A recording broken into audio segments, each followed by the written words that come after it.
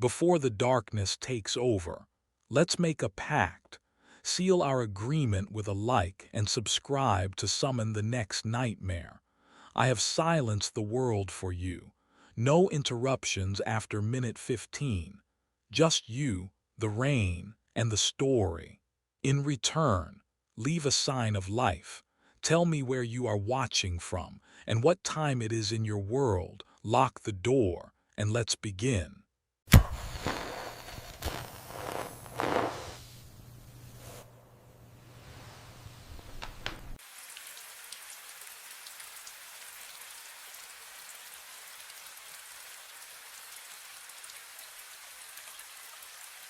The sponge caught on something above the John Doe's left eyebrow. I paused, formaldehyde stinging my nostrils, and wiped away the dried blood. A scar, half-moon shaped, the size of a dime. The fluorescent lights hummed overhead, steady as a heartbeat. I'd been cleaning bodies for 3 years, and you learn not to look too close. But this one pulled at something behind my ribs. I touched my own forehead. Same spot, same shape. Coincidence had to be. I returned to the body, working methodically, jaw, neck, shoulders. His hands were limp and waxy cold, the skin already taking on that gray sheen. When I turned his palm up, I froze again. The calluses, index and middle finger of his left hand, hardened ridges where guitar strings press into flesh. Just like mine. My throat tightened. The drainage table gurgled softly as chemicals ran through the grooves, the only sound in the basement besides my own breathing. I glanced at the paperwork clipped to the end of the table. John Doe, unidentified, found in the parking garage sublevel. No, this was insane, but my hands moved on their own, reaching for the fingerprint kit. I rolled his thumb across the ink pad, pressed it to the card. Then I crossed to the computer terminal, fingers trembling as I scanned it into the system. The screen blinked. Match found. Name, Ethan Burke, that's my name. I stared at the monitor, pulse hammering in my ears. This had to be a system error, a glitch. I grabbed my phone and dialed Donna's extension, my supervisor 3 floors up in the warm, windowed world. Reeves. Donna, I need you to come down here. It's 2 in the morning, Burke, what's wrong? This body, my voice cracked. It's me, the prints match, everything matches. Silence. Then she laughed, short, incredulous. You're alive, Ethan. You're talking to me right now. I know, but get some sleep when your shift ends. Seriously.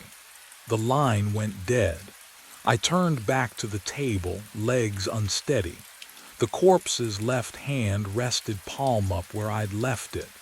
And there, on the 4th finger, a gold wedding band caught the fluorescent light. The same inscription Sophie had engraved 6 years ago. My hands shook as I reached for the personal effects bag. The plastic crinkled too loud in the silent morgue. I had to be wrong, had to be. The bag's seal broke with a whisper. Inside, oh God. My driver's license stared back at me. Same awful photo from the DMV 3 years ago. My apartment keys, the Wonder Woman keychain Sophie gave me as a joke. My wallet, I flipped it open, and there we were. Sophie and me at Montauk Beach, her hair whipping across both our faces.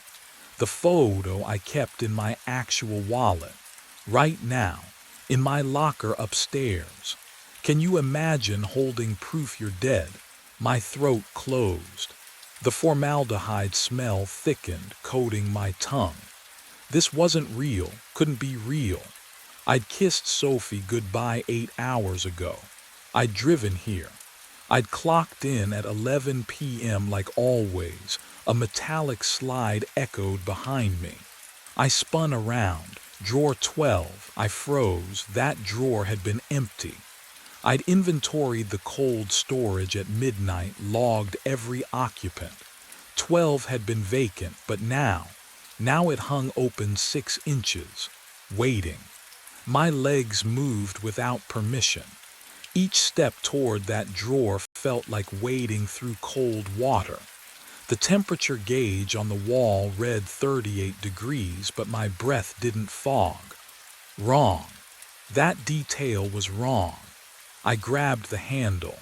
The metal burned ice against my palm, pulled, the same face, the same scar above the left eyebrow, the same guitar calluses I'd built over 15 years. But the tag made my stomach drop through the floor. Date of death. 3 weeks ago. I staggered backward. 3 weeks. I'd worked every night shift for the past 3 weeks. I would have seen this body. I would have logged it, processed it, stored it. Wouldn't I? The fluorescent lights flickered once, twice. In that half-second of darkness, I heard it. Another drawer sliding open somewhere deeper in the cold storage room. And I realized with creeping horror how many drawers I hadn't checked tonight. Metal scraped against metal. Another drawer, sliding open on its own. I spun toward the sound. Drawer 17. The steel face yawned wide, exhaling cold air that stank of formaldehyde and something underneath, copper, fresh and wet. Inside lay another me. Same scar above the eyebrow, same calloused fingertips. The tag read September 14th, 4 months ago. Before I could move, drawer 23 opened, then 8, then 30, then 5. Each one groaning on its track, each one revealing the same face, the same body, the same wedding ring catching the fluorescent light. I counted. 7 drawers, 7 bodies, 7 versions of Ethan Burke, tagged and logged across 6 months like some obscene inventory. The newest, drawer 12, the one I just opened, had died yesterday, Tuesday. The cut on its temple still looked fresh, too fresh. My hands shook as I checked the tags again. October 9th, September 27th, August 3rd, July 16th, June 30th, May 11th, and then I saw it, drawer 4, open, empty. The tag read today's date, Wednesday, October 23rd. What would you do? Stand there and wait to see what fills it? I ran. Shoes slapping tile, breath ragged in my throat. The elevator was 15 feet away. I slammed my palm against the button. Nothing, no light, no mechanical hum from the shaft. I hit it again. Dead, the stairwell. I pivoted, crashed through the door. It stopped after 6 inches. Chain rattling on the other side. Locked. From the outside, the fluorescent lights above me flickered once, twice. The hum deepened to something that vibrated in my teeth.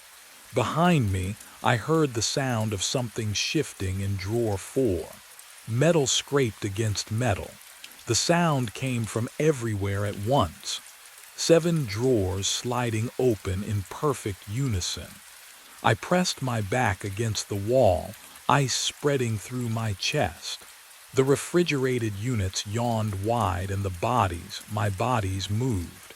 They sat upright, just sat up like waking from sleep. Legs swung down slowly, heels thumping against the drawer fronts. 7 identical movements. 7 copies of me wearing the pale gray skin of the dead. Their eyes opened. Oh God, their eyes. The pupils were wrong, blown wide and black, swallowing the irises until barely any color remained. They stared forward at nothing, unseeing but somehow aware. The fluorescent lights buzzed overhead, casting shadows that twisted across their faces. My faces. One of them turned its head toward me. "Tonight makes 8, it whispered. The voice was mine, flat, emotionless, like reading from a script I'd never seen. They stood together, all 7 rows as one, bare feet touching the tile floor without sound.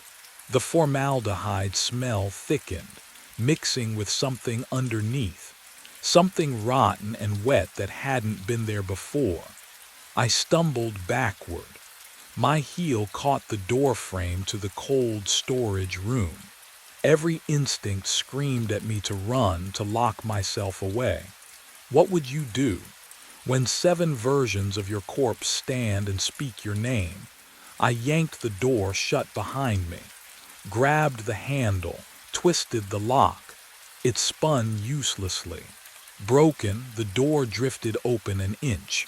Then I heard it, soft at first, then unmistakable, the wet slap of bare feet on tile, moving toward me, not walking, coming. And they weren't alone anymore. Something else moved with them, breathing in rhythm with my racing heart. I threw myself sideways through the embalming room doorway. My shoulder slammed into the metal desk. Hard. The impact sang up my collarbone, but I didn't stop. I dropped behind the stainless steel station, knees hitting cold tile. Bare feet slapped closer in the hallway. Breathing. 7 sets of lungs moving in perfect rhythm. I pressed my spine against the cabinet, tasting copper at the back of my throat. The overhead lamp swung slightly, casting shadows that stretched and contracted across the drainage grooves in the table above me. Formaldehyde burned my nostrils, but underneath rot, sweet and wrong. My hand brushed something on the floor. A logbook. Black leather binding, corners worn smooth. I pulled it into my lap, fingers trembling. The footsteps stopped just outside the door. I flipped the book open. Pages of shift logs, dates, times, signatures at the bottom of each entry. My eyes skimmed down the columns, searching for what? Proof I wasn't insane. Then I saw it, my signature. My handwriting, the way I looped the capital E, the sharp angle of the B. October 7th, October 14th, October 21st. Nights I don't remember. Nights I know I wasn't here because Sophie and I watched movies. We ate takeout. Oh God, had we. Paper clipped to the back pages, 7 death certificates. I unfolded the first with shaking hands. Ethan Burke. Cause of death, blunt force trauma. Location, hospital parking garage, sublevel 2, ruled accidental. The second, drowning. Basement stairwell flooding. Third, electrocution. Service elevator malfunction. Fourth, they were all here. Every death happened in this building. I fumbled for my phone. No signal, not even one bar.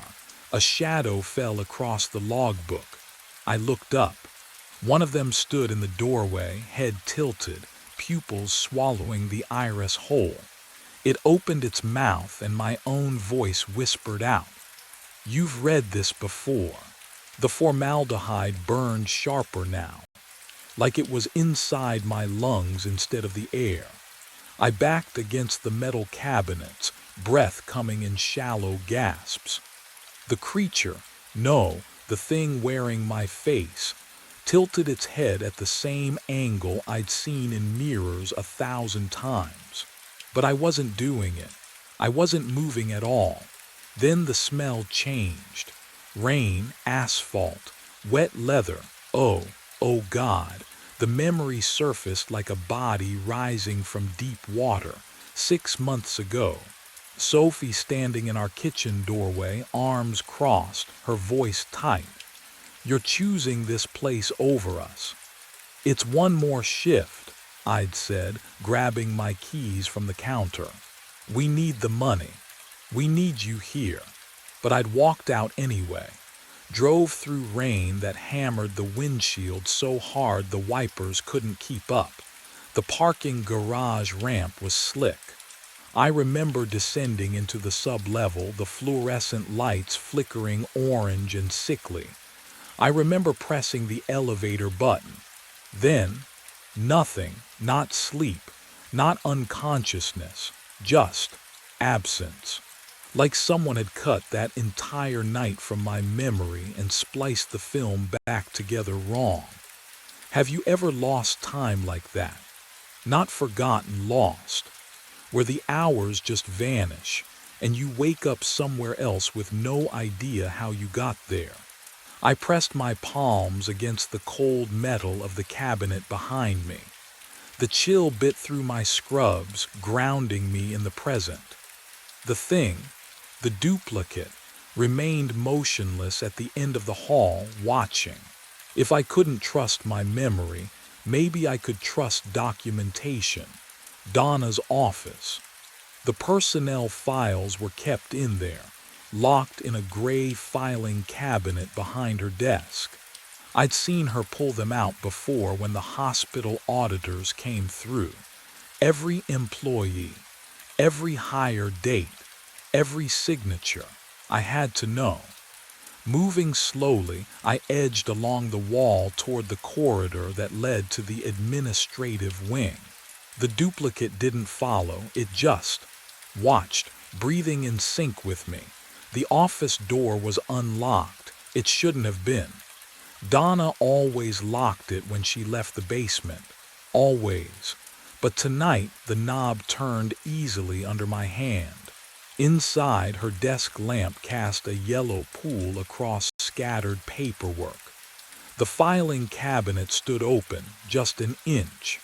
Like someone had been here recently. Like someone knew I'd come. I found the personnel drawer. Found the B section. Burke Ethan. The folder was thicker than I remembered. I pulled it out, spread it on the desk under the lamp. Start date 6 months ago. March 15th. No, that's wrong. I've worked here 3 years. 3 years of night shifts and formaldehyde and signing logbooks. I remembered my first week, training with the previous assistant before he transferred. I remembered, but the date stared back at me. Official. Typed. Stamped with Harold Chen's signature. My hands shook as I flipped through the pages. Orientation checklist, benefits enrollment, background check, then a photo paperclipped to the inside cover. It showed someone in morgue scrubs, same height, same build, but the face wasn't mine. And beneath the photo, in handwriting I recognized as my own, was a note I didn't remember writing. Tonight you'll understand why you can't leave. The file slipped from my fingers. Paper rustled to the floor. A sound echoed down the hallway, metal sliding on metal. Once, twice, 7 times, the drawers. I backed out of Donna's office, pulse hammering in my throat. The fluorescent lights flickered overhead, casting jittering shadows along the basement corridor. Formaldehyde hung thick in the air, but underneath, oh God, something else. Rot, fresh rot, like meat left out in summer heat. The duplicates were moving. I pressed myself against the cold cinder block wall, straining to hear. Nothing. No footsteps. No breathing. Just the electric hum of the lights and my own ragged gasps. How could 7 bodies move without sound? Down the hallway at the junction near cold storage, one of them stood. My face. My posture. Head tilted at an angle no living neck should bend. It didn't blink, didn't breathe, just watched. I squeezed my eyes shut, counted to 3. Opened them 5 feet closer. My stomach lurched. The thing hadn't walked. It had simply relocated like a skipped frame in a film. Can you imagine that? Seeing yourself erased and redrawn closer with no movement between. I ran. My shoes slapped tile, echoing obscenely loud in the silence. Behind me, nothing. No pursuit sounds. Somehow that was worse. I risked a glance back. 4 of them now, spread across the corridor, all standing perfectly still, all watching with those 2 wide pupils. I shoved through the embalming room door, slammed it shut. My hands shook as I fumbled for the lock. There wasn't one. There had never been one, had there? The metal felt ice cold under my palms. A memory surfaced, sudden and drowning. Water. Cold water filling my lungs, burning like acid. My hand pressing the elevator button, over and over. The button that wouldn't light. The elevator that wouldn't come. I was falling. Falling through. The door handle turned. The door opened. They filled the autopsy suite doorway. 3 of them. No, 4. Shoulders pressed together, heads tilted at the same angle. Their eyes reflected the overhead fluorescence like coins at the bottom of a well. I backed toward the steel table, nowhere else to go. My hip struck the edge. The cold metal burned through my scrubs. The polished cabinet doors behind the sink caught my reflection. I saw myself standing there, chest heaving, face pale. And, oh God, my shirt had ridden up. A thin red line traced from my sternum to my navel, barely healed. The edges still pink and puckered. A Y incision scar. Can you imagine looking down and seeing proof that you've already been opened? Already been emptied? My hands trembled as I touched it. The skin felt wrong, too smooth, like melted wax. I've embalmed hundreds of bodies. I know what that scar means. The duplicates moved closer, not walking, just closer. Their bare feet made no sound on the tile, but I heard their breathing, all in perfect unison. Inhale, hold, exhale. They formed a circle around me. The formaldehyde smell thickened, mixed with something underneath, copper and spoiled meat. One of them stood directly in front of me now, close enough that I felt the cold radiating from its skin. But no breath touched my face. Its mouth opened. My voice came out. You died 6 months ago in the parking garage. The words hit like fists. I shook my head. No, that's not. Every night you forget. Another one spoke. Same inflection, same pitch. Every night you discover us. They stepped closer. The circle tightened. Every night ends the same. Their hands reached toward me, fingers rigid, skin the color of freezer-burned meat. You cannot leave what you never left. The lights flickered, and in that strobing darkness, I saw what stood behind them in the hallway. My phone buzzed against my hip. 7 a.m., end of shift. The duplicates didn't stop. They reached for me, fingers outstretched, skin the color of freezer burn. Their touch landed on my shoulders, my chest, my face. Ice, not cold, ice. Like someone pressed my cheek against the morgue drawer for hours. I tried to jerk away, but my legs wouldn't answer. Their grip tightened. No, the floor vanished. I fell backward into nothing. The autopsy suite lights spiraled above me, shrinking to pinpricks. Then water closed over my head, frigid, black, filling my nose, my throat, choking off the scream building in my lungs. I clawed upward, but my hands found only concrete. Wait, no, I was on concrete, skull cracking against parking garage floor. bones splintering, the wet crunch echoing in my ears. A wire touched my skin. Electricity tore through me. Every muscle locked, smoke. I smelled burning flesh, my flesh, then pills dissolving on my tongue, bitter and chalky, the room spinning, no, falling down the stairwell, ribs snapping, neck twisting, carbon monoxide filled the car, sweet, almost pleasant, my vision grayed, drowning again, concrete again, electrocution again. All 7 deaths slammed into me at once.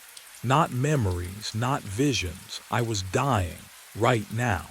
7 times simultaneously. My body couldn't contain it. Each death screamed for space inside my skull, tearing me apart from within. I understood. I hadn't worked here for 3 years. I died 6 months ago. Everything since, Sophie, the apartment, every shift, shadows cast by a corpse that refused to stop moving. I opened my mouth to scream. The sound ripped out, but it came from 7 throats. Mine and theirs, perfect unison. The same pitch, the same terror. Then silence dropped like a curtain. The duplicates released me. They stepped back, formed a circle. And in the space between their bodies, the empty drawer slid open with a metallic whisper, waiting for number 8. I woke to warmth, soft cotton sheets, Sophie's breath against my neck, morning sunlight filtering through bedroom curtains, golden and clean. No formaldehyde, no fluorescent hum, just home. She stirred beside me, lifted her head. You were talking in your sleep again. Her lips brushed my forehead, warm and real. I exhaled, a shuddering, grateful breath. A nightmare, just a nightmare. Coffee, she pressed a mug into my hands. I brought it to my lips. Cold. Not lukewarm, cold, like it had been sitting for hours. I looked up. Sophie smiled, but the morning light behind her seemed flat, too bright, too still. You okay? She asked. Yeah, I'm. Her left hand rested on my shoulder. The wedding band caught the light, gold glinting on her right hand, the wrong hand. We'd been married 6 years and she'd never switched it, not once. My throat tightened. Sophie, you should get ready, she said. Don't want to be late. Late. It was morning. I glanced at my phone on the nightstand. The screen glowed. 11 p.m. My alarm buzzed sharp, mechanical. Time to go to work. I stood, legs unsteady.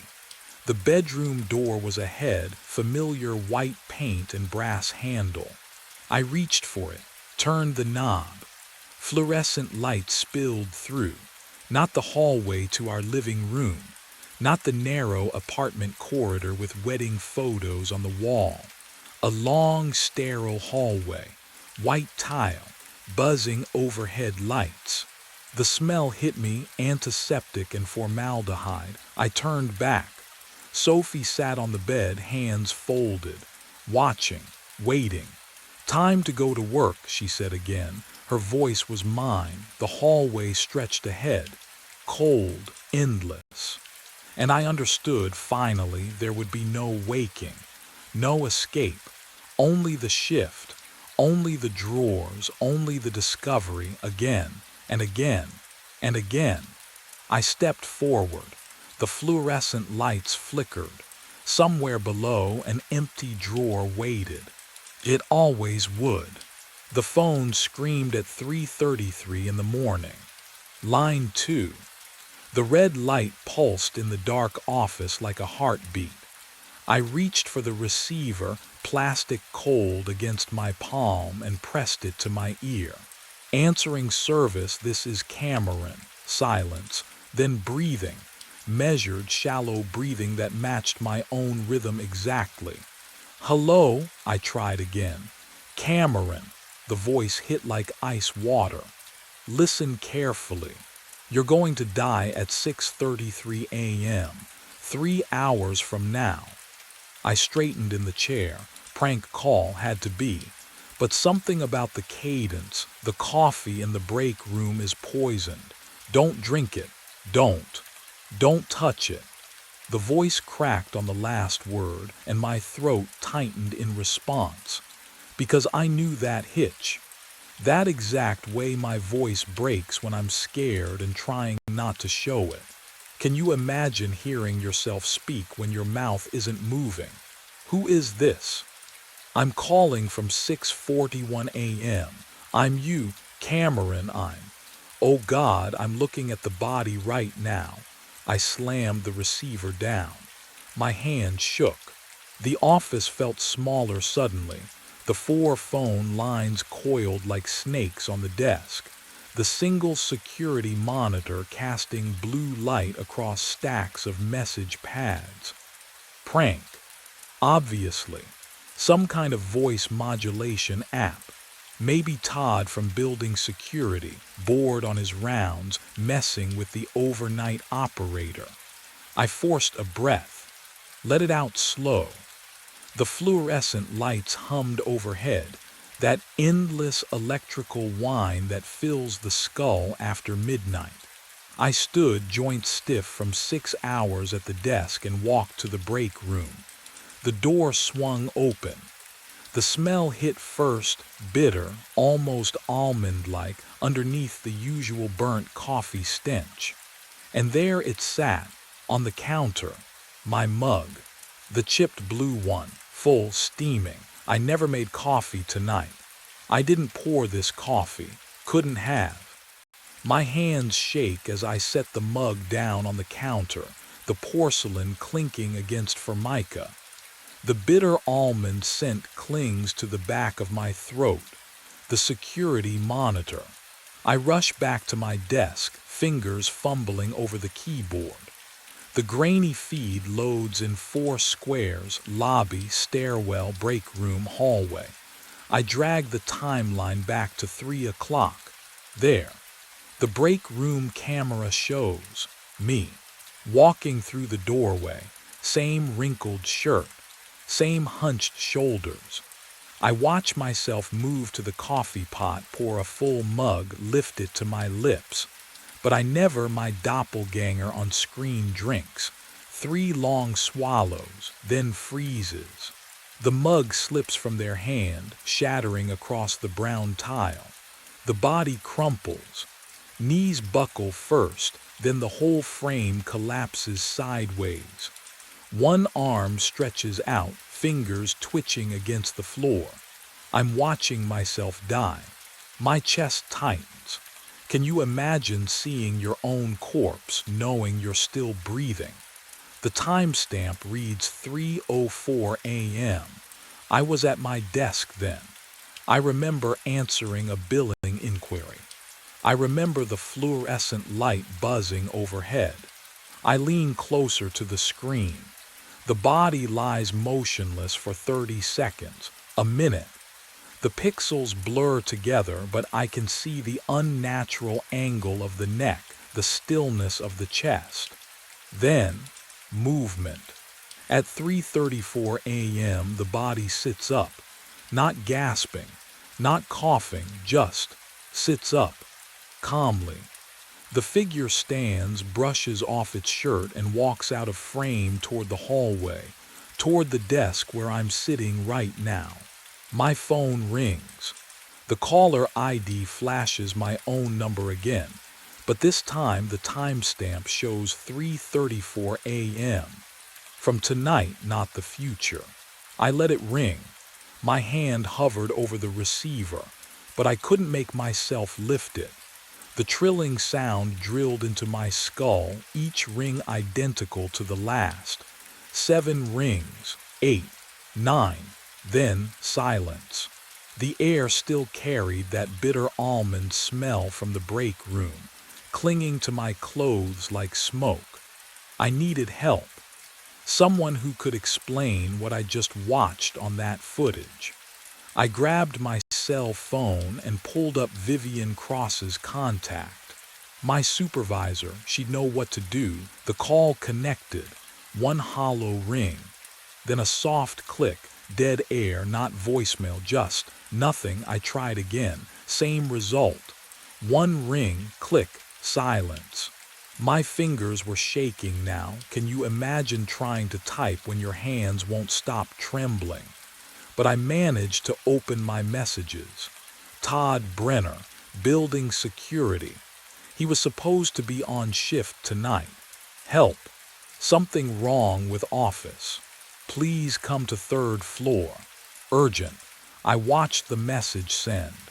Watched the status change from delivered to read at 6:27 a.m.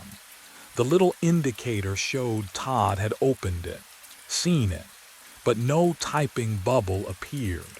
No response. Todd, read at 6:27 a.m. Todd, read at 6:28 a.m. I tried the main desk line. One ring, disconnect. The police non-emergency number. One ring, disconnect. My own cell carrier's customer service. One ring, disconnect. Every single call. I stood up so fast the chair rolled backward and hit the wall. The office door, I grabbed the handle and twisted. Locked. I hadn't locked it. The deadbolt was engaged from the outside, the kind that needs a key on both sides. My breath came in short gasps. The windows didn't open. Fire code violation, but management never cared. I was trapped. That's when I noticed the computer screen. The clock in the corner glowed blue against the dark. 6:29 a.m. 4 minutes until 6:33. 4 minutes until the timestamp on that footage. The one where I collapsed on the break room floor. And the phone began to ring again. I answered on the second ring. Look at yourself.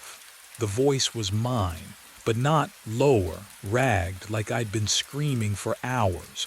Right now, look. Who? Your lips are already blue, the voice rasped. Static crackled behind the words. Skin's gone gray around the edges. You're sitting in that chair, and you're dying. My hand moved to the dark monitor. The screen reflected my face in its black surface. Oh God. My lips were pale, not quite blue, but wrong, bloodless. I touched them. My fingertips felt cold. Not the air-conditioned chill of the office, something deeper, something inside.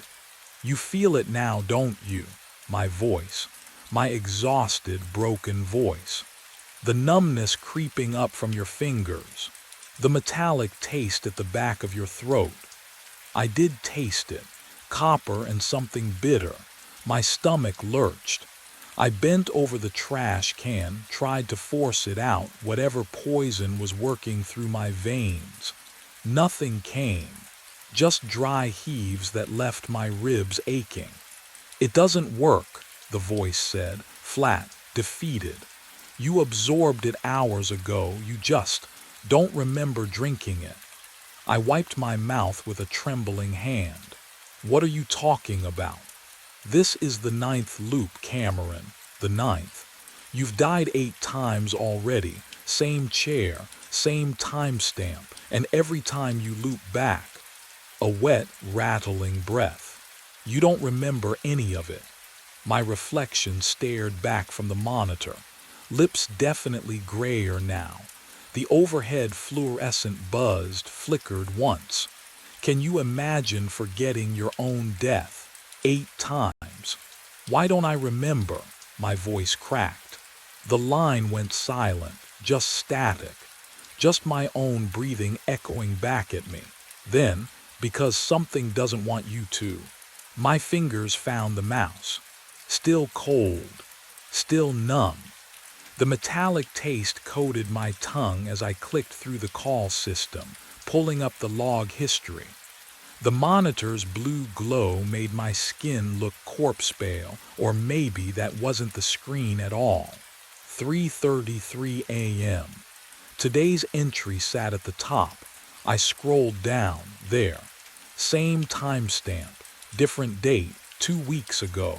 Another one, 5 weeks back. My breathing sounded too loud in the empty office. That wet, shallow rhythm you can't quite control when panic starts winning.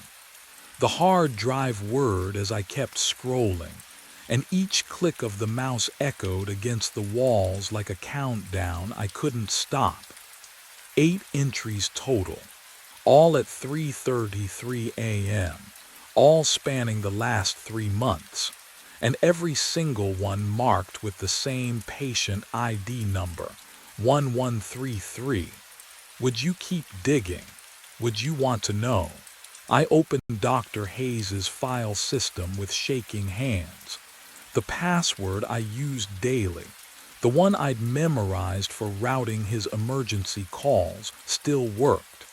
His patient database loaded with agonizing slowness. I typed 1133. One result. The file opened. Patient name, Lucia Morno. The name from my employee handbook. The operator I'd replaced. The woman whose desk I inherited, whose coffee mug rotation I'd accidentally continued, whose chair still smelled faintly of lavender perfume under the stale air. I scrolled down, and the words appeared in clinical, sterile formatting. Status, deceased.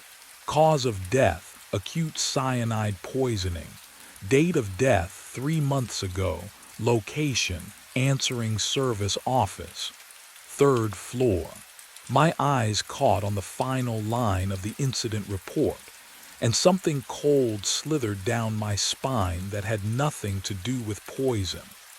Body discovered in operator's chair. The same chair that creaked beneath me right now. My hands shook so hard I knocked the keyboard off the desk. It clattered against the side panel with a hollow thunk, and when I reached down to grab it, my fingers brushed something else.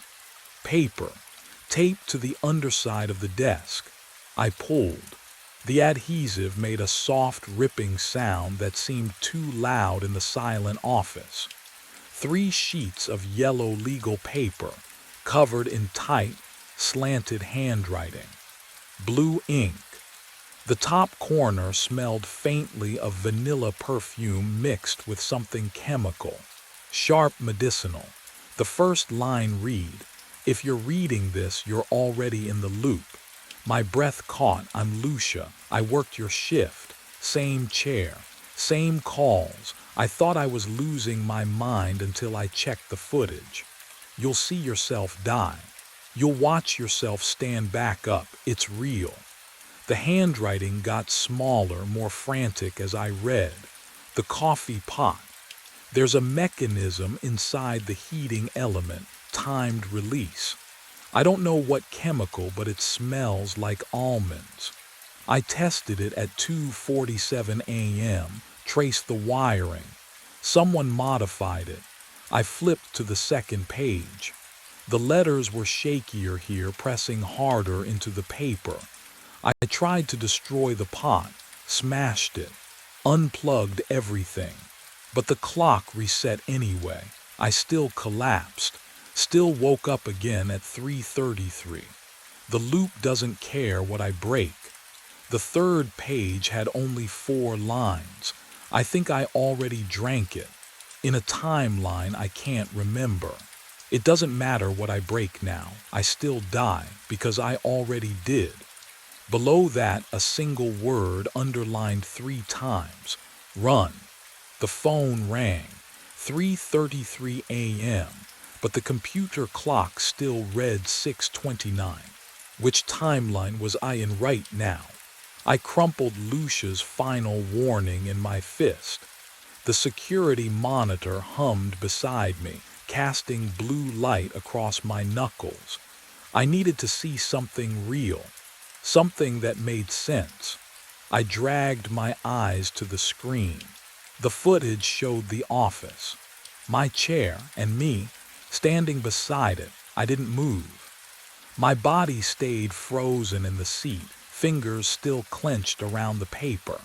But on screen, the figure wearing my face stretched, rolled its shoulders, and walked toward the break room. The hallway swallowed it. My lungs forgot how to work.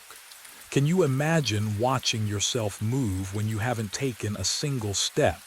The air tasted metallic, like sucking on old pennies. I tried to lift my hand. Nothing. My muscles locked tight as if someone had unplugged me. On the monitor, the figure reappeared, holding a white ceramic mug. Steam curled from the rim. It walked, calm, methodical, back to the desk, set the mug down beside the keyboard, right next to the mouse. Then it turned and walked off screen toward the door. I blinked. The mug sat 2 inches from my hand, white ceramic, still hot. The bitter almond smell drifted up, coating the back of my throat. I never moved. I never poured anything, but the heat radiating from the porcelain kissed my wrist like a living thing. The phone shrieked. I grabbed it without thinking. My voice came through the receiver, but wrong, flatter, colder. You have to drink it again to close the loop. Again. The word burrowed into my skull. My reflection stared back from the monitor's black edge, lips parted, skin gray, eyes too wide. Behind me in the screen, the break room door stood open. Something moved inside it. I tore myself from the chair. My legs obeyed this time, clumsy, shaking, but mine. I stumbled to the break room, grabbed the steaming mug from my desk, and hurled it against the cinder block wall. Ceramic exploded. Dark liquid sprayed across beige paint like arterial spatter. The other mugs followed. 1, 2, 3. I swept them from the shelf, listened to each shatter against brown tile, a percussion of defiance. The coffee pot sat there, innocent and mocking, its red brew light glowing. I yanked the plug from the wall. The light died. I unscrewed the reservoir, dumped wet grounds into the trash. They clumped in my shaking fingers, gritty and obscene, leaving black crescents under my nails. My breath came hard, fast. For the first time in hours, I felt real. Then the computer clock blinked. 6:29 became 3:33. No transition, no warning, just backward. The phone rang. I picked up before I could think, before I could stop myself. The voice wasn't mine. It was older, flattened, like words spoken through a broken radio. "You are interference," it said. Each syllable clicked, mechanical and cold. The loop must complete. I looked at the security monitor. The footage was moving backward. My doppelganger walked in reverse across the office, smooth and wrong like film rewound. It glided into the break room, steps erasing themselves. On screen, the shattered mugs. Oh God. The shards pulled together, crawled up the wall, fused into whole ceramic. Coffee droplets lifted from the floor, arced backward into reassembled cups. In my hand, the hand I could see in front of me right now, a mug appeared, warm, full. The bitter almond smell flooded my nose, my throat, my lungs. What would you do when reality itself refuses your resistance? I threw the mug at the window. The glass exploded outward in a spray of jagged fragments. Cold air rushed in, carrying the smell of rain and asphalt. And underneath it still, that bitter almond scent clinging to my clothes.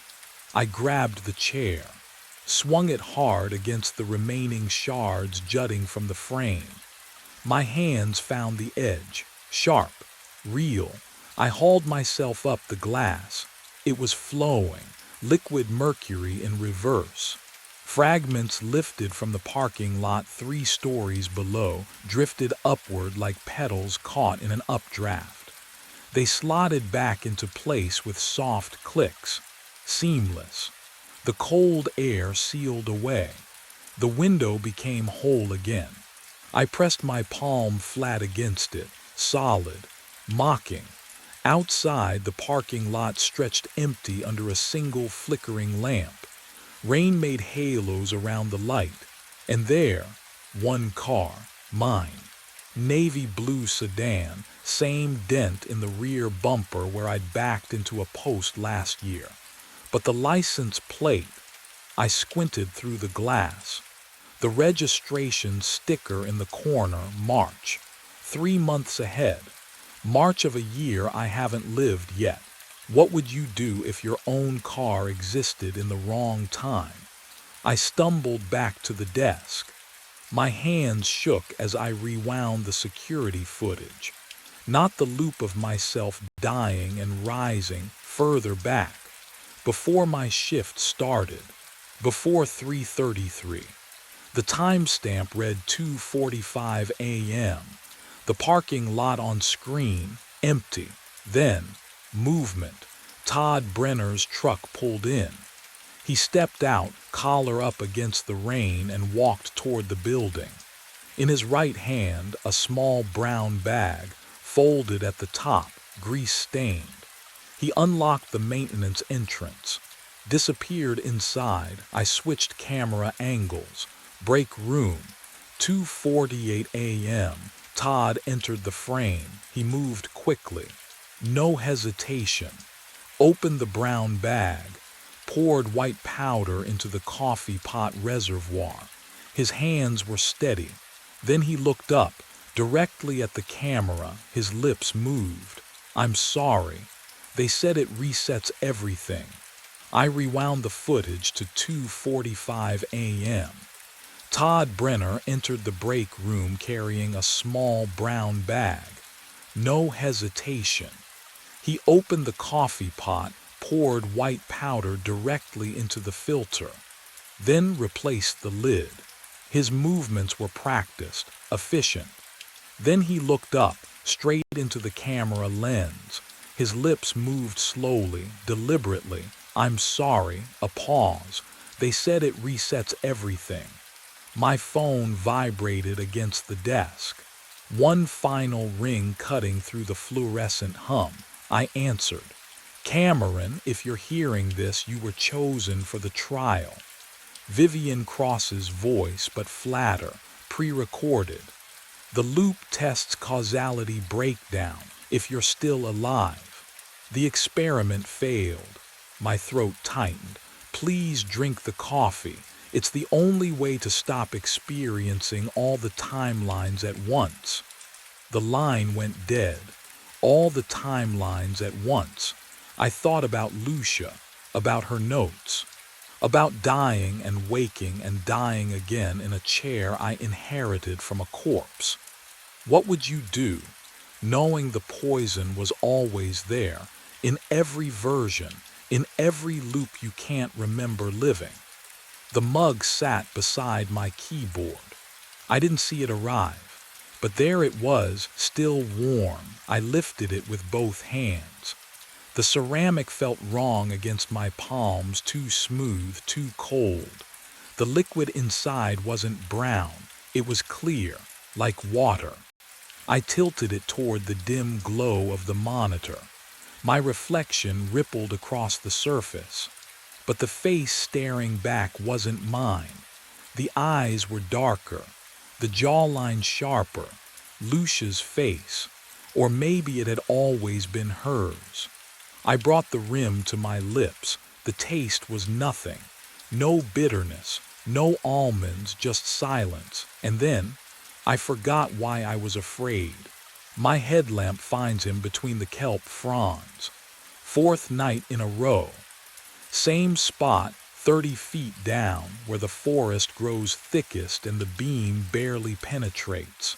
My regulator hisses with each breath, bubbles racing past my ears toward the surface. The cold has seeped through my wetsuit into my bones, but I kick harder. Closer. The figure doesn't move, just hangs there in the current, suspended like he's waiting. Kelp sways around him, casting shadows that twist and writhe. I can hear my own heartbeat now, pounding against my eardrums, louder than the water pressure.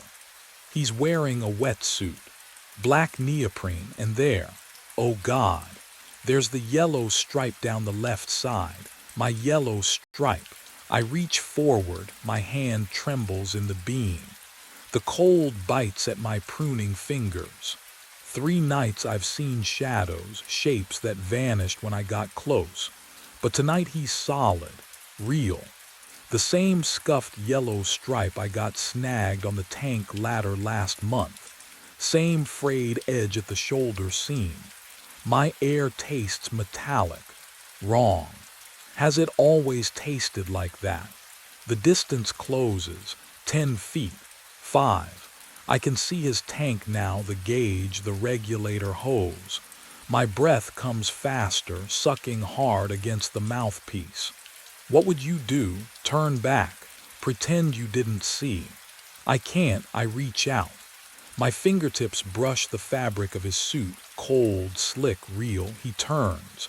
The movement is slow, deliberate.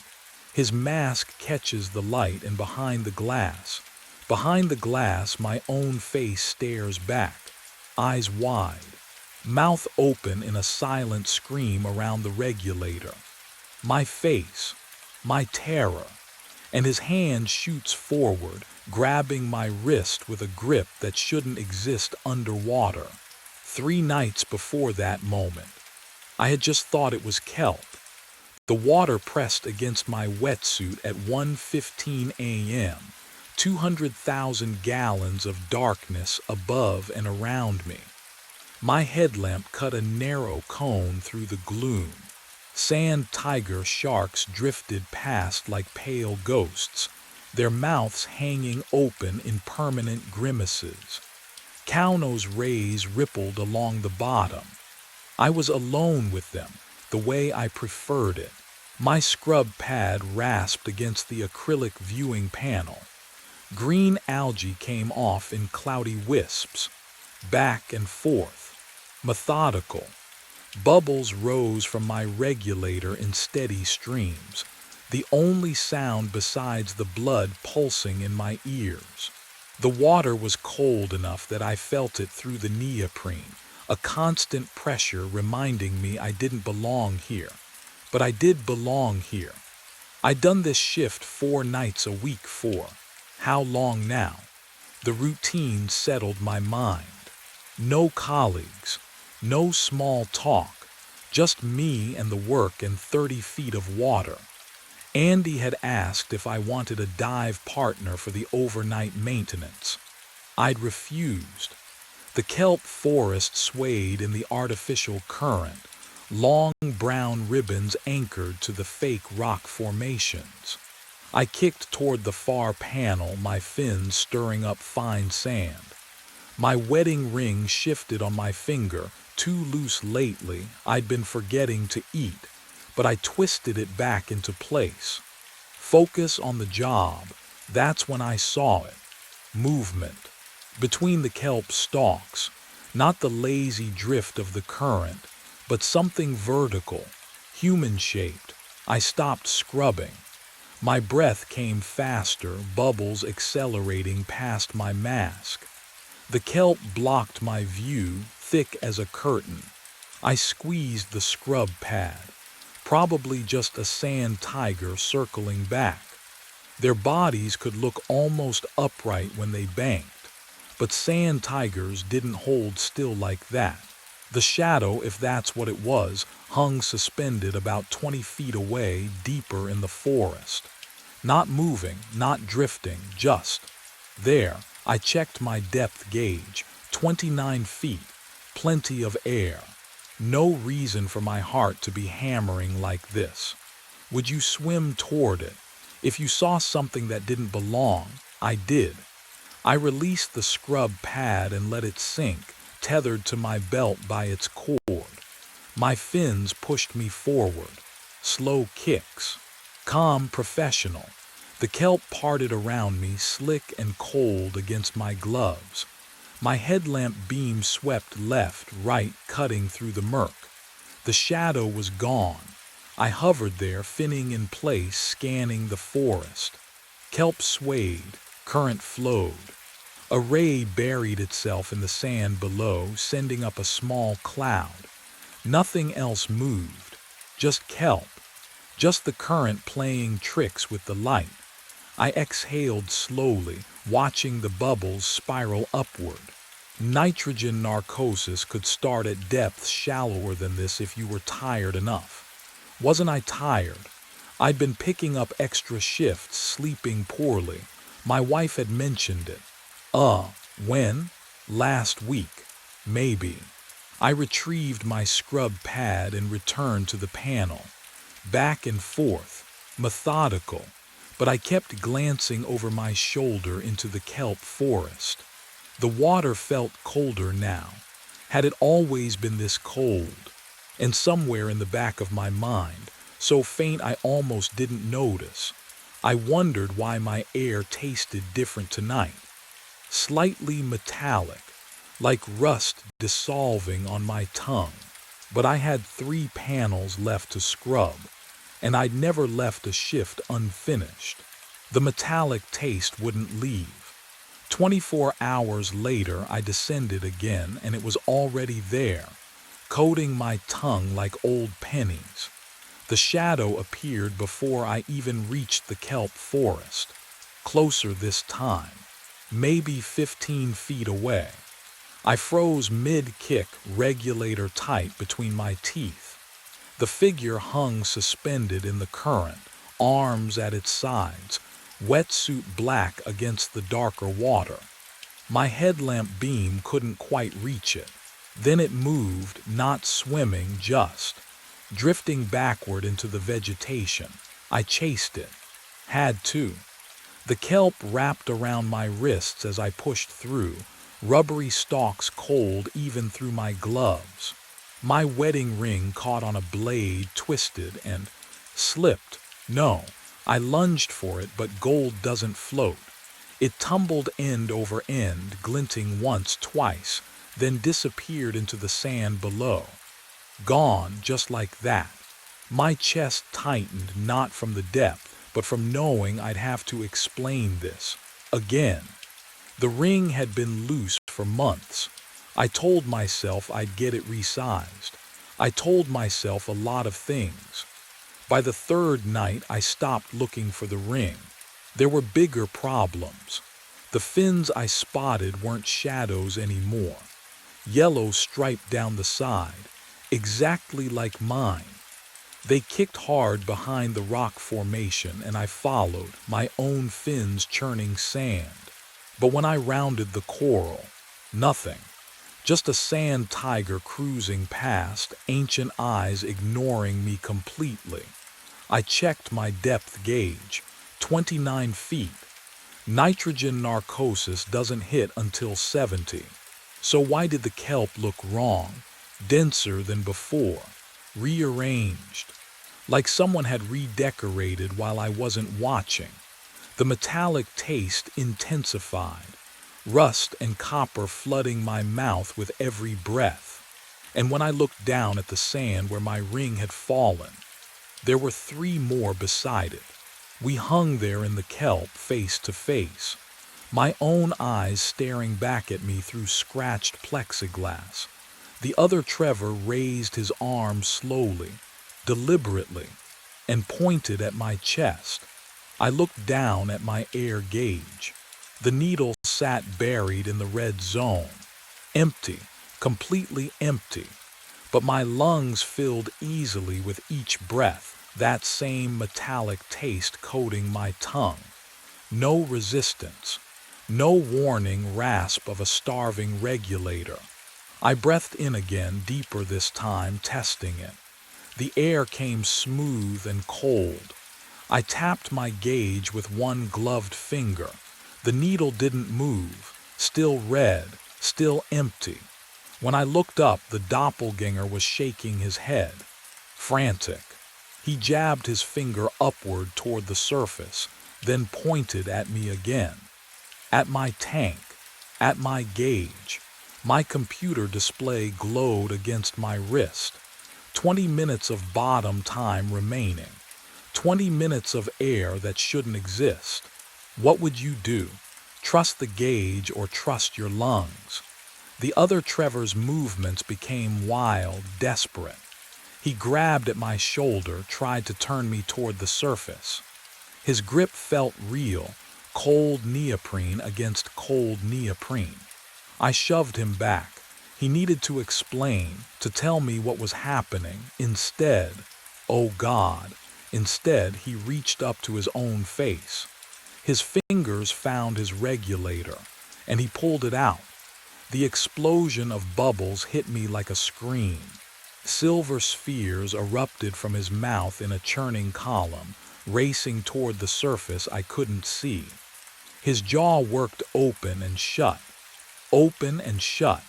trying to breathe water. His body convulsed once, then went completely slack. He sank past me into the kelp below, arms floating upward like he was reaching for help that would never come. The yellow stripe on his wetsuit disappeared into the black water beneath the forest. The bubbles stopped, and I realized I hadn't taken a breath in over a minute. I kicked hard, fins churning water into foam. Up, I needed up. Away from the body sinking into darkness, away from the kelp that suddenly felt too thick, too alive. My regulator hissed in my mouth, each breath tasting like copper and salt and something else, something wrong. The surface shimmered above me, 20 feet, 15. I didn't stop to decompress. Didn't care about nitrogen bubbles forming in my blood. My limbs burned as I clawed through the water, watching that silver membrane grow closer. 10 feet. The kelp brushed my ankle and I thrashed away from it, heart hammering against my ribs. Or was it hammering? I pressed my palm to my chest. The wet suit was cold, my skin underneath even colder, 5 feet. I burst through the surface with a gasp except, oh God, I hadn't been holding my breath. The air in my lungs was already there, stale, recycled. Trevor, hands grabbed my BCD, hauling me toward the metal platform. The grating scraped against my knees as I was dragged from the water. Fluorescent lights blazed overhead, so bright after the darkness that I squeezed my eyes shut. Easy, easy, Phil Vargas's voice. The night security guard, his grip was solid, real. What the hell happened down there? I couldn't answer. My regulator dangled from my mouth, still hissing. I spat it out and sucked in air that tasted like chlorine and rust. Phil crouched beside me, his face creased with concern. He smelled like coffee and cigarettes, normal things, comforting things. You shot up like something was chasing you, he said. Was there? What had I just seen? Footsteps echoed across the platform. Iris Nakamura appeared, medical kit already open in her hands. The on-call aquarium medic. I'd seen her maybe twice in 3 years. Let me check you.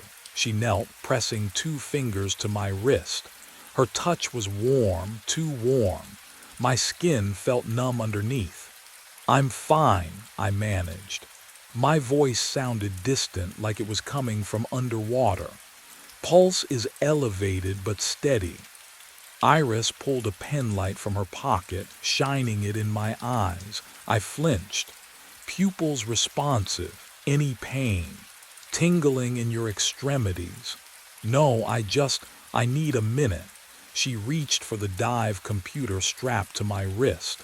Her frown came slowly, then deepened. She tapped the screen twice, held it up to the light.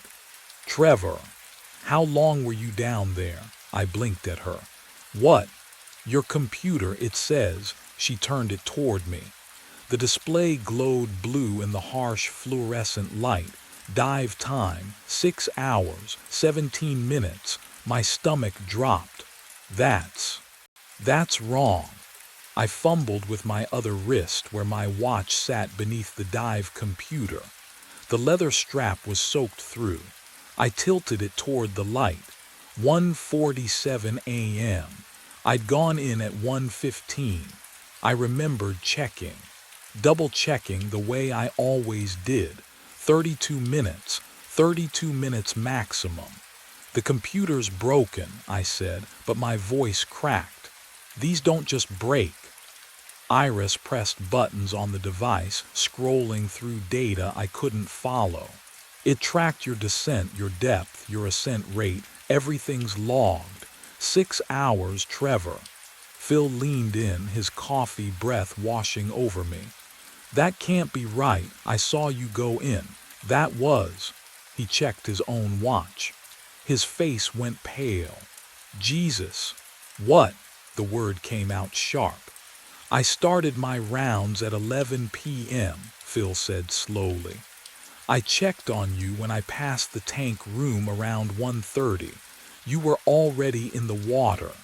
I figured you started early. I didn't start early. I started at 1:15. Trevor. Iris's voice was gentle now, the way you'd speak to someone in shock. If you've been down for 6 hours, we need to get you to a hospital. Decompression sickness, nitrogen narcosis. I haven't been down for 6 hours. I ripped the dive computer off my wrist. The Velcro made a tearing sound that echoed off the concrete walls. Look at my tank. Check the gauge. It'll prove. I twisted to look at the air gauge dangling from my BCD. The needle sat buried in the red zone. Empty. But I'd been breathing. The whole time. Even now, I could taste that metallic air in the back of my throat. Iris followed my gaze. Her expression shifted, concern bleeding into something else. Confusion, maybe fear. That tank should have lasted 90 minutes, she whispered. At 30 feet in cold water. 90 minutes maximum. The platform felt like it was tilting beneath me. I gripped the wet metal grating, but my fingers slipped. Everything was too slippery, too cold. I don't understand, I said. Phil stood, taking a step back. Just one step, but I noticed. Iris reached for my hand, the one without the watch. She turned it over, examining my fingertips under the light. Her lips pressed into a thin line. What? I pulled my hand back. What is it? She didn't answer. Instead, she held up her own hand next to mine. Her fingertips were smooth, pink, normal. Mine were white, pruned. The skin wrinkled like I'd been soaking in a bathtub for hours. No, not hours. 6 hours and 17 minutes. I pushed past Iris, ignoring her questions. My tank. I needed to see my tank. The equipment room's fluorescent lights hummed overhead, casting everything in sick yellow. Concrete walls sweating moisture. The chemical smell of compressed air mixed with salt water hit my throat. I found my tank still strapped to the gear rack, valve up, pressure gauge hanging. My hands shook as I turned it. Manufacture date stamped into the metal. March 2019. 6 years old. We replace tanks every 3 years. Protocol, I knew this. I wrote the protocols. Then I saw the sticker. Red, screaming red against the aluminum. Failed inspection, do not use. The adhesive had yellowed at the edges, like it had been there for years. How did I miss it? I always checked my equipment. Always. What kind of diver doesn't check their tank before? The overhead light flickered. In that half-second of darkness, I saw it. Behind the gear rack, a door, narrow, painted the same gray as the walls, almost invisible in the corner shadows. I'd worked here for how long? Can you imagine walking past something every single night and never seeing it? I moved closer. The metal rack scraped against concrete as I pulled it aside, the sound too loud in the enclosed space. My wetsuit still clung to my skin, cold now, clammy. The door had no handle, just a simple push plate. I pressed it. The room beyond smelled wrong. Damp, colder than it should be, and lined against the wall, tanks, 47 of them. I counted twice. Each one had a name tag zip-tied to the valve. Trevor Boswell, Trevor Boswell, Trevor Boswell. Every single one marked with that same red sticker. Every single one failed. And taped to the nearest tank, a handwritten note. The paper trembled in my grip as I leaned closer to read it. I peeled the note from the tank. The paper felt damp, cold. The handwriting was mine. I keep trying different tanks, hoping one will work. I drowned in 2019. You're still drowning. Stop coming back. My fingers went numb. The concrete floor beneath me felt suddenly insubstantial, like I was standing on water pretending to be solid. I read it again, then again. The words didn't change. What would you do if you found your own handwriting telling you you're already dead? I left the tanks behind, fled, really, and headed to Andy's office. The incident report binder sat on the shelf where it always did. Dust coated the spine. I flipped through pages that smelled like mildew and old coffee. March 23, 2019. Maintenance diver found deceased in main exhibit tank. Equipment malfunction. Probable cause. Regulator failure, contaminated air supply. Name redacted per family request. The date blurred. I blinked hard. My employee file was in the cabinet. I'd never looked at it before. Never had reason to. My hands shook as I opened the folder. Hire date, April 9, 2019. 2 weeks after, and no, that's wrong. I've worked here for years, haven't I? I remember my first day. Don't I? The orientation video. Andy showing me the equipment room. My first solo dive in the memory stuttered like a scratched disc. Started over. Same footage. Same words. Oh God, I pressed my palm against the wall. It felt wet. Everything felt wet. My shirt clung to my skin, cold and heavy. How long had it been damp? Since I surfaced tonight. Since yesterday. But I realized something far worse as I stood there, water dripping from my hair onto the incident report. My skin feels wrong. Not cold, not wet. Wrong. Like fabric soaked too long, fibers swelling beyond their natural shape. I press my thumb against my forearm. The flesh gives too easily, holds the indentation. Water. Waterlogged. The word surfaces from nowhere, and I know it's true. I'm standing in the equipment room. The fluorescent lights hum overhead. But that metallic taste, I've been tasting it since I came up. Since Phil pulled me onto the platform. Since Iris checked my dive computer and told me I'd been down 6 hours. My shirt clings to my chest. Damp. Still damp. How long ago did I surface? I walk toward the main tank viewing window, legs heavy. The glass stretches floor to ceiling, 30 feet of dark water. Sand tigers drift past like ghosts. My reflection stares back, pale under the blue emergency lights. There's something behind me. In the water, a shape, moving through the kelp. I spin around, nothing, just the glass, just my reflection and the empty corridor behind me. But when I turn back, oh God, there it is again. A figure suspended in the kelp forest exactly where I was working. Same depth, same position, wearing my wetsuit. Can you see what I'm seeing? Would you believe your own eyes? I press my palm against the glass. The cold radiates through, but it's not the cold that makes me pull back. It's the sensation of pressure.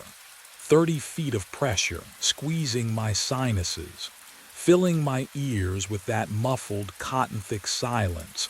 I'm breathing the metallic air, tank air, compressed, recycled, wrong. My clothes haven't dried because the equipment room tilts. No, not the room, my perception. Reality rearranging itself like the kelp forest, denser than it should be, wrong in ways I can't articulate. I never surfaced. The thought arrives fully formed, undeniable. Phil didn't pull me up. Iris didn't check my computer. I'm still at 30 feet, still breathing from a failed tank, still drowning in slow motion, my brain constructing false memories of survival as my cells starve for oxygen. I'm still down there, right now, this very second, and I've been drowning for 6 years.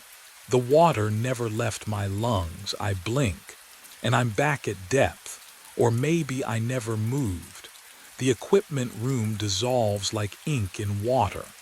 Cold pressure surrounds me again, 30 feet down. The kelp sways in lazy arcs overhead, thick as a jungle canopy.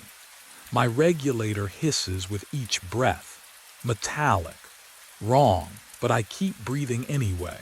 Movement ahead, the doppelganger swims toward me through the forest, arms outstretched. That same yellow stripe down the wetsuit.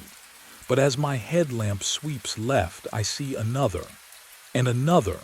6 bodies.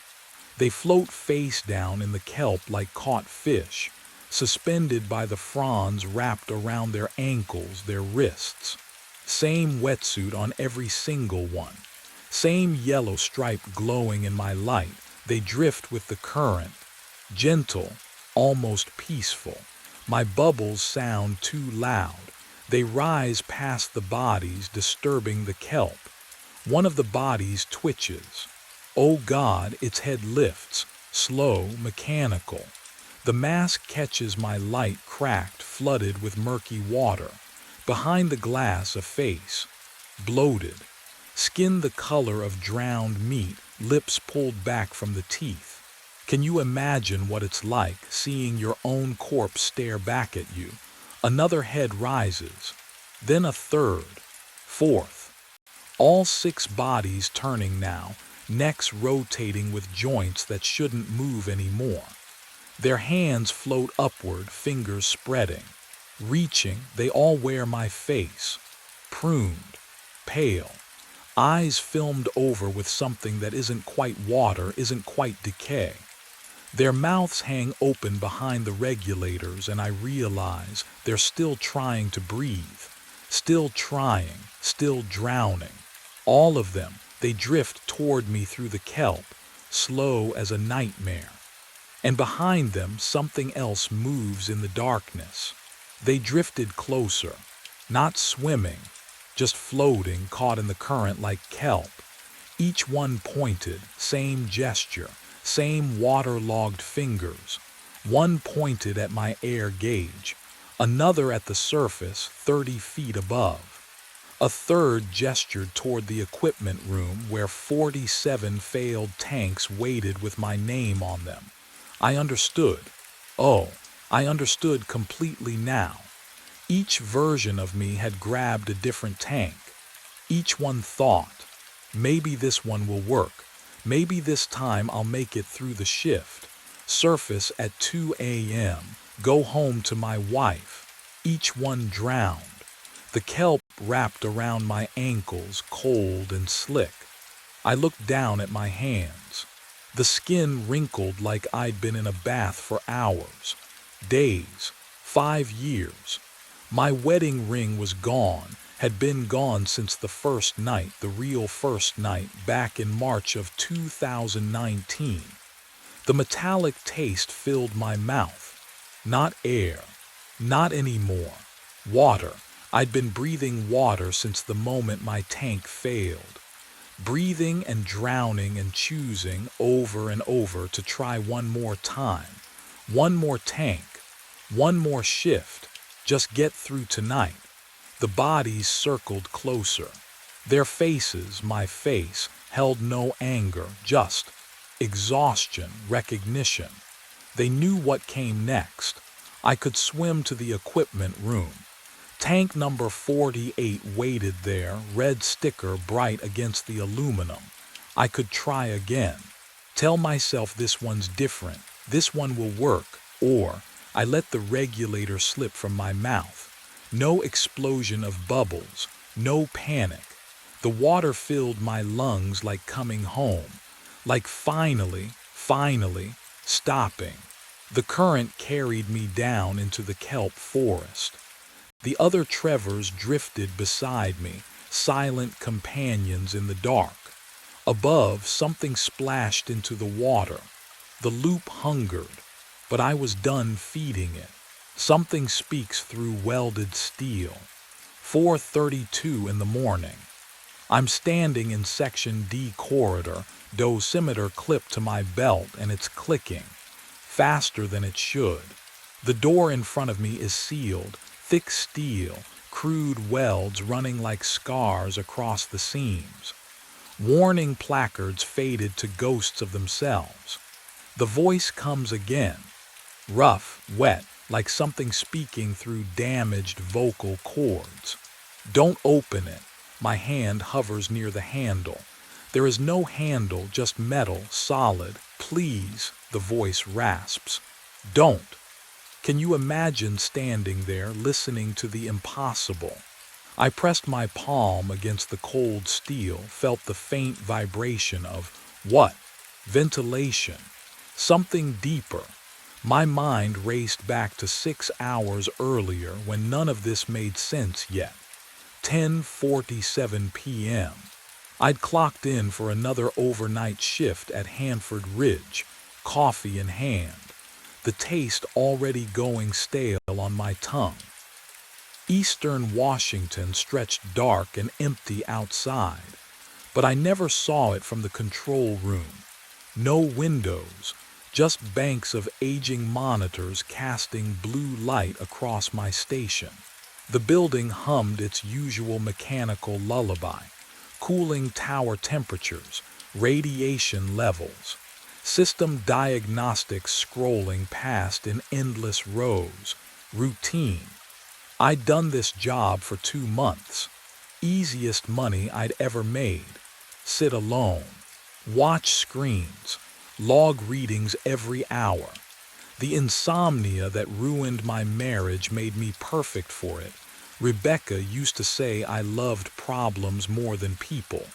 Maybe she was right, but that night, something felt different, wrong. The air smelled faintly of ozone, sharp and electric, though all readings showed normal. And Section D, a section I'd never been told to monitor, kept drawing my attention to its dormant indicator light.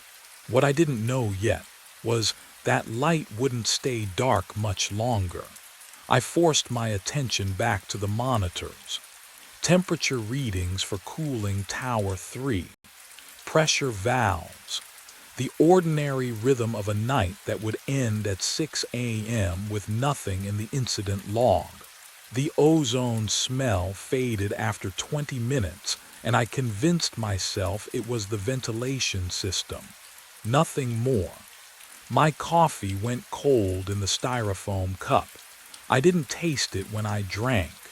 At 1:14 a.m., the alarm tore through the silence. Not the general radiation alert.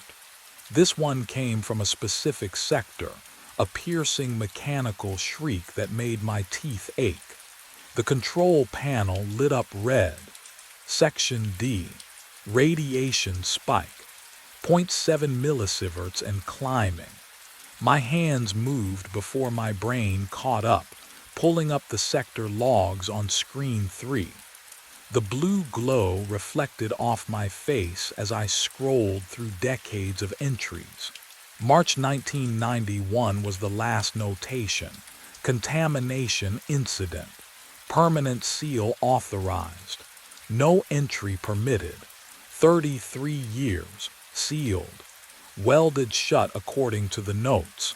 I switched to the camera feed, fingers slipping on the keys. Section D corridor filled the monitor. That long fluorescent hallway I'd walked past 100 times without thinking. The steel door sat at the end, exactly as it always had, undisturbed. The welding seams were visible even on the grainy footage, thick and crude. Nothing moved. Nothing could move. But the radiation reading kept climbing. Can you imagine sitting there, watching impossible numbers rise while the camera shows you nothing's wrong? I checked the dosimeter on my belt. Normal, the spike was localized, contained, inside a sealed room. At 1:22 a.m. the alarm stopped, just stopped. The readings dropped to baseline within seconds, as if someone had flipped a switch. I logged it as equipment malfunction, typed the words with steady hands. The keyboard was warm under my fingers, warmer than it should have been. And in the sudden silence I heard it, a sound from down the corridor, metal groaning, once, then nothing. I'd rewound the archive to March. Third night back and I couldn't leave it alone. The groaning from Section D had faded by dawn 2 shifts ago, but the timestamp in the alarm log kept pulling me back. 1:14 a.m. Equipment malfunction. That's what I'd written. I scrolled through weeks of footage, the monitor's glow washing my hands blue. The hum of the ventilation system filled the gaps between my breathing. Stale coffee smell hung in the air, mixed with something metallic I couldn't place. March 5th, 4:17 a.m. The Section D camera flickered, and the door opened. I stopped, rewound, watched again. The welded steel peeled back like foil. A figure in a radiation suit stepped through, walked to my console, the same desk where I sat now, and began working. 8 minutes. I checked the timestamp. At 4:25 a.m. the figure stood, returned to Section D, and the door sealed behind it. My throat tightened. March 12th, 4:17 a.m. Same thing. March 19th, 4:17 a.m. Identical, every 7 days, for months. Always the same timestamp, the same 8-minute window, the same mechanical movements. I cross-referenced the dates against maintenance logs. No one had reported anything. No alarms in the records except. I pulled up recent files. My alarm from 2 nights ago. 1:14 a.m. Wrong time, different pattern. I checked tonight's date. March 26th. 7 days since the last occurrence. 4:16 a.m. now. Can you imagine sitting there knowing what you're about to see? Knowing you should walk away, call someone, do anything but watch. I pulled up the live feed. Split screen. Section D corridor on the left, my empty chair on the right, captured by the control room camera behind me. 1 minute. The temperature dropped. I felt it on the back of my neck, cold and wrong for a climate-controlled facility. The ventilation hummed louder, or maybe that was blood rushing in my ears. 4:17 a.m. The door opened, not on the recording, in real time. Steel peeling back in utter silence while my monitor showed it still sealed. The figure emerged, but, oh, something was wrong with the way it moved. Too smooth. Each step identical to the last, like frames repeating in a loop. It walked past the camera and I heard footsteps behind me. I didn't turn around. The keyboard began clicking. On the monitor showing my station, I watched gloved hands typing at my console. The same desk where my own hands rested, trembling now. I could hear each keystroke echoing in the empty room, but when I glanced down, the keys weren't moving. The figure typed for 8 minutes. I counted every second. At 4:25 a.m., the clicking stopped.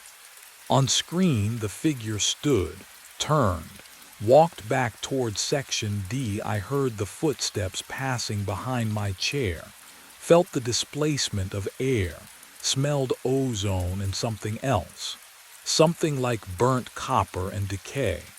The door sealed. My dosimeter hadn't made a sound. I finally looked down at my keyboard. The keys were warm. And there on my screen, a new entry in the containment log I hadn't written. Observation confirmed. Saturation increasing. But what terrified me most was the timestamp on the entry. It was dated 7 days from now. I couldn't look away from the screen. The log entry glowed in the darkness, time-stamped 7 days ahead. My hands were still on the keyboard, but I hadn't typed those words. The ventilation system hummed its endless rhythm overhead, indifferent to the impossible. I needed answers. The incident database sat buried in the system architecture, 4 layers deep in archived personnel files. Most operators never accessed it. Why would they? We monitored temperatures, logged readings, went home. But I'd always been the type to dig. Rebecca used to say it was compulsion, not curiosity, that I couldn't let anything rest. She was right. My fingers clicked across keys, each tap sharp in the silence. Section D incident reports. Query, all entries since facility commissioning. The search bar blinked, waited, then flooded with results. 5 names. 5 overnight operators, all dead. I felt the cold air from the ceiling vent wash over my neck as I opened the first file. Michael Torres, March 2003. Cause of death, acute radiation syndrome. The next line stopped my breath. Body discovered inside Section D during routine inspection. Inside. But Section D had been sealed since 1991. The welding was visible on every camera angle crude, thick beams across the frame. No one could enter. I checked the door myself on previous shifts, running my fingers along those rough metal seams just to confirm what the cameras showed. I pulled up the next file. Sarah Chen, October 2007.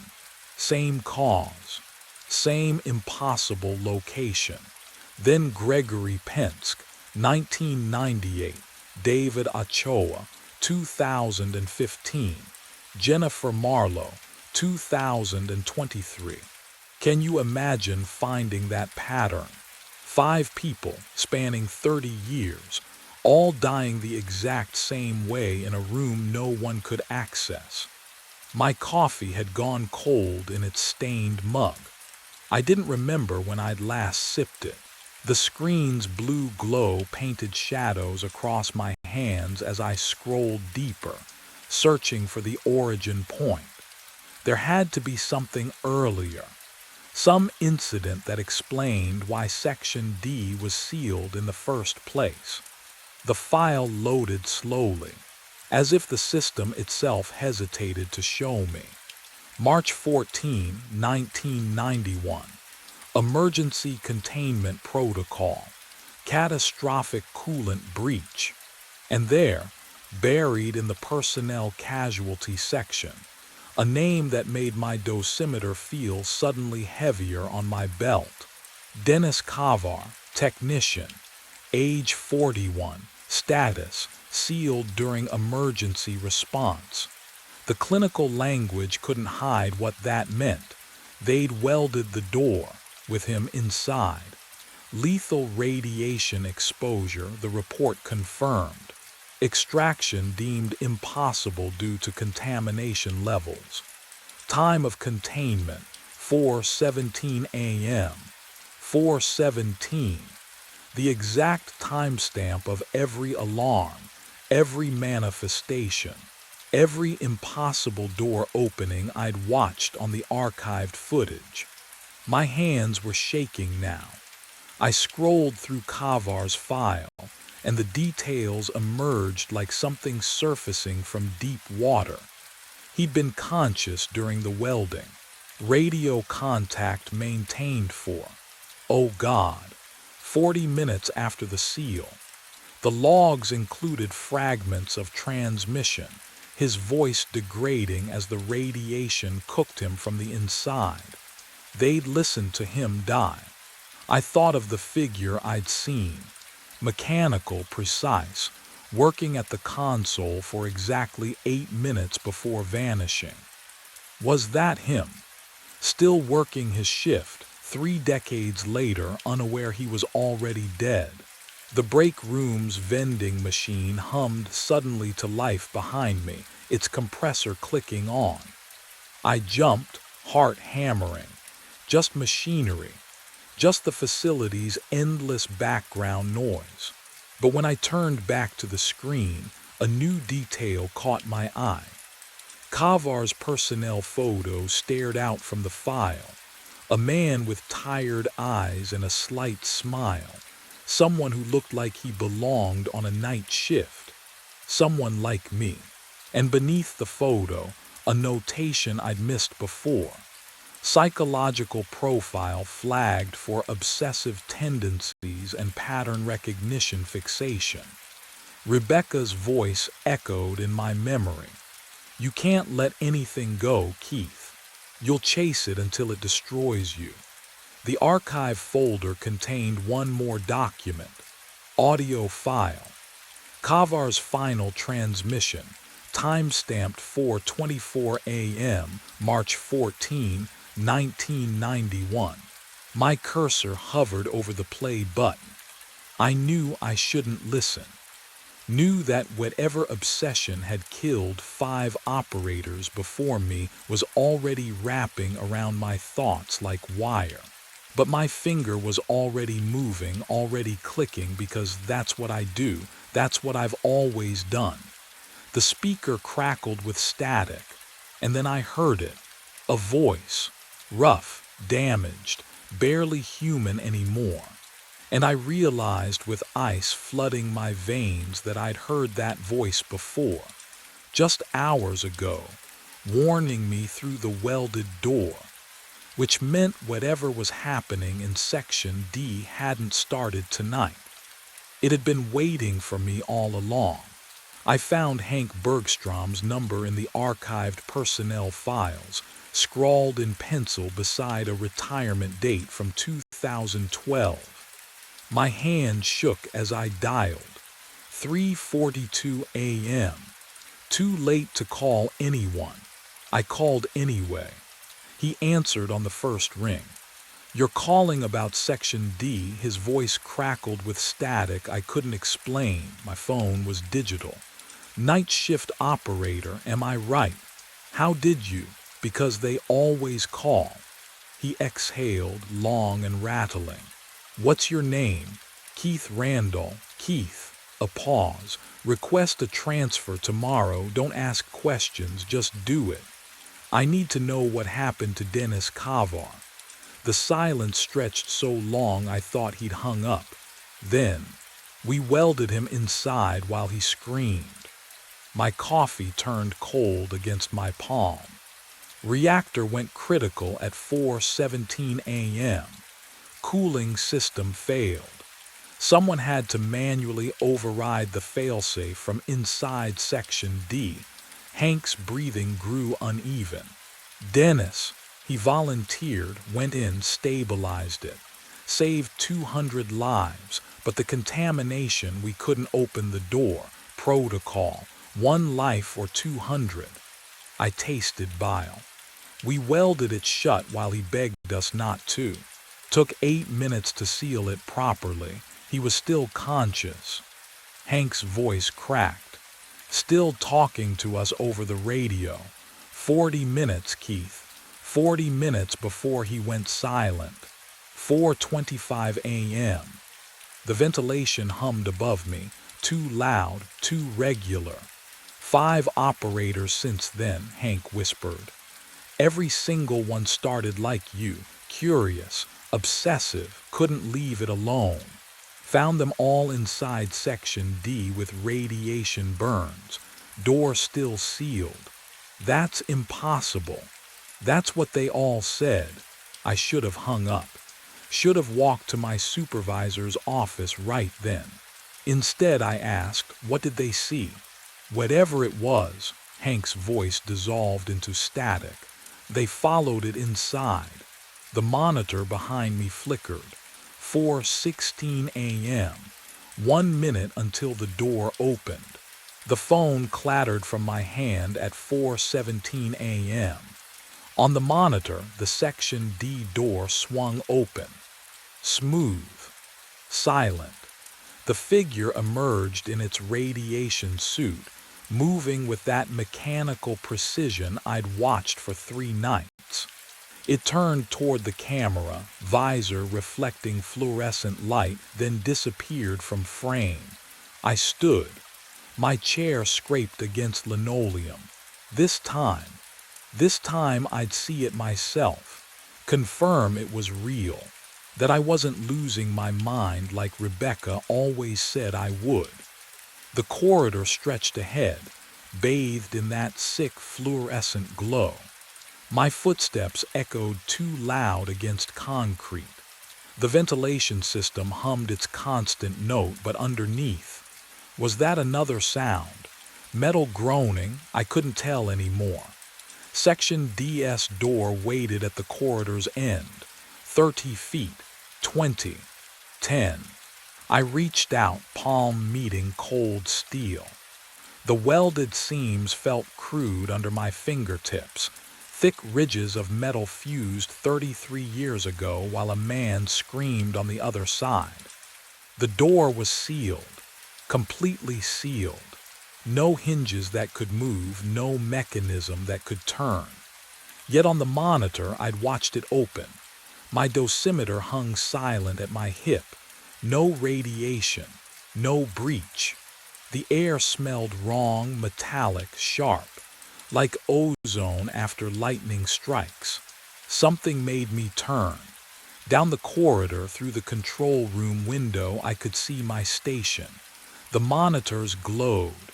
And there, in my chair, the figure sat hunched over my keyboard, working my console. Its suited back blocked the screens, but I watched its helmet tilt as if reading temperature logs I'd written myself. I ran, burst through the control room door, empty, just humming monitors and coffee-stained logbooks. But my keyboard, oh God, when I touched the keys they were warm, still warm from someone else's hands. And on the monitor, Section D's door was sealed again, while behind me something breathed against my neck. I stood before Section D at 4:15, 2 minutes early. My fingers traced the welded seams, cold and rough beneath my touch. The faint ozone smell lingered in the corridor, had lingered since I'd first walked this hall nights ago. Or had I only noticed it now? I know you're in there, I said to the steel. My voice sounded small, foolish. What would you do? speak to a sealed door in an empty facility at 4 in the morning. But the warmth of my keyboard still haunted my fingertips. Something had touched what I'd touched. Silence answered. The ventilation hummed overhead. Then, 4:17 exactly, the typing started.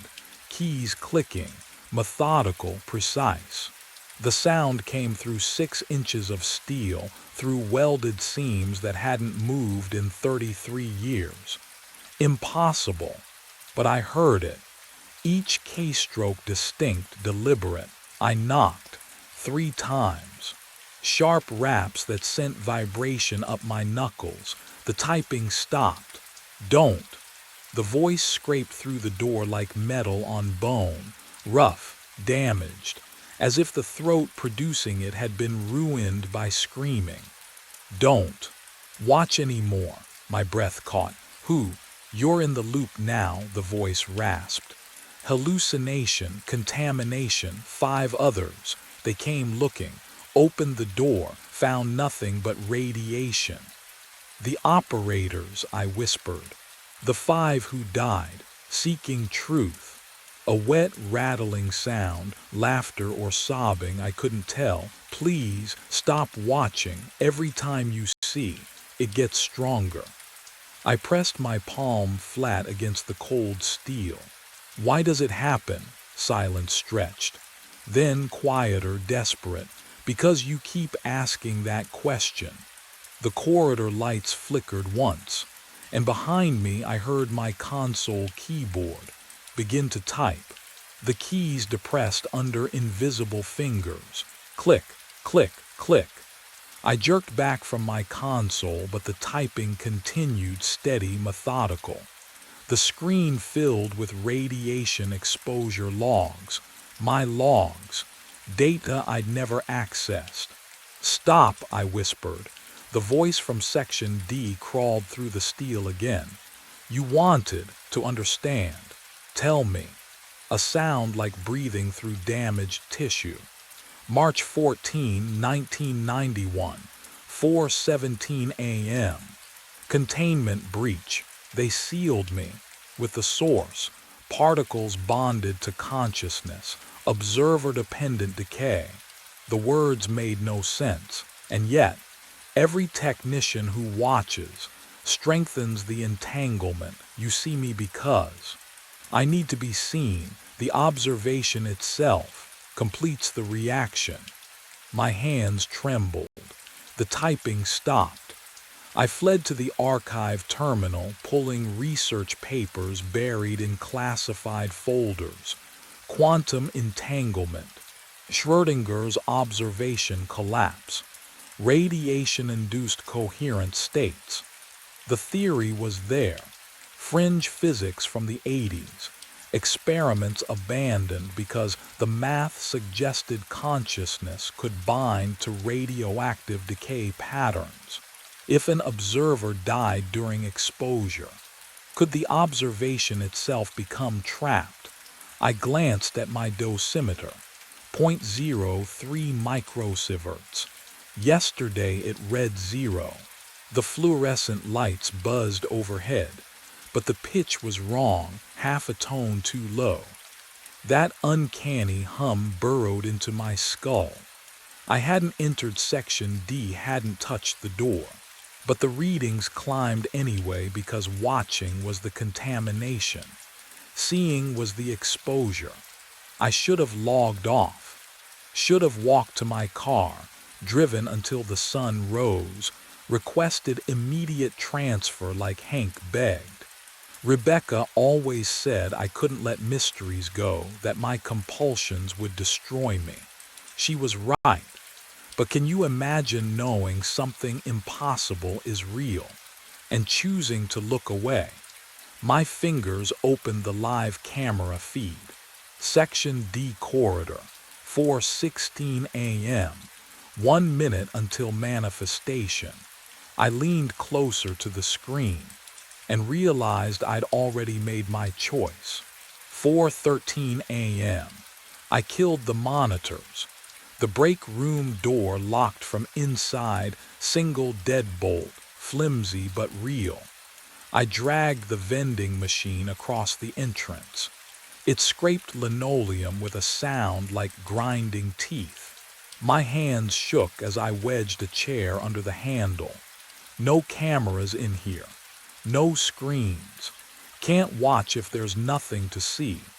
The room smelled like stale coffee and plastic, familiar and suffocating. I sat on the cold floor back against the wall, dosimeter clipped to my belt. The vending machine hummed its low monotone. My breath came too fast in the stillness. Rebecca used to tell me I couldn't leave things alone, that I'd pull at loose threads until everything unraveled. Maybe if I just stopped looking, broke the pattern. What would you do knowing the watching itself was killing you? Could you resist? 4:15. I counted heartbeats. The ventilation system whispered overhead. My dosimeter stayed quiet. Maybe this would work. 4:17. Somewhere down the corridor, metal groaned, low, distant. The sound of massive hinges moving. No. Section D was 300 feet away, through 2 security doors. I couldn't possibly hear, but I did. The welded door opening, slow, deliberate. The echo reached me through walls and sealed corridors, impossible and undeniable.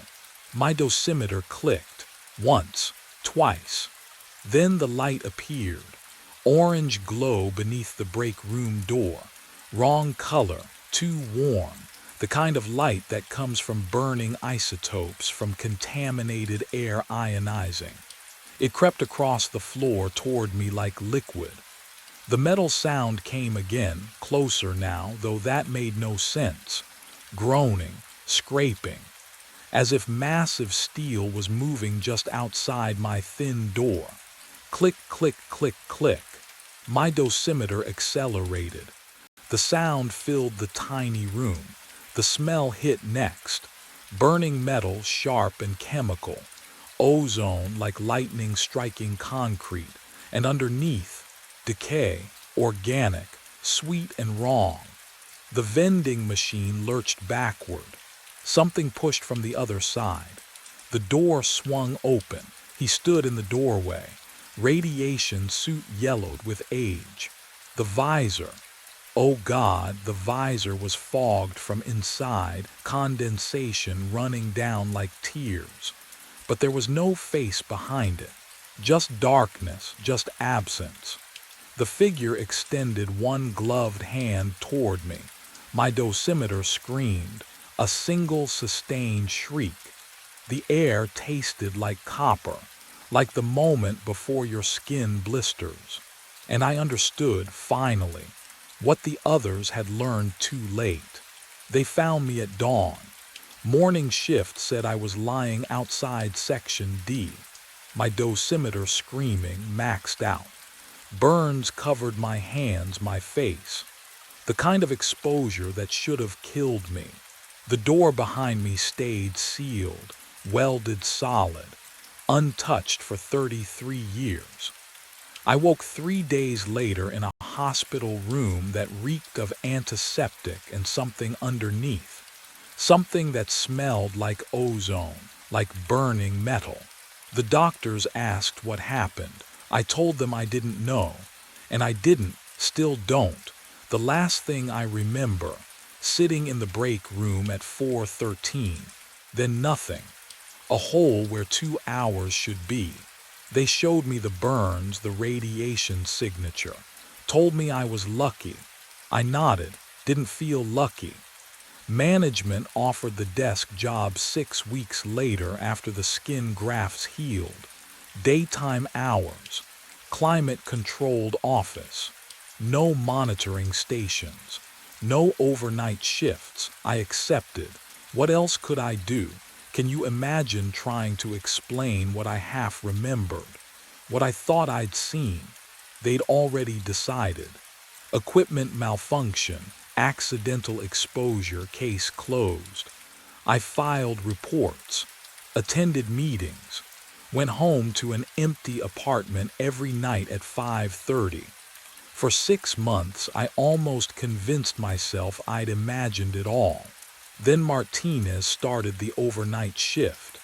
Young guy, sharp, reminded me of myself before. He came to my office on a Tuesday afternoon, logbook tucked under his arm. Asked if I knew anything about Section D.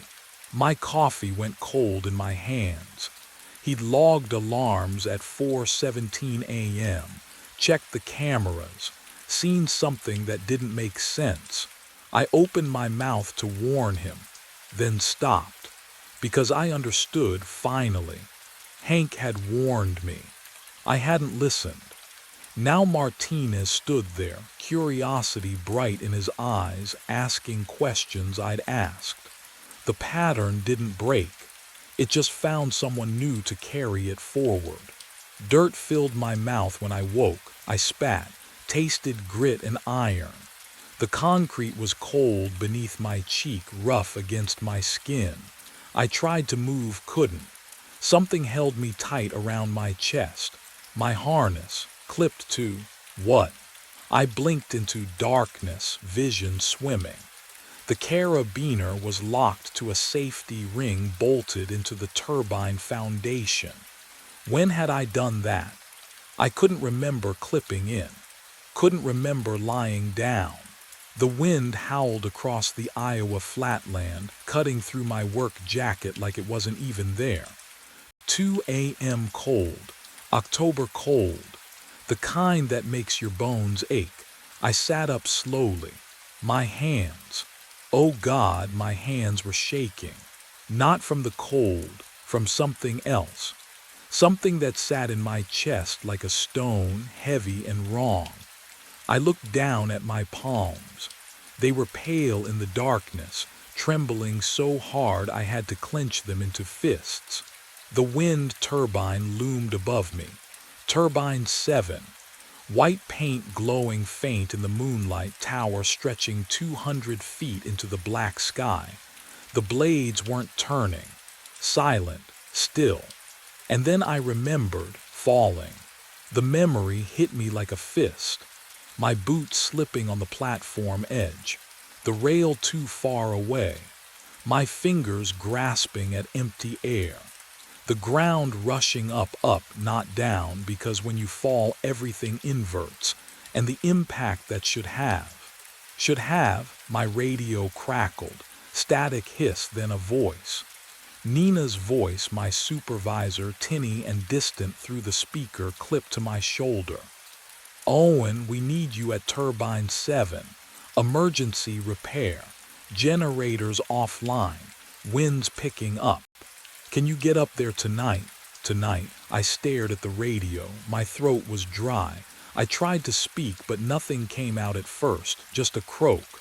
I swallowed and tried again. I'm already here. Static. Long, hissing silence. Copy that, Nina said finally. Get it done. We're bleeding money every hour that turbine's down. The radio went dead. I looked up at the tower again. The ladder rungs disappeared into shadow, climbing and climbing until they vanished into the nacelle platform at the top. The generator room. The place where I'd spent 1,000 shifts doing maintenance, tightening bolts, checking oil levels, running diagnostics. The place I'd fallen from. But I hadn't fallen, had I? I was here, alive, breathing. My chest rose and fell, lungs pulling in the night air that smelled like machine oil and distant rain. Can you imagine waking up like this? Not knowing if you're alive or dead or stuck somewhere in between.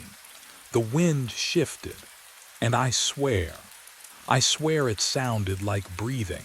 Not the normal whistle through the turbine blades. Not the moan of air moving across the plains. This was different. Rhythmic, deliberate, in and out, like lungs filling and emptying, like something massive and patient waiting for me at the top of that ladder. Every instinct screamed at me to unclip the harness, walk to my truck, drive away from this place and never look back. But I couldn't. You have to understand, I've never left a job unfinished in my life. Never walked away from a repair half done. It's not who I am. Sarah used to say it would kill me someday, this obsession with completing every task, crossing every item off the list. Turbine 7 needed fixing. Nina was waiting. The job wasn't done. My fingers moved to the carabiner. Muscle memory. I unclipped from the foundation ring and stood on legs that felt like they belonged to someone else. The harness hung heavy on my shoulders, straps digging into my ribs. The tower door stood open, just a crack. I didn't remember opening it. Inside, the ladder waited. 200 feet of narrow metal rungs disappearing up into the dark throat of the turbine shaft. I'd climbed it 1,000 times, knew every handhold, every place where the paint had worn smooth from workers' gloves. I reached for the first rung. The metal was ice cold against my palm. My hand was still shaking, still wrong. What would you do if every cell in your body screamed danger but your mind said climb? I stepped onto the ladder. The wind's breathing followed me into the shaft. The hatch should have closed behind me, spring-loaded, automatic. But when I glanced down, it remained open. A rectangle of lesser darkness against the black, and something else. Something that made my grip tighten on the rungs until my knuckles went white. There were marks on the ladder, scuff marks, boot prints in the dust coating the metal, fresh prints. Going up, I was alone on shift tonight. I was always alone for the overnight emergency calls.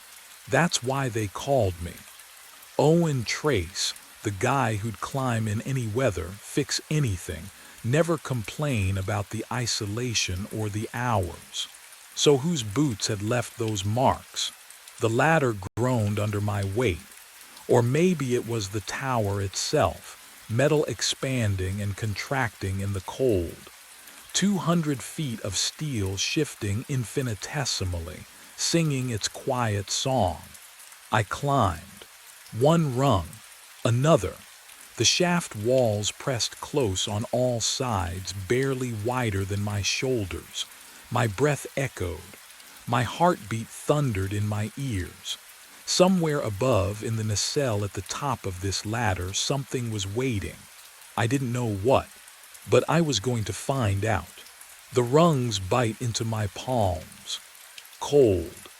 Each one clangs under my boots like a countdown I don't want to finish. The wind screams past the ladder shaft, and I press my body against the metal, trying not to think about the 200 feet of empty air behind me. Climb, that's all, just climb. My breath fogs in the narrow shaft. The radio crackles at my hip, static, then silence.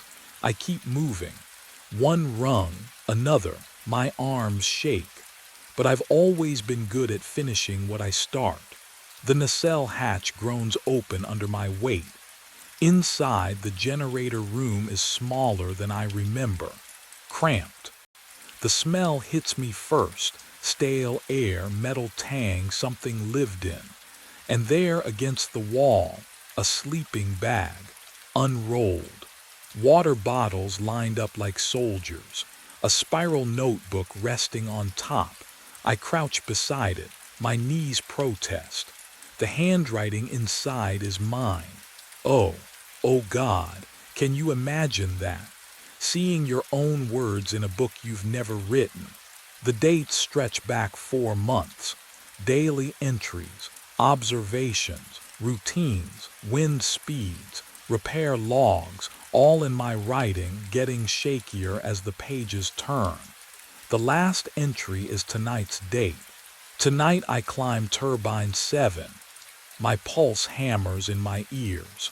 I flip backward through the pages. Every single one mentions this moment, climbing, finding the notebook, reading these exact words. Over and over. The same sentences repeating like a prayer I never learned. Therefore, I've been here before. Below me the hatch slams shut. The sound echoes up through the floor, metal on metal, final, then, footsteps on the ladder, slow, methodical, climbing toward me. Someone else is coming up. I grabbed the radio. My thumb found the transmit button before my brain caught up. Nina, this is Owen at turbine 7. Do you copy?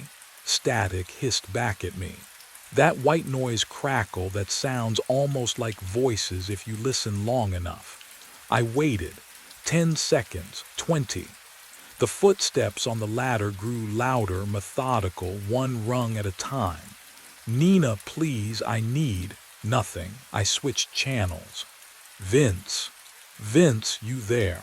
The static didn't change. Same lifeless hiss, same emptiness bleeding through the speaker. My hand tightened around the radio until the plastic casing creaked. Have you ever called for help and realized no one's listening?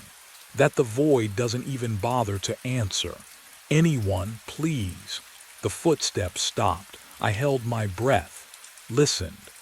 The wind outside screamed through the turbine blades, but inside the nacelle, silence. Whoever had been climbing, whatever had been climbing, was gone. Or waiting. I stayed pressed against the cold metal wall until my legs cramped. Until the darkness outside the narrow window began to thin. Dawn crept across the Iowa plains in shades of gray and rust, and I finally moved to look outside. The wind farm stretched empty beneath me. 50 turbines stood in perfect grid formation across the flatland, their blades turning slow and synchronized. But no trucks moved between them.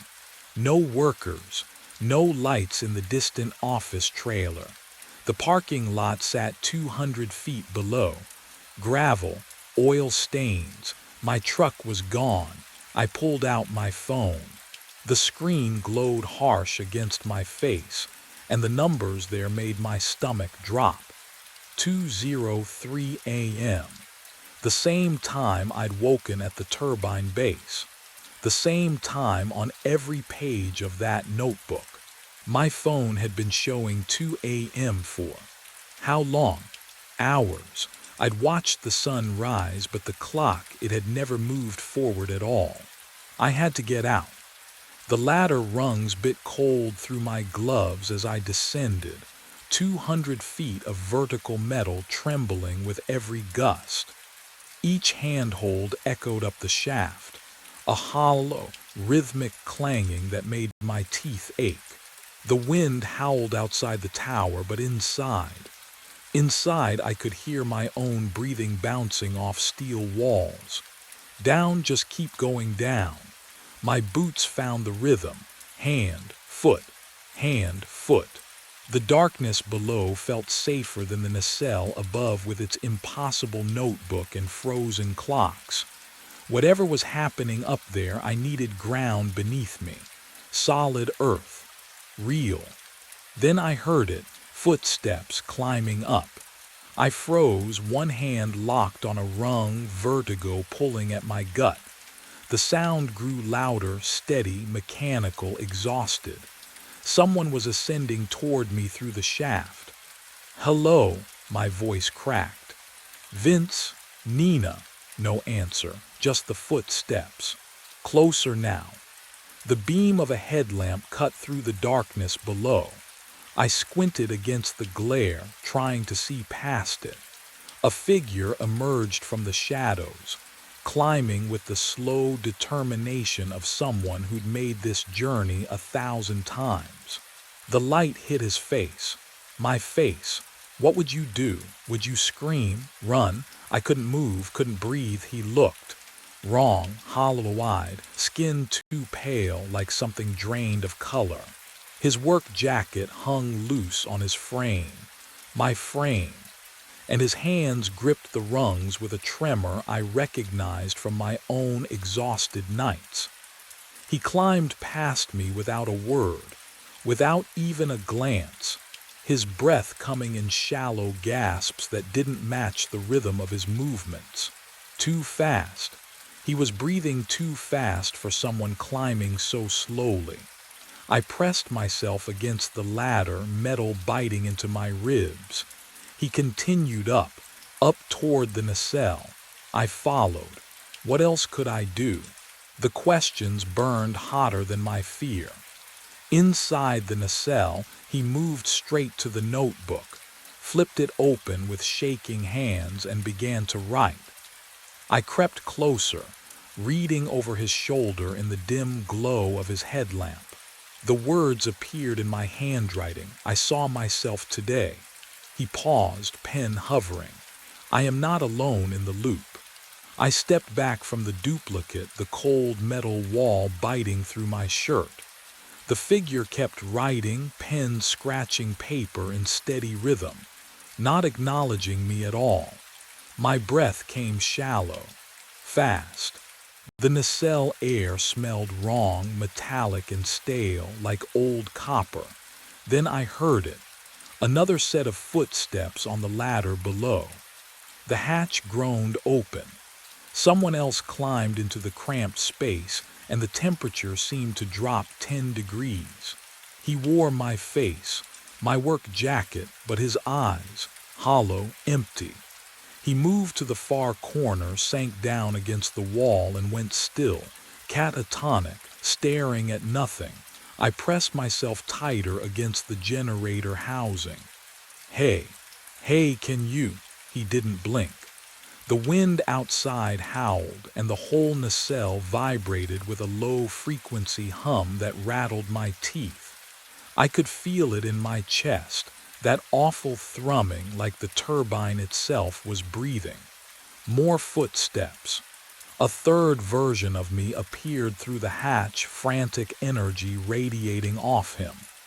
He went straight to the equipment panel, fingers flying over switches and gauges. Checking, rechecking. His lips moved silently, counting something I couldn't hear.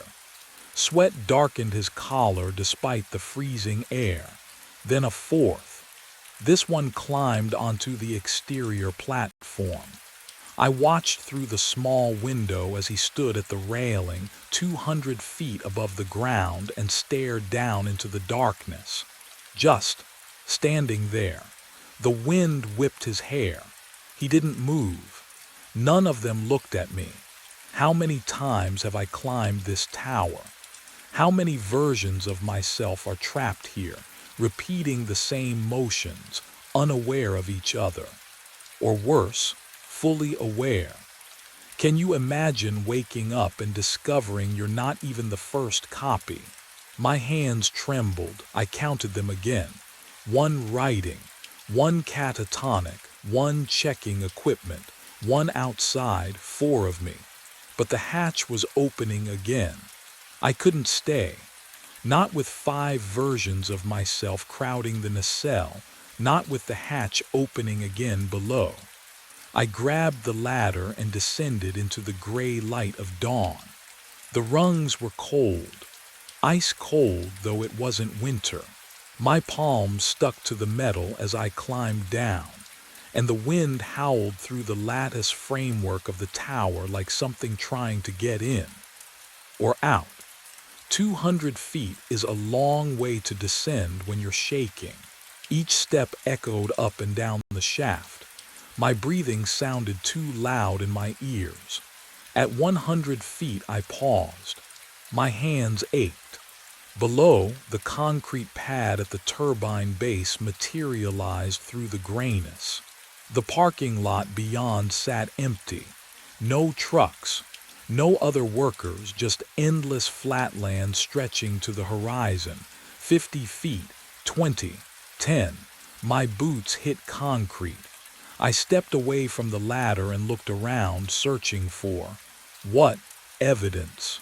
Answers, some proof that I wasn't losing my mind. That's when I saw it.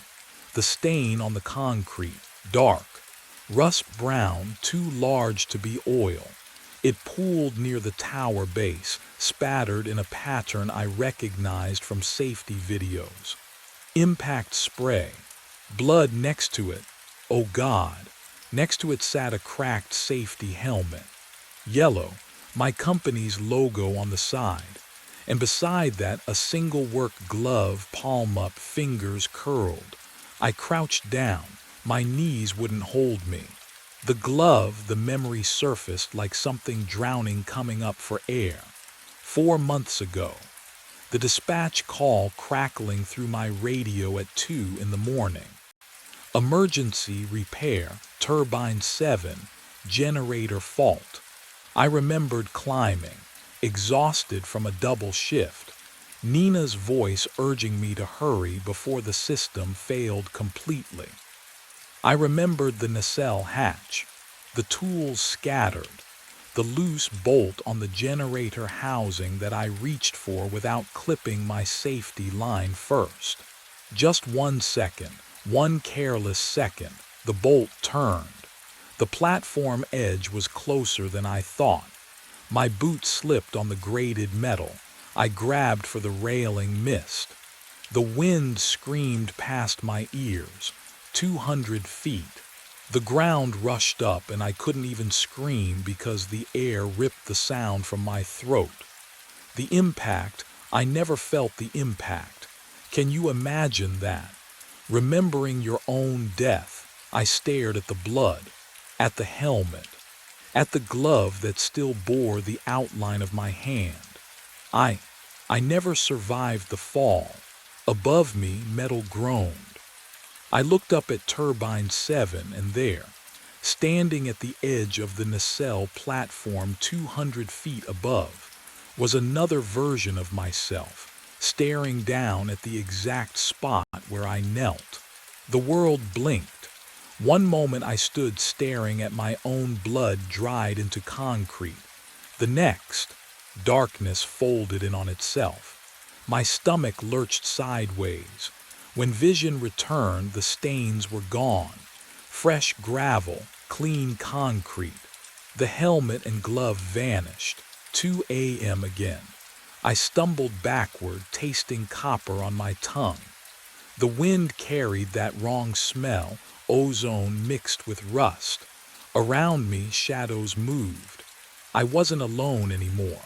They emerged from between the turbines. 5, 6, 7 versions of myself, all converging on turbine 7's base. Hollow-eyed, silent, some limped. Others moved with mechanical precision. None looked at each other. We formed a half circle around the tower, waiting. For what? Then I heard it. Footsteps on gravel. A truck door slamming in the distance. He came around turbine 6, work bag slung over one shoulder. Yellow hard hat, clean coveralls. His face, oh God, his face. No exhaustion carved into the lines. No terror haunting the eyes. He looked alive in a way I'd forgotten was possible. The original me, 4 months ago. I opened my mouth to scream a warning, but nothing emerged. Not a whisper, not a breath. My throat worked uselessly, producing only silence. I lunged forward. The other versions remained still, watching with dead expressions. He didn't see us, didn't hear my soundless screaming. He checked his radio, muttered something about the emergency repair, and gripped the ladder. Started climbing. No. I followed, my boots clanging on rungs he'd touched seconds before. Below, the other versions began their own ascent, a procession of ghosts climbing toward inevitability. The wind howled through the shaft, but I could hear his breathing above me. Steady, confident, alive. The 200-foot climb passed in agonized silence. At the top, the hatch swung open. He pulled himself into the nacelle. I followed. The generator hummed. Tools lay scattered. And there, on the primary mount, the loose bolt gleamed in his flashlight beam. He reached for it. I lunged forward, hand outstretched toward my own wrist. My fingers passed through flesh like smoke through wire mesh. No resistance, no contact, just the cold absence of matter where my hand should have gripped solid bone and tendon. The other me, the living me, didn't flinch, didn't register my presence at all. He was focused on the generator housing, eyes tracking the loose bolt that had vibrated free from its mounting bracket. I watched his face, my face, calculate the risk. Saw the familiar frown of concentration, the way his jaw set when he'd already decided to do something reckless. "Don't touch it," I tried to say. The words formed in my throat but died before reaching my lips. No sound emerged, not even breath. I was a ghost haunting my own last moments. The wind howled through the nacelle vents, carrying the sharp smell of turbine grease and ozone. Behind me, the other versions stood in their silent vigil, hollow-eyed witnesses to a tragedy they'd each lived and died through. How many times had they tried what I was trying now? How many desperate, futile attempts to change what couldn't be changed? My living self reached for the bolt. I threw my body between him and the generator housing, passed straight through, tried to knock the wrench from his hand. My fingers slipped through metal like it was made of fog. I grabbed for his shoulders, his arms, his tool belt. Nothing. I couldn't touch the physical world any more than a reflection could reach out from a mirror. What would you do if you could see yourself walking toward death but couldn't make a sound, couldn't move a single object, couldn't change anything at all? The bolt came free in his hand. The vibration hit immediately. The housing lurched sideways, throwing him off balance. His boots scraped metal. I heard the screech, felt the echo of panic that must have flooded his veins in that instant. He grabbed for the safety rail. Missed. His body tilted backward.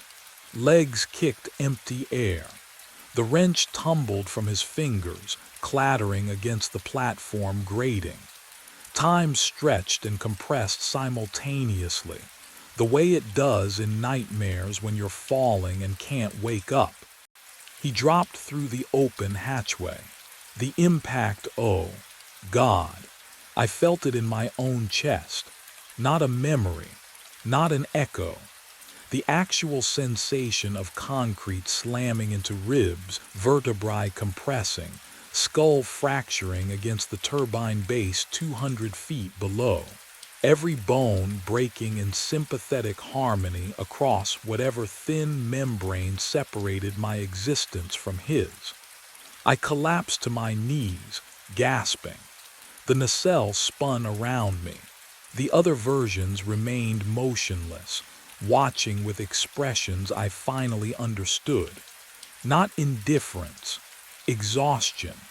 The world dissolved into static. I woke at the base of Turbine 7, dirt filling my mouth, harness clipped tight around my chest. The taste of soil and copper. My radio crackled to life with Nina's voice issuing the same emergency repair order. 2 a.m. again. Always. I pushed myself upright, spitting grit from between my teeth. Looked up at the tower rising into darkness. The wind sounded like breathing through broken lungs. But this time, something felt different. This time, I could still feel the phantom warmth of where my hand had passed through my own wrist. And beneath the static on the radio, buried under Nina's voice, I heard another sound. Footsteps. Coming from inside Turbine 7. Descending. Someone was already up there, waiting for me to climb. I push up from the concrete, but I'm also still falling. My stomach lurches, 200 feet of empty air rushing past, wind screaming in my ears. At the same time, my knees grind into gravel. Dirt crusts my tongue. I taste copper. Blood, my blood. The harness digs into my ribs, or maybe it doesn't exist at all. I can't tell anymore. I blink. And the sky flickers. Night, day, night. The turbines strobe between shadow and blazing sunlight. My hand presses against cold concrete, but phantom warmth bleeds through from somewhere else, some other wind. The footsteps I heard descending. They're ascending now, or always were. Time folds in on itself like wet paper. I stand, I climb. I fall, all at once. My boot finds the first rung inside Turbine 7. The metal hum vibrates through my bones, but it's layered.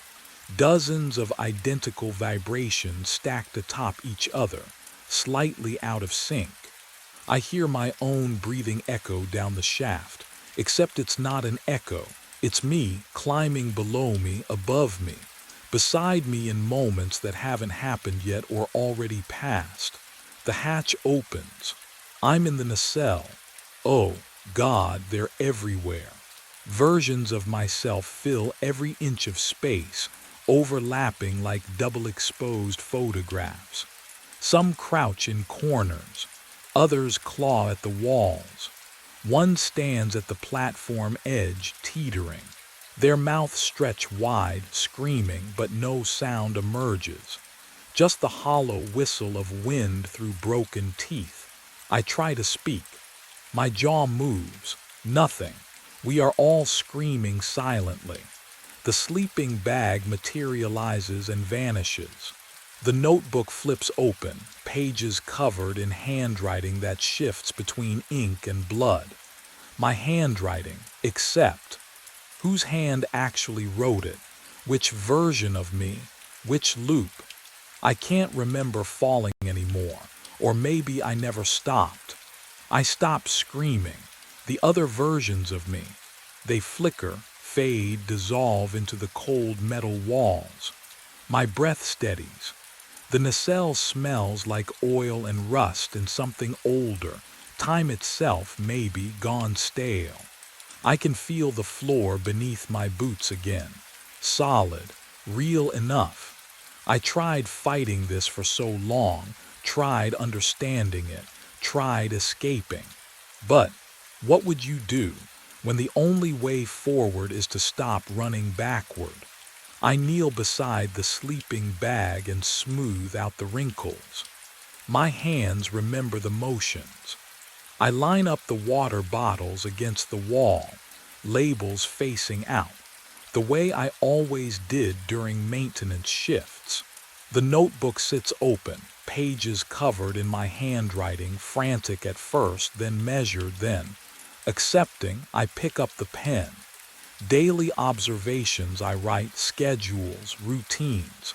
The words flow easier now. No panic. No questions I cannot answer. Just the work, the task. Unfinished things demand completion, and this is what remains. Therefore, I stay. The wind howls outside, but it does not sound like breathing anymore. Just wind. The nacelle hums with the turbine's rotation, a lullaby of grinding gears and spinning blades.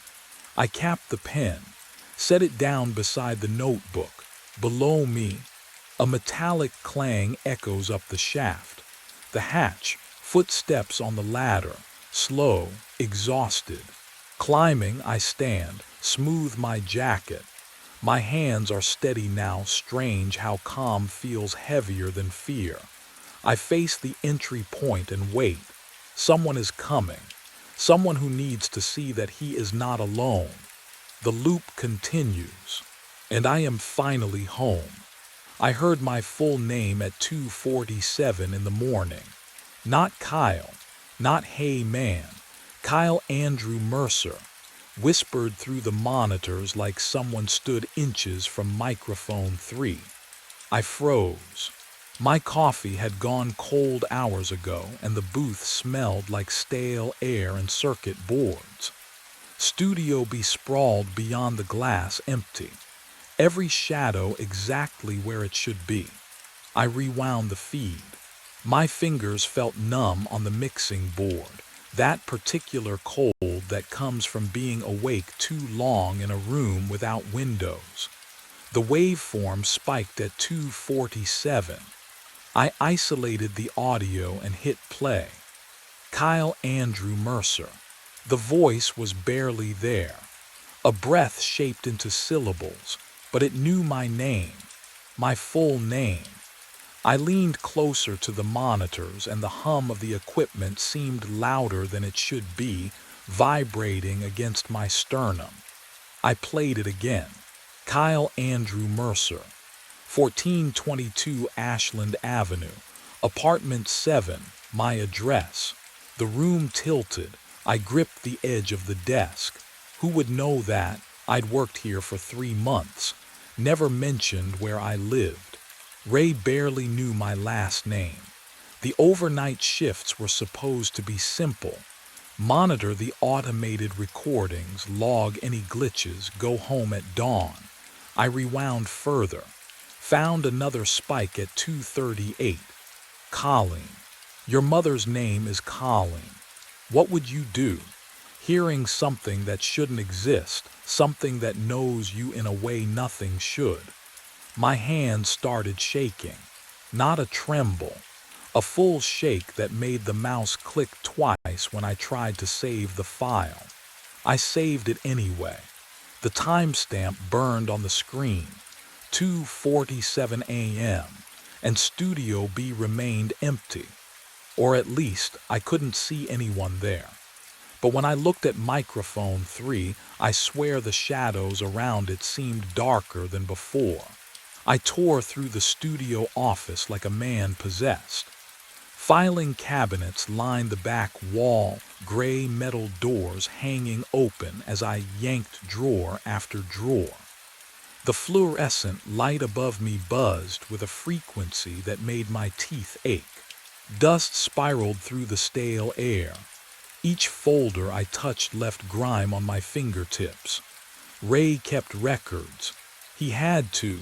Maintenance logs, equipment reports, something. And I found it, tucked behind outdated tax forms, a stack of engineer logbooks bound with cracked leather. The pages exhaled a musty scent when I cracked the first one open. My hands still trembled from the recording session, from hearing my mother's name whispered through microphone 3. I needed answers. I needed to know if this had happened before. The entries were mundane at first, signal tests, calibration notes. Then I flipped to 2019 and saw the name, David Ames. His handwriting was tight, controlled, professional, but 3 pages in, the letters grew jagged. Desperate, Studio B equipment malfunctions after midnight. Audio artifacts in unoccupied room. Voices where there should be silence. I stopped breathing. The next entry was dated a week later. Recommend retiring microphone 3. Something's wrong with the signal path. I keep hearing. The sentence ended mid-thought. The page after it had been torn out, ragged edges still clinging to the binding. David Ames never wrote another entry. No resignation letter in his file. No forwarding contact information. He just vanished. My phone vibrated against the desk. Sarah's name lit the screen. 3rd call tonight. I let it go to voicemail, my eyes locked on that torn page. What had David heard? What made him rip out that final entry? The fluorescent light flickered. Once. Twice. In the sudden dimness, I noticed something I'd missed. David's last visible words were written in ink that looked too fresh for 6 years old, almost wet in the half-light, and beneath his signature in letters so faint I almost missed them, 2 words were scratched into the paper. Don't play. I stopped going home. The first night after finding that logbook, I dragged a folding chair into the sound booth and waited. The hum of the ventilation system pressed against my eardrums like a hand over my mouth. Studio B sat beyond the glass, dark except for the red standby light on microphone 3, glowing like an eye that never blinked. 2:47 a.m. arrived with a whisper, softer this time, just my name. Kyle. I had every channel isolated, every frequency mapped. My fingers flew across the mixing board, carving out the voice from the ambient noise. The waveform on the monitor showed a pattern, regular, rhythmic, like breathing. Sarah called at 3:15. I watched my phone vibrate across the console, her name lighting up the screen. I didn't reach for it. Couldn't. Because the whisper came again, and this time it said, "Please, would you have answered? Or would you have done what I did? Leaned closer to the speakers, turned the volume up until that single word filled your skull." Night 2. Night 3. I brought coffee that went cold. Brought food I didn't eat. The studio smelled like stale air and my own sweat, sharp and sour. Sarah stopped calling, started texting instead. "Are you okay? I'm worried." "Kyle, please." The whispers grew teeth. They came earlier each night. 2:50, 2:49. Louder, more desperate, clawing through the static. I mapped every occurrence, built a database of fragments, syllables that almost made sense. Then, on the 7th night, at exactly 2:47 a.m., microphone 3 captured a complete sentence. My blood went cold as I played it back. "Release me from the playback loop." The voice wasn't asking. It was begging. And I realized, oh God, can you imagine? Someone was trapped inside the recording itself. But what I didn't know yet was that David Ames had written those warnings for a reason I couldn't escape. I spent the next 4 hours isolating frequencies. My fingers moved across the mixing board until they cramped, pulling the voice out of the static layer by layer. The hiss peeled back like dead skin. The booth smelled like burnt coffee and the ozone tang of overheated equipment. I hadn't opened a window in days. At 5:30 a.m., the voice came through clean. "My name is David Ames." The words were crisp, cold.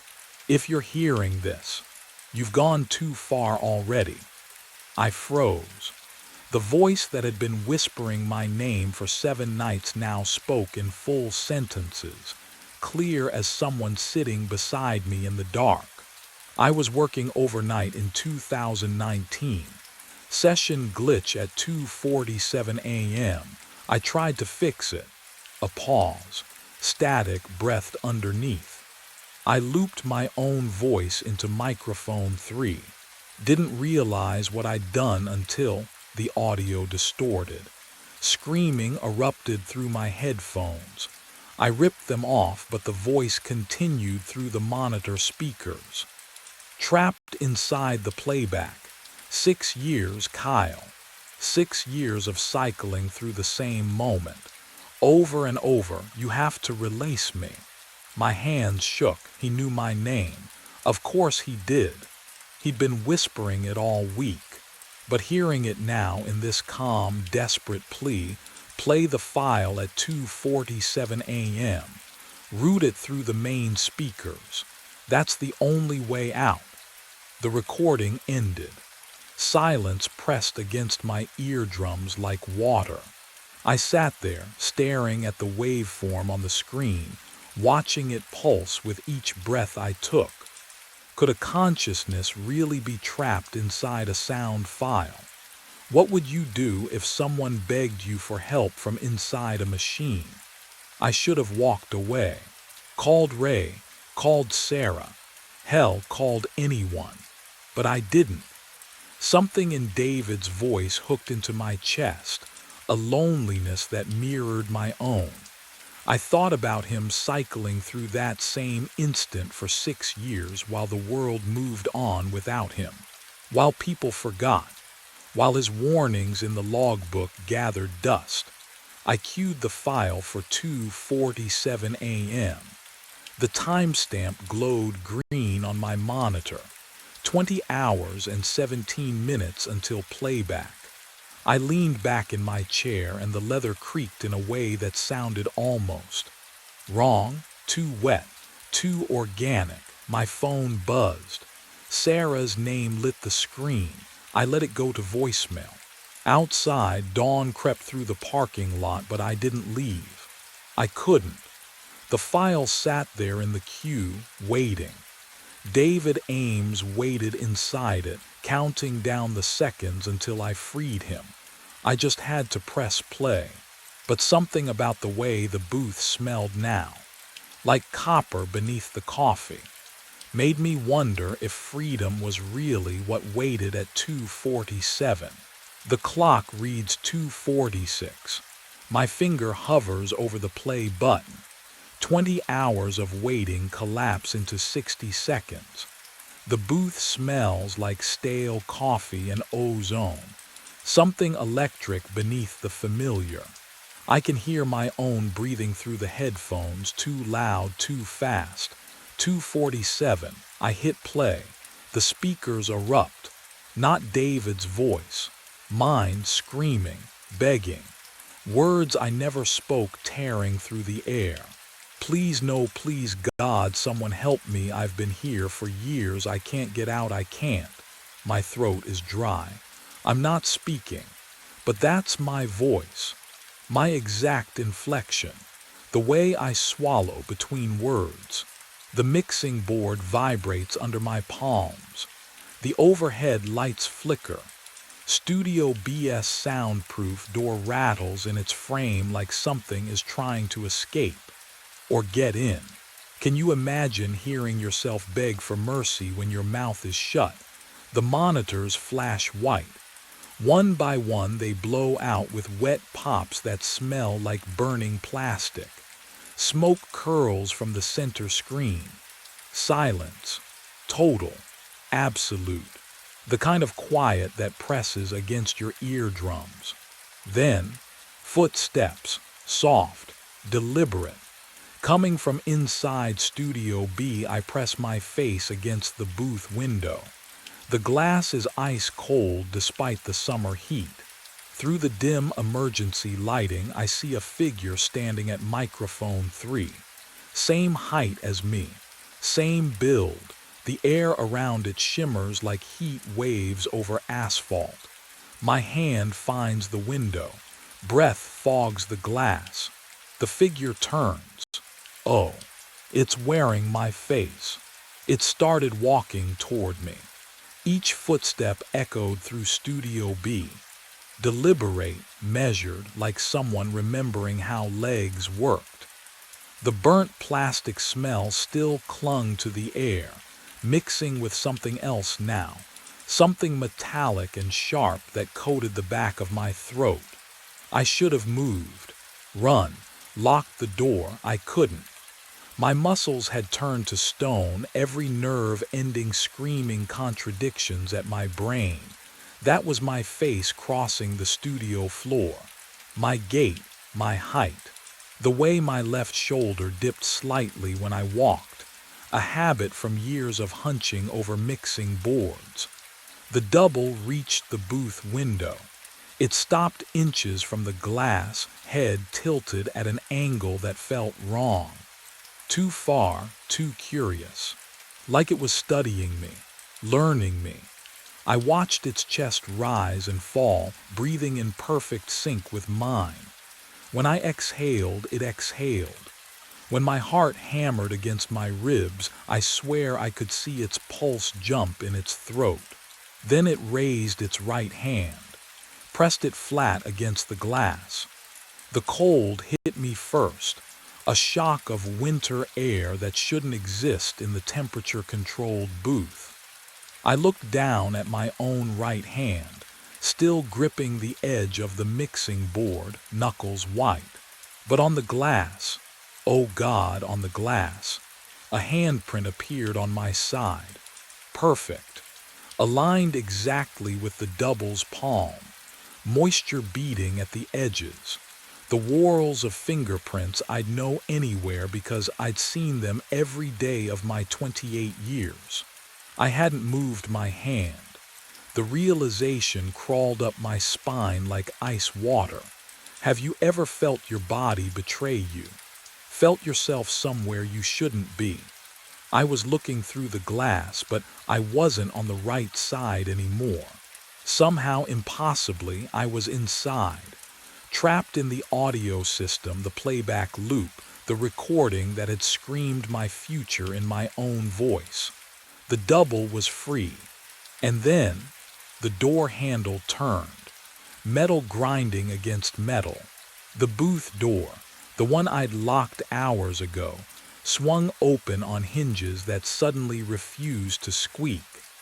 The double stepped across the threshold, its shoes making no sound on the floor I'd walked across 1,000 times. I tried to scream.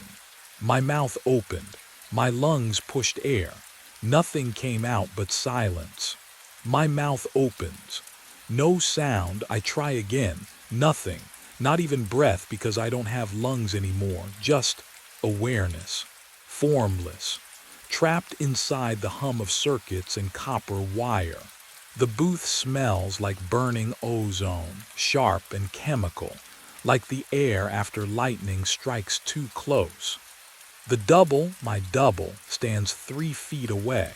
It moves with my gait, my slight limp from the torn meniscus 2 years ago. It rolls my shoulders the way I do after sitting too long. It doesn't look at where I am because I'm nowhere. The figure walks to the mixing board. My fingers tap the power button. The monitors die. One by one, click, click, click. Methodical, calm. Then it grabs my jacket from the chair back and leaves through the booth door. I want to follow, but I can't move. Can you imagine that? Not being paralyzed, but simply not existing in space anymore. Then the vision shifts. Security camera feed. Parking lot angle. Grainy green night vision glow. I'm seeing through the studio's surveillance system. Somehow. The double walks across wet asphalt, rain catching in the overhead light, and unlocks my Honda with my key fob. The brake lights flare red. The engine turns over. My car pulls out of the lot at 2:51 a.m. Gone. The feed cuts to black. I'm alone in the static, and then I feel it. The pull, backward through time like a fishing line reeling in. The booth reassembles around me, not as a place I can touch, but as data I perceive. The timestamp in the corner of the dead monitor reads 2:47 a.m. It repeats, 2:47 a.m. I watch myself, the real me, the old me, sit at the mixing board. I watch my hands cue the isolated file. I watch my finger hover over play. Then the explosion of sound, the shake, the silence. 2:47 a.m. Again. The same 4 minutes. Over and over.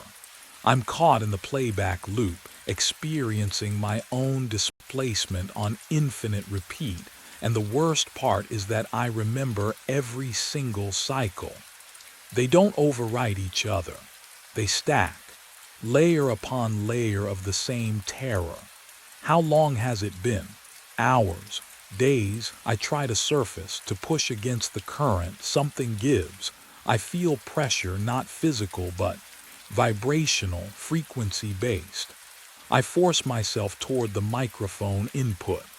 Toward microphone 3 in Studio B I surface, gasping. But I'm not breathing. I'm pulsing through the diaphragm, vibrating the air itself.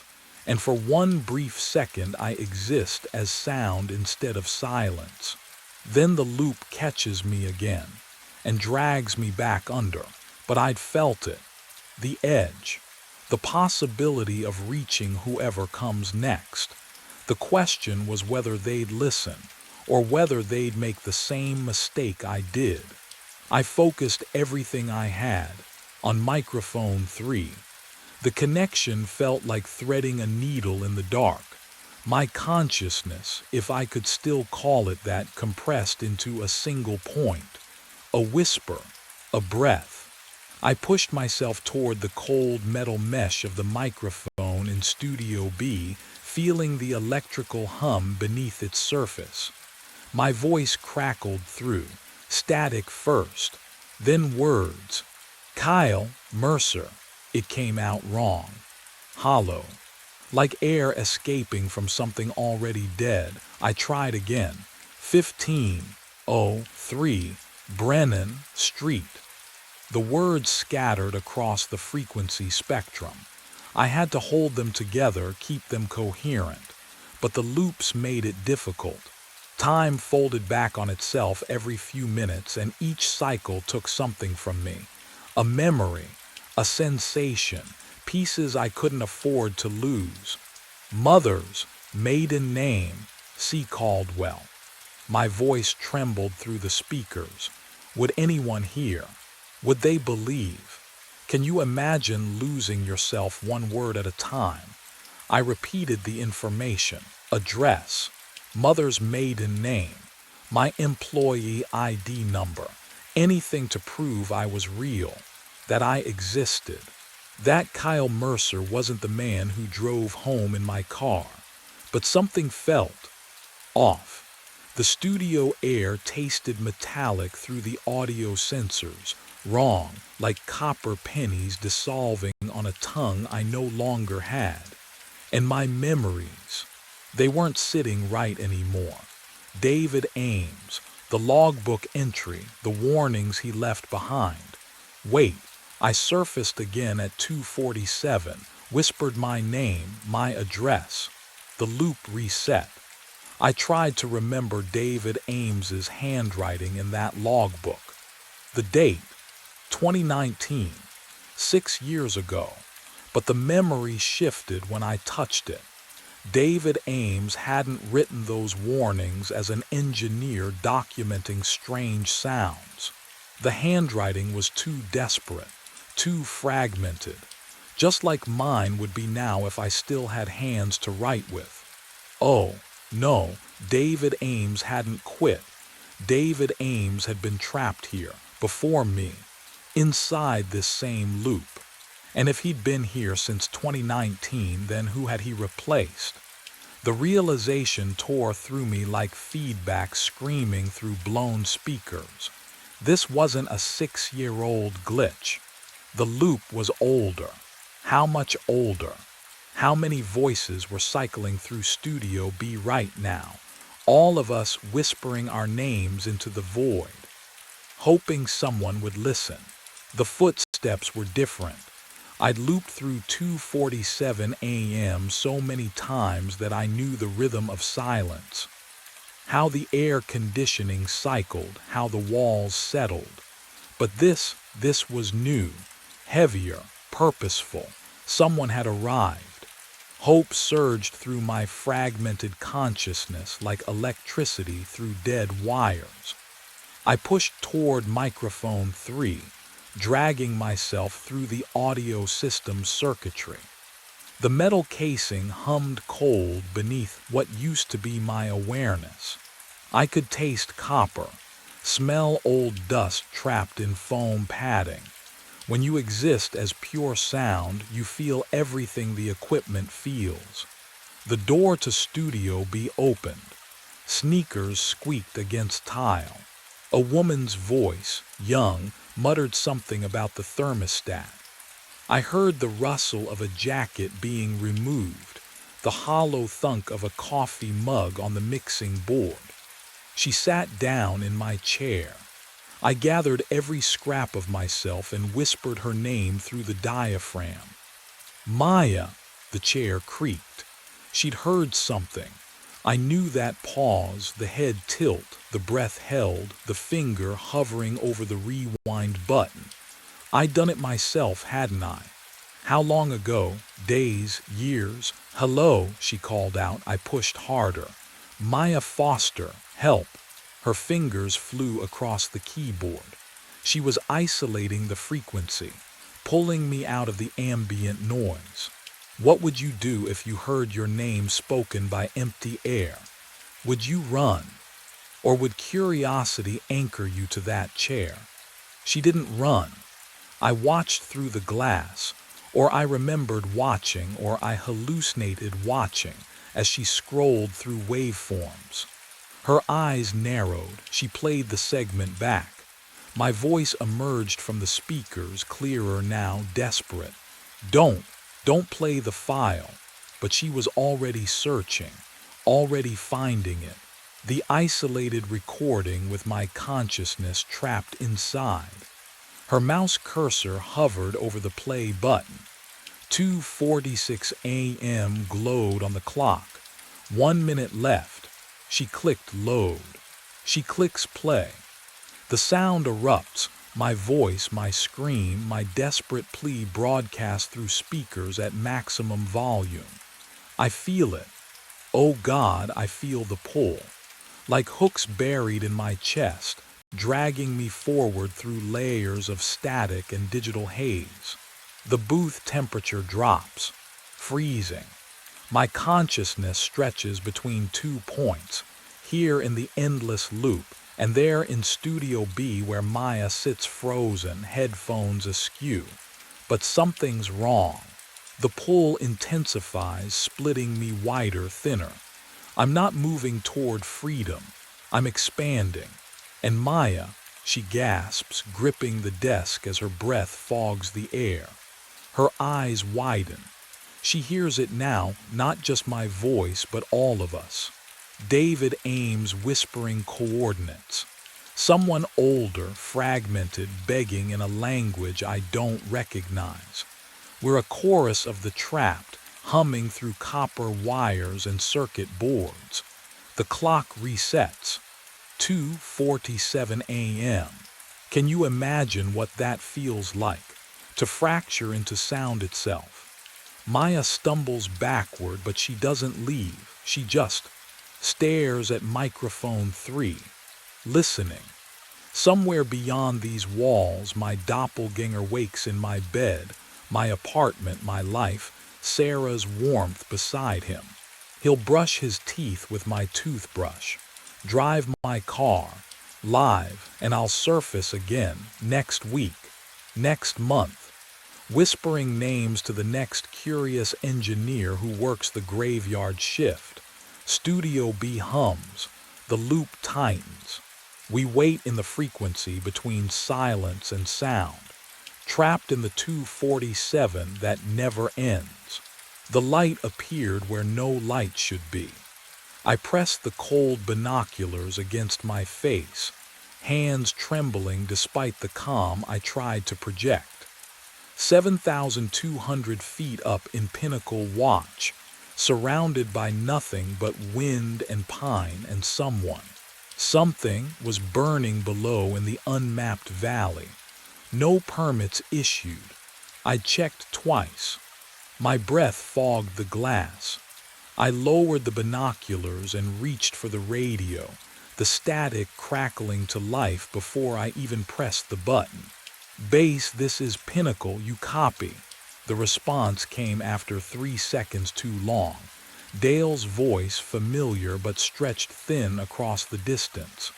Copy, Pinnacle, what have you got? Light source in the Western Valley. Grid reference. I fumbled for my map, the paper rustling loud in the silence. November 7/8, no permit on file. November 7/8, Dale's voice crackled.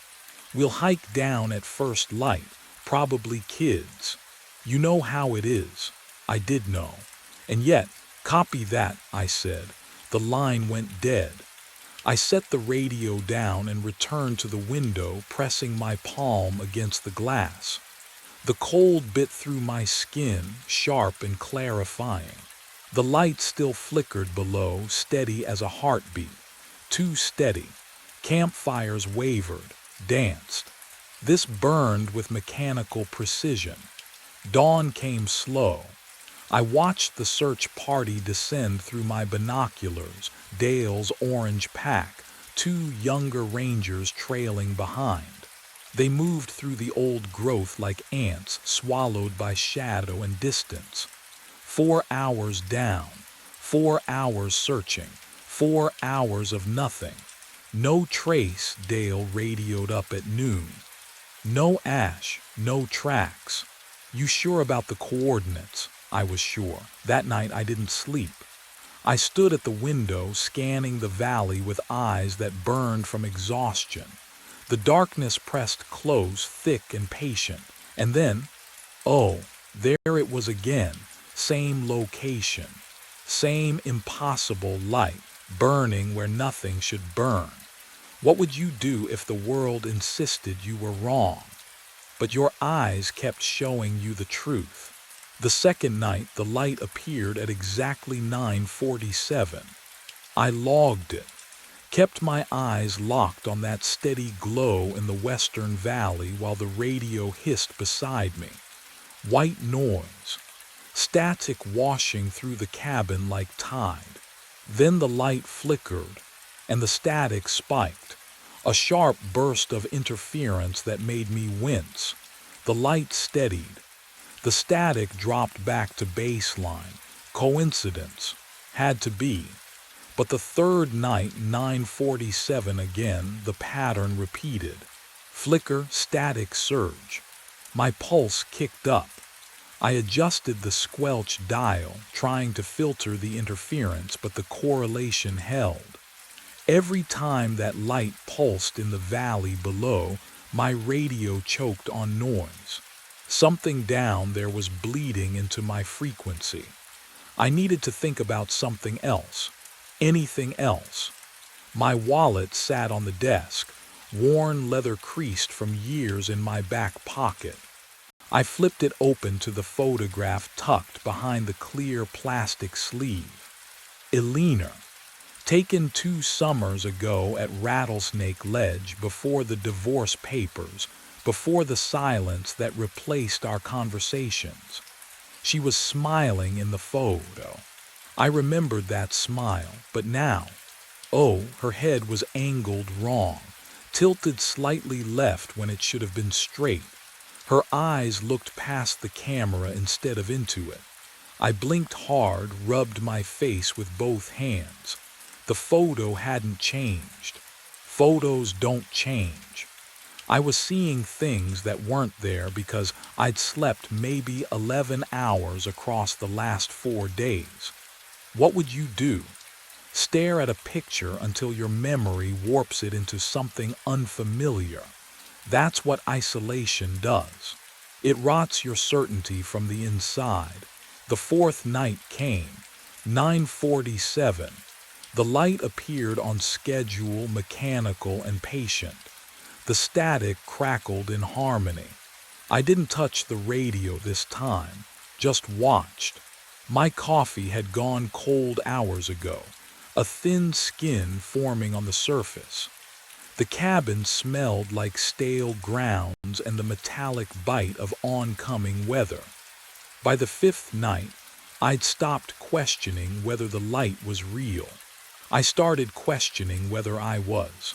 My hands trembled as I wrote the log entry. The ink smeared. Outside, the wind had died completely, the forest holding its breath. I glanced at Aline's photograph one more time before closing the wallet. Her smile had turned away from the camera entirely. And somewhere far below in the darkness, the light burned on, waiting for me to understand what it wanted. I waited until dusk. The high-power binoculars felt cold against my palms, metal casing slick with condensation. I braced them against the window frame to steady my hands. 5 nights of watching had taught me patience, but not calm. 9:47. The light flickered on. I adjusted the focus wheel. Click, click. The valley floor swam into clarity, trees sharpening into individual branches, shadows pooling between trunks. The light source sat exactly where it had always been, unwavering in the darkness. I twisted the wheel one more increment, and there it was. A fire lookout tower. My breath caught. Not a cabin, not a campfire, a tower. The structure rose from the valley floor like a mirror image pulled from my own reflection. Same Forest Service green paint. Same observation windows wrapping the cabin. Same weathered stairs spiraling down through skeletal support beams. Impossible.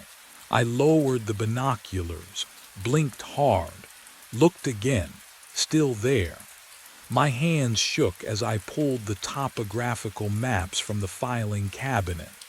The musty smell of old paper filled the cabin as I spread them across the desk. I traced every contour line, every elevation marker, every trail notation. The valley below was marked as unmapped terrain, old-growth forest, no structures, no tower. I checked the construction logs, maintenance records, radio frequencies assigned to Forest Service stations within 50 miles. Nothing. No permits. No reports. No mention of a second lookout in this sector. But I could see it through the glass, standing where nothing should exist. What would you do? Would you trust the maps? Or your own eyes? I pressed my forehead against the cold window and stared down at my impossible twin, burning its light into the gathering dark. Tomorrow I would have to go down there. I left at first light. No radio call to Dale. No logged route plan. Protocol demanded I stay at my station, but the tower below had burned through 5 nights of surveillance, and documentation wouldn't explain what my eyes had already confirmed. The descent started easy. Switchbacks I'd memorized during fire season, granite outcrops marking elevation drops. My boots found purchase on familiar trail. Then the trail ended. I pushed into old growth where no path existed, and the forest swallowed sound like water absorbing ink. My breathing should have echoed. It didn't. The snap of a branch under my weight produced only muffled pressure against my eardrums, as if the air itself had thickened into something that refused to carry vibration. Fog clung to the undergrowth, cold and stationary, defying even the slight morning breeze that should have moved through these elevation bands. The temperature dropped with each step, not the gradual cooling of descending altitude, but sudden, localized cold that raised goosebumps along my forearms despite my jacket. I tasted metal on my tongue, copper and ozone, the flavor of old batteries corroding in a drawer. Would you keep walking, knowing something fundamental had shifted, that the forest no longer obeyed the rules you'd learned across 5 years of rangering? I kept walking. 4 hours dissolved into timeless trudging. My watch hand seemed to stutter between minute marks. The compass needle drifted lazily, never quite settling on magnetic north. But the tower grew closer with each labored step, rising through the canopy like a monument to my own deteriorating certainty. Then I stood at its base, neck craned upward and my breath caught. The structure mirrored my station exactly. Same weathered planks, same Forest Service green paint faded to sage along the southern exposure. Same rusted hinges on the observation shutters. But the wood grain, the wood grain ran backwards. Every knot, every crack, every age ring flowed in perfect reverse of what physics allowed. The stairs waited. 63 steps. I knew the count without climbing because I climbed 63 steps every day to reach my own cabin. My hand gripped the railing, ice cold despite the morning sun now filtering through fog, and the wood groaned under my weight. Creak, creak, creak. Each step sang with sound the forest had refused to carry. The wrongness of it prickled across my scalp. Noise existed only here, only on this structure, as if the tower claimed exclusive rights to vibration in this dead valley. 50 steps, 55, 60. The cabin door stood slightly ajar, and through the gap I saw the corner of a desk I recognized. But from inside that sliver of darkness, something else waited. The faint scent of coffee I'd brewed 4 hours ago, 1,500 vertical feet above me, in a tower that should have been the only one for 20 miles. I reached for the door and heard breathing that wasn't mine. I pushed the door open. The breathing stopped. The cabin was empty, but occupied. That metallic scent hung heavier here, coating the back of my throat like old pennies. Every object sat exactly where mine did, 7,000 feet above. The desk faced the same western window. The propane heater squatted in the same corner. Even the coffee mug rested on the same warped plank, brown ring staining the wood. I stepped inside. The floor groaned, wrong pitch, half a note too low. My desk, my chair, my radio mounted on the wall, call numbers matching. The dials were set to Dale's frequency. I touched the mug, still warm. My hand jerked back. The coffee inside steamed faintly, surface tension unbroken. Someone had poured this minutes ago. But the cabin stretched empty around me, silent except for my own ragged breathing. The log book sat open on the desk. I knew that binding. Forest Service issue, olive drab canvas, corners reinforced with brass. I'd filled 3 of them over the years. This one looked newer, pages still crisp. But the handwriting. Oh, no, my handwriting. The cramped capitals I used for dates. The way my capital R looped too far left. Entry after entry marching down pages in ink I recognized from my own pen. March 15th. Clear skies. Patrol route Alpha complete. No smoke. I'd never written those words. March 15th I'd been at my tower, the real one, documenting the same clear skies in my own log book. My fingers trembled as I turned pages. April 9th, May 22nd, June 3rd, all in my hand, all impossible. The dates stretched back exactly 6 months, and the final entry written this morning read, "If you are reading this, you have 4 hours before you become me." My fingers found the last page.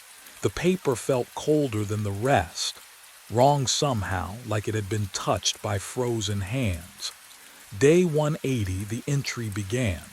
My own handwriting, but the letters pressed deeper into the page. Desperate, still seeing the fake tower. The ink had smudged in one corner, a thumbprint I recognized. Mine. Every 6 months I've watched it burn through the night. Today I hiked to it. The metallic smell in the air grew sharper. I could taste copper on my tongue, found myself inside. My chest tightened. The words blurred, then refocused. This is my last entry before I disappear. If you are reading this, you are me. You hiked to your own tower. The cabin creaked. Just the wind, I told myself, just settling wood, but the sound came from inside, not outside. A floorboard compressed under weight I couldn't see. The final sentence waited at the bottom of the page. Look behind you. 2 words. 3 syllables. They shouldn't have had power. But my hands started shaking so hard the logbook rattled against the desk. What would you do? If your own handwriting commanded you to turn around in an impossible place, would you obey? I didn't want to, oh God.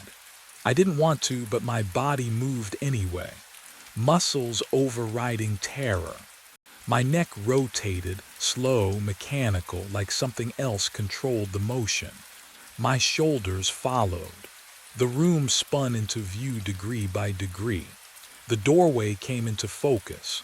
My breath stopped, not because I couldn't breathe, because something in my lungs forgot how. The air turned solid in my throat, trapped, burning.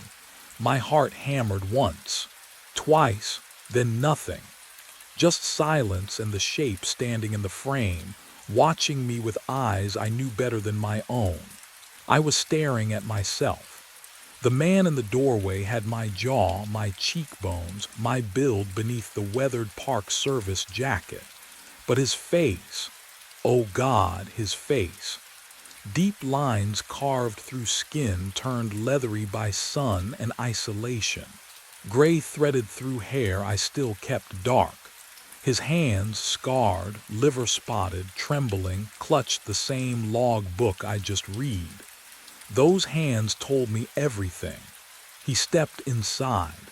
The floorboards creaked under boots I recognized. The left heel worn on the outside edge just like mine. The metallic smell of the valley clung to him, mixed with old paper and wood smoke. You're wondering if this is real. His voice scraped out rough, aged, but the cadence was mine. The exact rhythm I used when talking to myself during long shifts. It is. I couldn't move, couldn't speak. He set the logbook on the desk between us. Every 6 months we hiked to our reflection tower. His finger, my finger, gnarled and thick-knuckled, traced the wood grain. Every time we replace ourselves. Enno, I've been you 9 times, Marcus. Hearing my name in that ruined voice shattered something inside me. What did he mean by replace? The word hung in the cold air like a threat, but I couldn't grasp its full weight yet. He moved closer. I saw the scar above his left eyebrow, the one I got falling from a ladder at age 12. Another on his knuckle from Eleanor's broken coffee mug during our last fight. Every mark was mine. Tonight, he reached toward me, and the lamplight caught the deep exhaustion in eyes I'd seen in mirrors for 34 years. Tonight you become me. The room tilted. My hands, I looked down at my hands, and felt the first cold prickle of change crawling beneath my skin. He extends the logbook toward me, and I take it. The leather cover feels cold, too cold. Wrong temperature for skin contact, like holding something that's been buried underground. My fingers close around it. Oh no. The hands gripping the spine aren't mine. They can't be mine. Liver spots bloom across the knuckles like bruises spreading under time-lapse photography. The skin sags, papery thin, revealing blue veins that map decades I haven't lived. A scar cuts across my left thumb, white and ancient. I got that scar. When? I remember now, splitting kindling, February, years ago, but it happened yesterday. My breath comes shallow, fast. I force myself to look at my arms.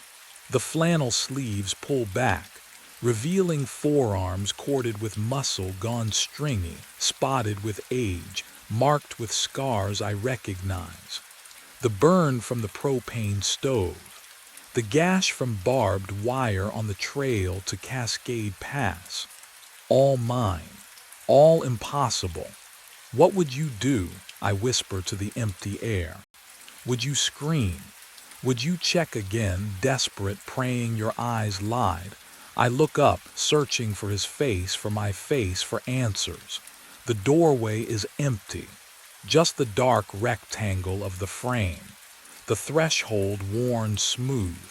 The hinges silent. He's gone. But I didn't hear him leave. Didn't hear the floor creak. Didn't hear breathing stop or footsteps begin. Then a stair groans below me. The third step from the top. I know its voice. I've climbed those stairs 1,000 times, learned which boards sing and which stay silent. Another creak. Fifth step. Descending in the measured rhythm of someone who knows the tower's skeleton as well as his own. I lunge toward the window. My joints ache. When did that start? My knees crack as I move, sounds I've never made, sounds that belong to my father, not me. I press my weathered palms against the glass, smudging it with prints that look nothing like the ones I left this morning. Down below, emerging from the base of the tower, a figure. He wears my jacket. The blue one Alina gave me for our anniversary. My pack bounces against his shoulders, young shoulders, straight and strong. His gait is easy, familiar. I watch him navigate the rocks at the clearing's edge, stepping exactly where I would step, favoring his left leg slightly because of the old soccer injury that never quite healed. He doesn't look back. Why would he? He thinks he escaped, thinks he discovered the truth and walked away free, thinks the nightmare lives down here in this valley, and safety waits up there in his tower, my tower. His tower now. The forest swallows him between two cedars and he's gone, hiking back up the mountain, back to Pinnacle Watch, back to the radio and the log book and the light he'll see in 6 months, burning down here in the valley like a promise, like a mouth opening. The silence that follows his departure isn't peaceful. It's hungry. I stand at the window, my aged reflection staring back from the glass, and realize I can't remember my own voice anymore. Can't remember what it felt like to speak his name, my name, Alina's name. I open my mouth to test it. Nothing. Not even a whisper. Not even breath shaped into sound. My throat works, muscles contracting, but the air passes through dead and mute. The tower has already begun taking what it needs. My voice first, then memory, then self. But what comes after silence, I'm only beginning to understand.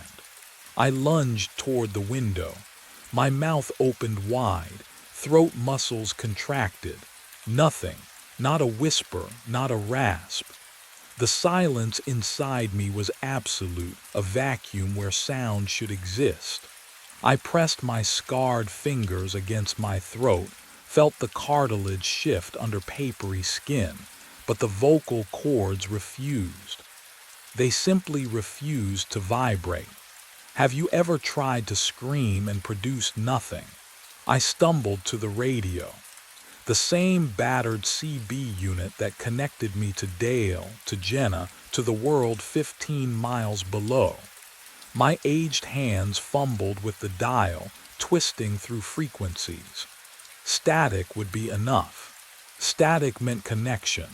Static meant I still existed somewhere in the signal. The speaker gave me silence. Dead air, complete and total. I pressed the transmit button, released, pressed again. The red indicator light didn't even flicker. I shook the unit, childish, desperate, but the metal casing felt wrong in my grip. Lighter, hollow, as if the components inside had rotted away decades ago. The metallic smell thickened around me, coating my tongue with the taste of old pennies. I reached for my wallet with trembling hands. The leather felt cold, unfamiliar. Inside, the photograph of Alina smiled up at me from our anniversary dinner, the same image I'd carried for 2 years since the divorce. But something had shifted. Her face, oh God, her face was turned away now. Not erased, not gone, just angled toward the restaurant window instead of the camera. The smile remained, but it wasn't for me anymore. It never had been in this version of the past. Can you imagine watching your own history rewrite itself? The tower creaked around me, settling, digesting. I was being unmade, thread by thread, erased from every frequency and photograph and memory. And somewhere above me, my younger self was climbing back into Pinnacle Watch, convinced he'd escaped. But 6 months from now, he'd see the light. The days blur into weeks, weeks into months. I document the weather, record false patrol routes, fill the log book with my handwriting because that is what the tower demands. The pen feels foreign in my scarred hands, but the letters form themselves, muscle memory older than thought. On day 173, the light appears, not in this valley, but across the impossible distance, burning in my original tower. Pinnacle Watch glows through the fog, and I lift the binoculars with hands that shake from more than age. Through the lenses, I see him, myself, younger, leaning forward at the observation deck, scanning for smoke. He spotted it. I watch him radio it in. Watch him pace the cabin floor 3 nights running. The static crackles even here, metallic taste flooding my mouth, copper and cold. He doesn't know yet, can't know. The tower protects its secret until the moment of replacement. On day 180, he descends. I track his progress through the old-growth forest, his pack bobbing between trees. 4 hours. The same route I took. The same certainty driving each step. I lower the binoculars when he reaches the valley floor, because I cannot watch him climb these stairs, cannot witness the moment his hands touch this railing, still warm from my grip. Instead, I open the logbook, write the final entry. If you are reading this, you are me. You hike to your own tower, look behind you. The ink dries, footsteps creak on the stairs outside. I stand, turn toward the doorway. He'll need the logbook. He'll need to understand, though understanding changes nothing. The door swings open and I see my own face, younger and terrified, staring back at me. The cycle completes. I hand him the book and step toward the stairs, toward the forest, toward 6 months of forgetting. The tower has always been patient. The tapping started at midnight. Metal on metal, rhythmic, deliberate. 3 slow beats, pause, 3 more. I stood in the control room, coffee halfway to my lips, listening. The fluorescent bulbs buzzed overhead. Country music played low on the radio, but beneath it all that sound. Tap, tap, tap. It came from outside, from the silos. I set the mug down and stepped into the cold. March air bit through my jacket as I walked the gravel lot listening. The sound grew louder near Silo 4, 80 feet of concrete rising into darkness. I tilted my head back, staring at the peak. The tapping came from inside. My hands found the ladder rungs, cold metal slick with night moisture. I climbed. One rung, another. The ground dropped away beneath me. Wind pulled at my shoulders. What would you do? Hearing something impossible in the dead of night, knowing you're the only soul for miles. The platform swayed as I stepped onto it. Wheat dust hung in the air, coating my throat. I fumbled for my flashlight, clicked it on. The beam swept across the grained surface and froze. The wheat had been disturbed, patterns carved into it, not random. Letters. Words gouged deep into the golden surface, shadows making them legible. Help buried 40 feet down. My heart slammed against my ribs. I knelt at the edge, hand hovering over the letters. The grain felt wrong, too cold, like touching January snow, not dried wheat. Who could write this? Who could be? I smoothed the wheat flat with shaking palms, erased the words, made the surface level again. Below, in the control room, the radio dissolved into static, and the tapping stopped. The patterns were back. I climbed Silo 4 at 11:47, telling myself I'd imagined it all.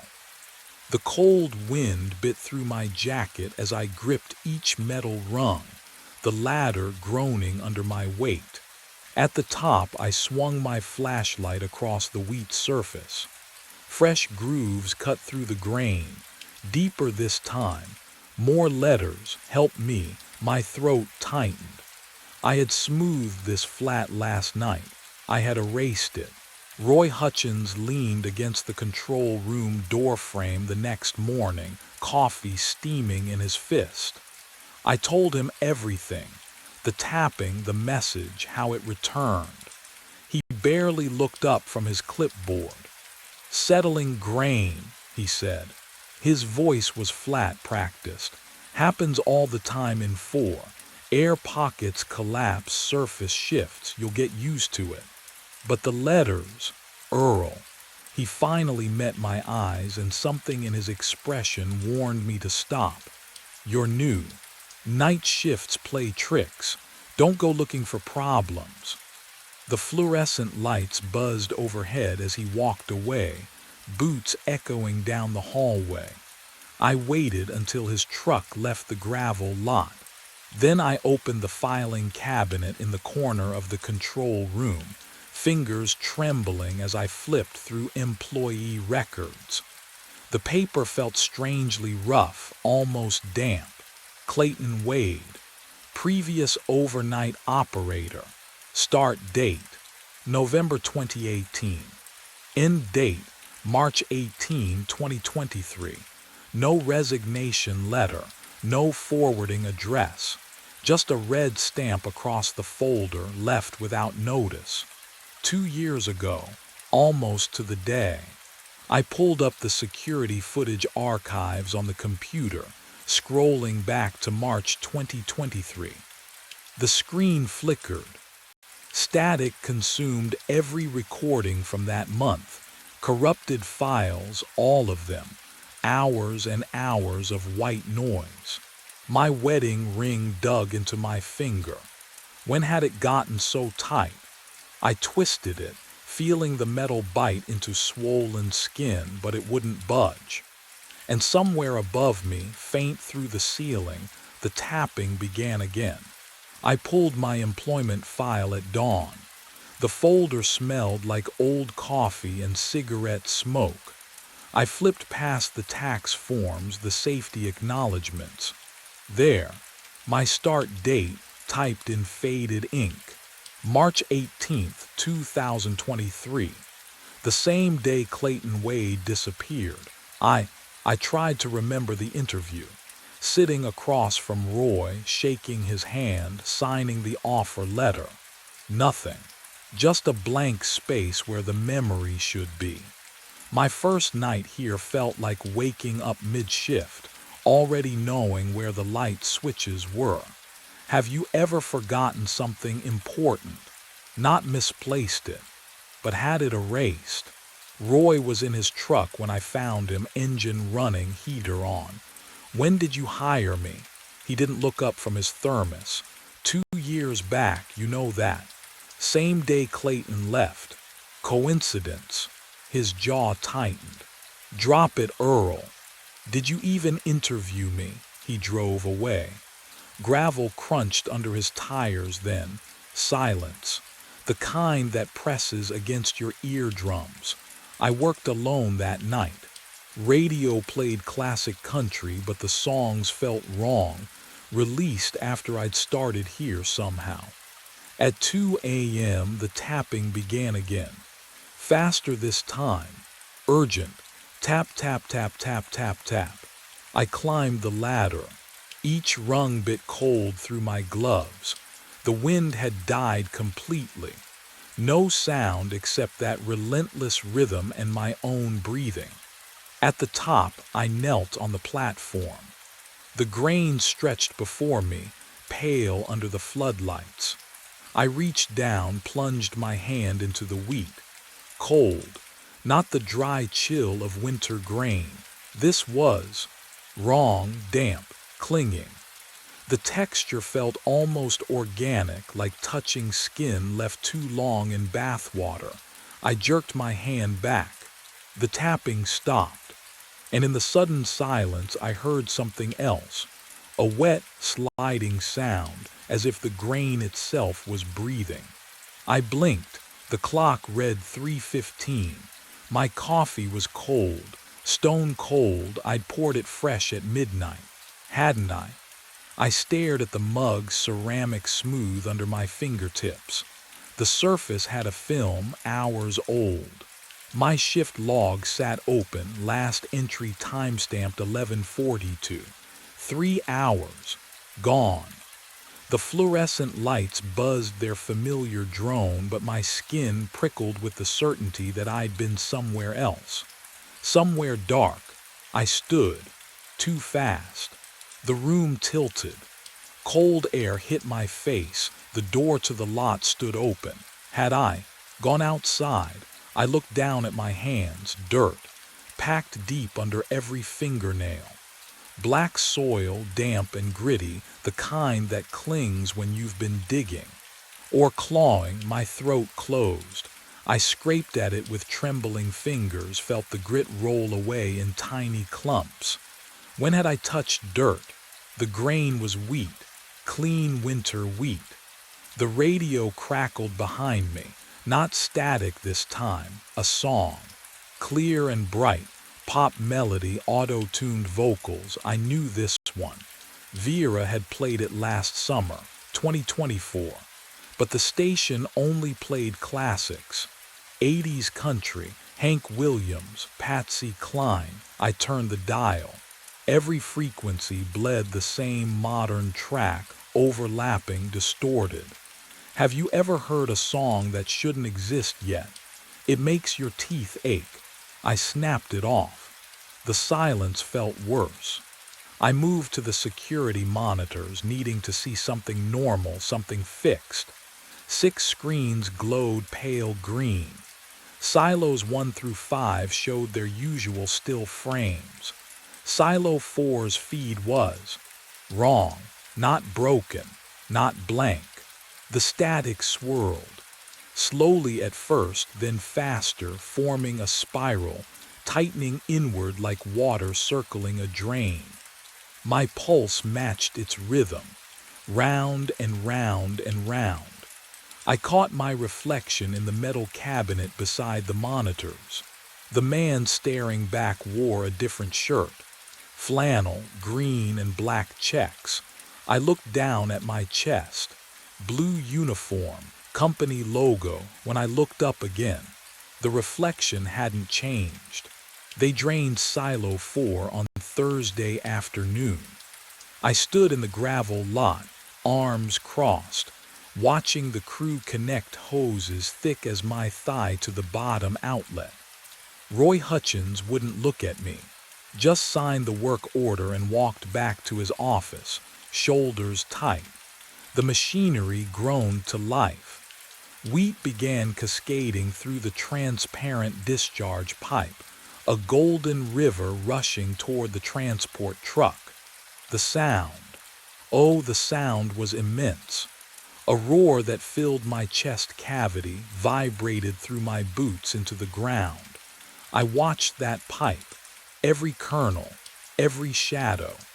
The crew supervisor, a man named Dale with a clipboard, kept glancing at his watch.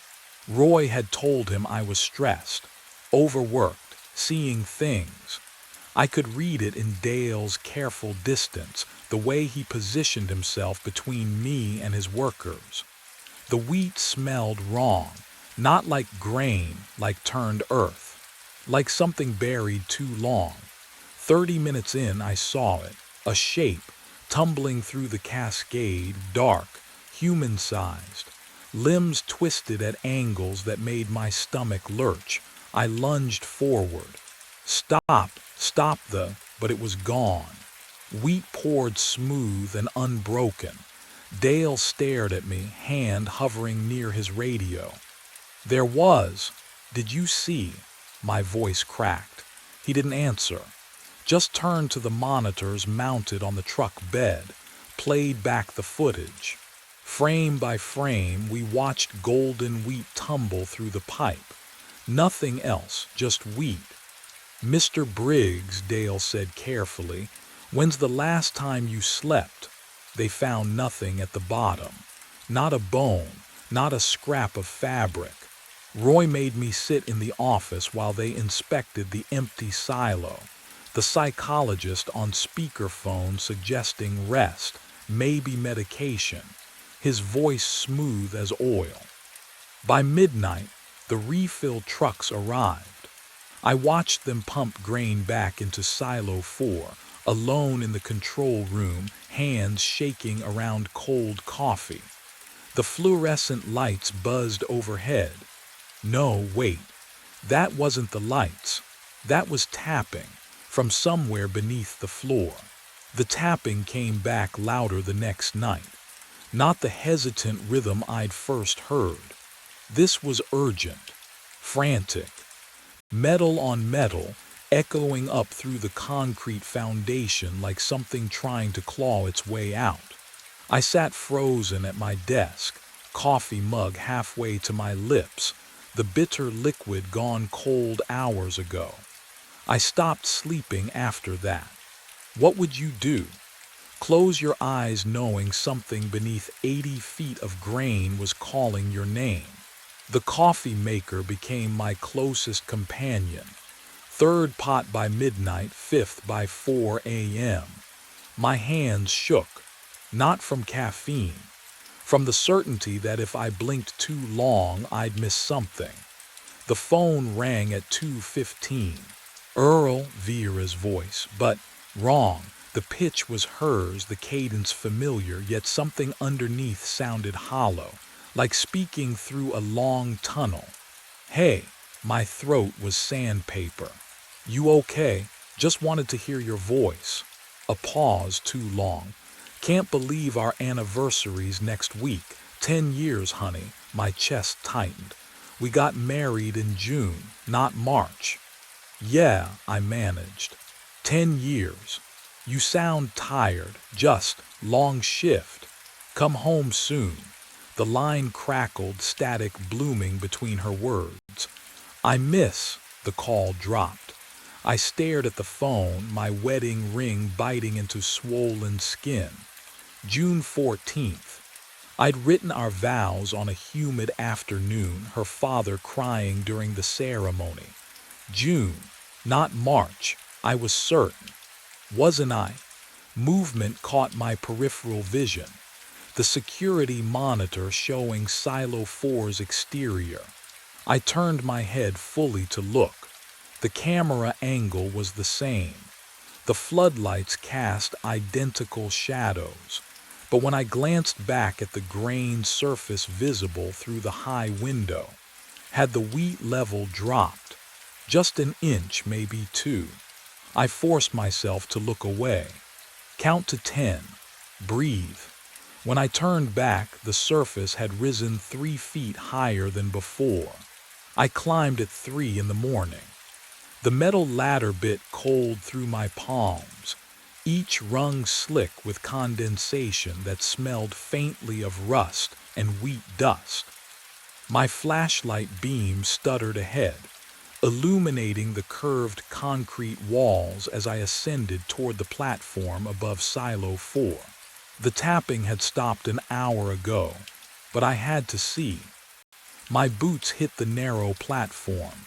It swayed just slightly. The grained surface spread below, pale and rippled like skin. And there, carved deep into the wheat, letters 2 feet high, sharp-edged and deliberate, "I am you." Fell March 2023, suffocating. You are standing on me. My breath caught. The flashlight trembled in my grip, standing on me. I took a step back. The platform groaned, metal singing under my weight, and beneath my feet I felt it, a vibration, rhythmic like something, pounding. Can you imagine reading your own death written in grain? The surface began to move, not settling, not shifting, moving.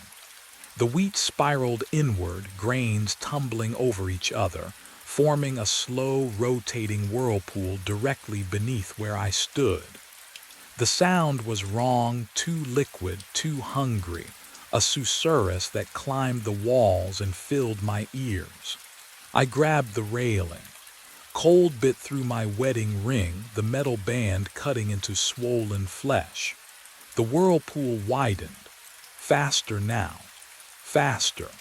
Grain cascading into darkness, falling into some impossible void 40 feet down. And from that churning center rose a sound that froze every nerve in my body.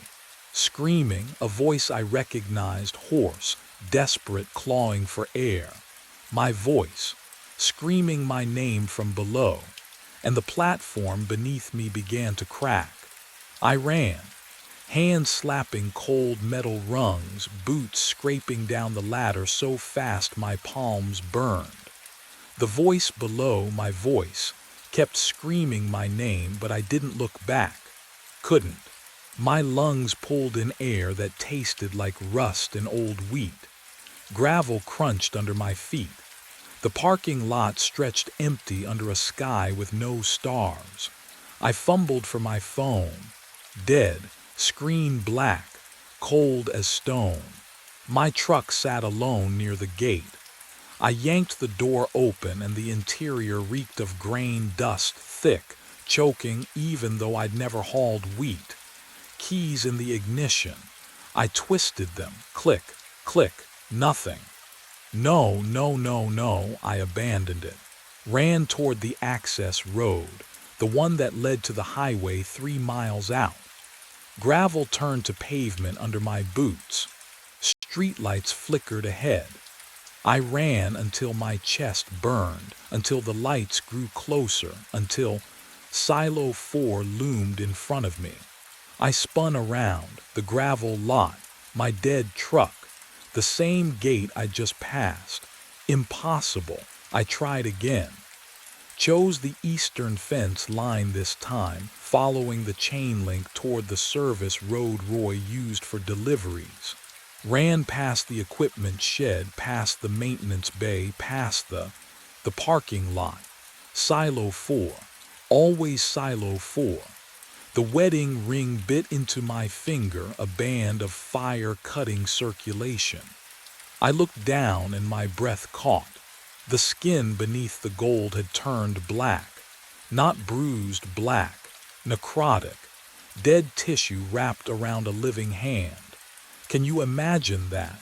Seeing your own flesh rotting while your heart still beats. I staggered to the truck, wrenched the rear-view mirror toward my face. Oh, the man staring back had sunken eyes, deep hollows carved beneath the cheekbones. Skin gray as winter fog, lips cracked and bloodless. I touched my face and felt cold meat, the texture all wrong, like touching someone else's corpse. I had been dead. Maybe still was. Time wasn't moving forward anymore. It was collapsing inward, folding back on itself like grain swirling down a drain. The facility had become a loop, and I was caught in the center, spiraling toward something inevitable. My hand moved to the truck door. I didn't tell it to. My legs carried me back across the gravel, back toward the ladder, back toward the platform where the grain was waiting. My hands gripped the cold rungs. I don't remember deciding to climb. The ladder pulls me upward, rung after rung, my body obeying commands I never gave. The metal is ice against my palms, but I can't feel pain anymore, just pressure. The platform waits above. I haul myself onto it. The grain surface spreads before me, pale under the single bulb. The wheat smells wrong, not musty, but sweet, rot sweet, like flowers left too long in a closed room. The metal grate creaks beneath my weight. It shouldn't creak. I've stood here 20 times, maybe more. But tonight the bolts groan and the platform tilts, the world drops. I fall. Grain rushes up, swallows me. My mouth opens to scream and wheat pours in, dense and choking. The cold shocks through my chest. I thrash, kick. The grain compresses around my legs, my waist, a vice tightening with every movement. 40 feet down. How far have I fallen? My lungs burn. Wheat fills my throat. I claw upward, but the surface is gone, buried, suffocating, and then I hear it. Tap, tap, tap. Metal on metal, someone on the ladder above. Footsteps crossing the platform, the new platform, whole again, time resetting. A man's breath ragged with fear. He's looking down at the grain, at the patterns forming. I know that breathing. Oh, God, it's mine. The operator above me is Earl Briggs, arriving for his first shift, March 18th, 2023. And I am Clayton Wade, have been Clayton Wade, buried for 2 years beneath 40 feet of winter wheat, tapping, writing, begging to be heard.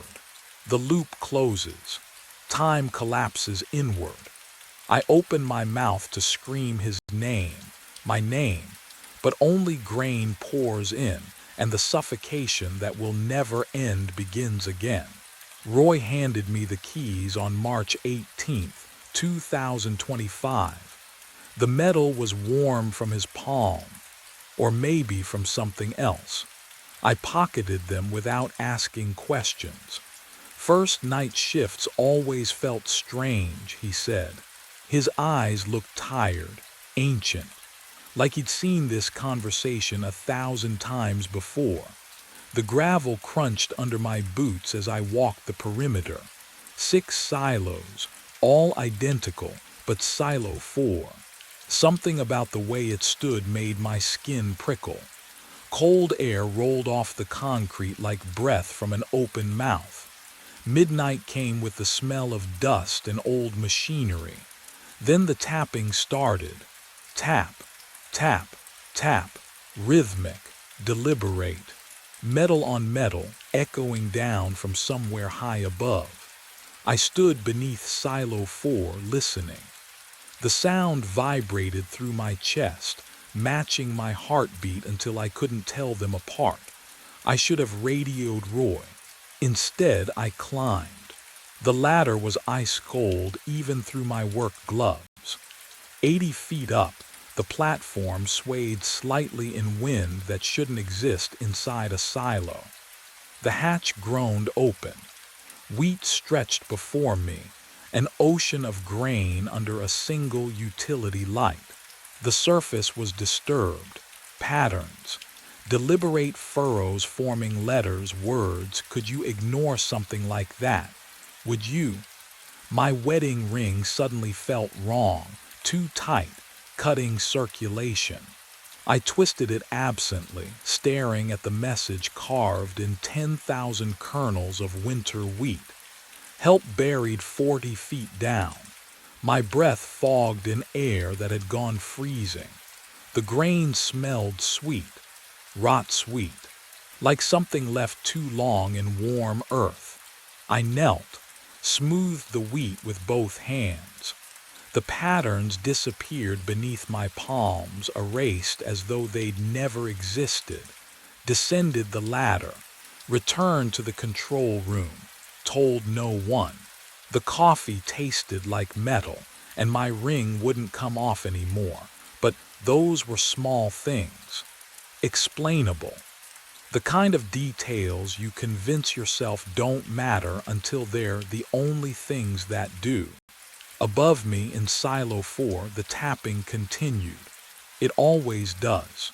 The steam in the mirror was clearing. I stood frozen in the bathroom, knuckles white against the porcelain sink. The shower had been running when I walked in. Still running.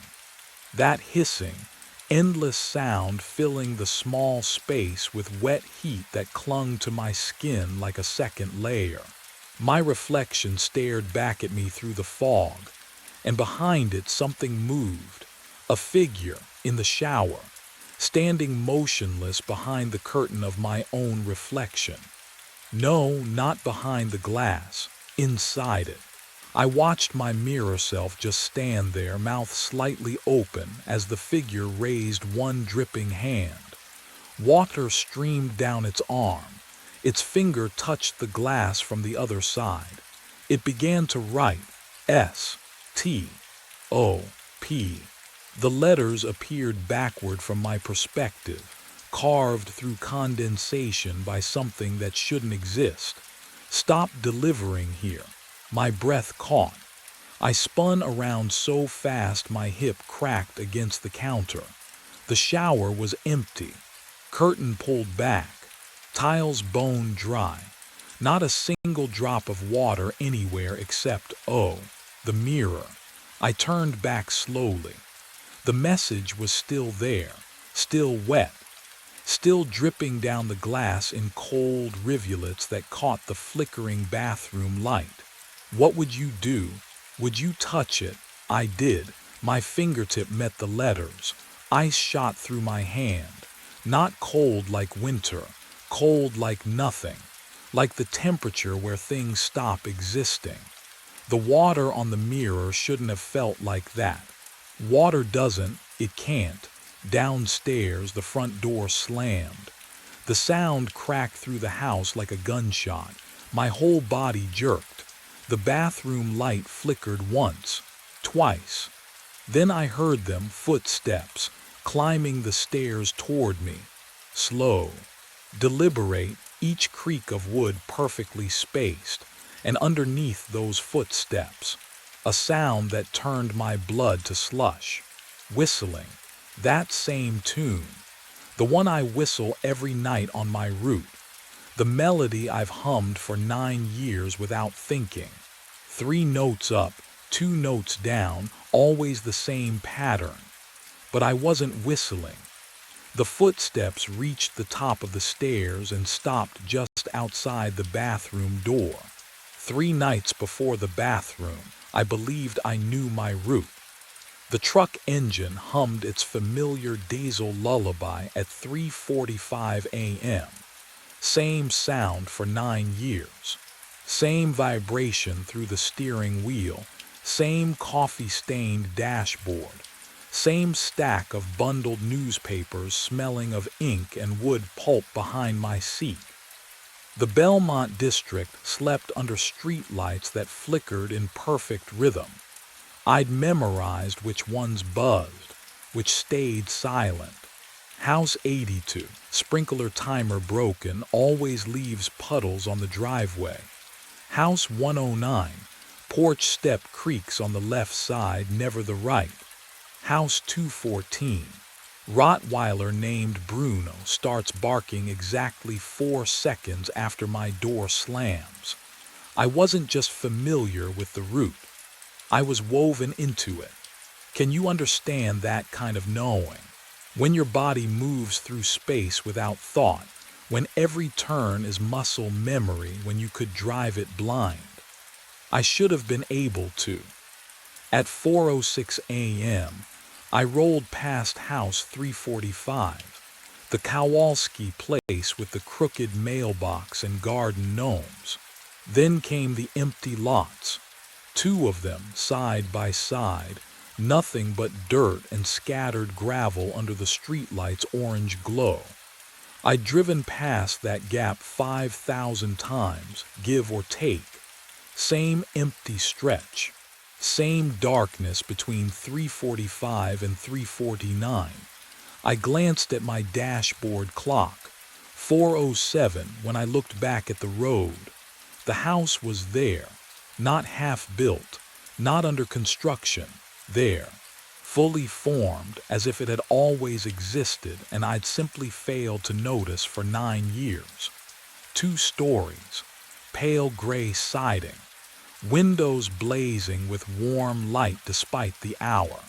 The lawn was flawless, not the patchy brown of the lots surrounding it, but deep green, manicured, glistening with fresh dew that shouldn't exist in October's dry cold. The mailbox stood at the curb, pristine white, no name, no number. Just waiting, my foot eased off the gas. The truck slowed. I should have stopped, should have backed up, confirmed what I was seeing, but routines have gravity.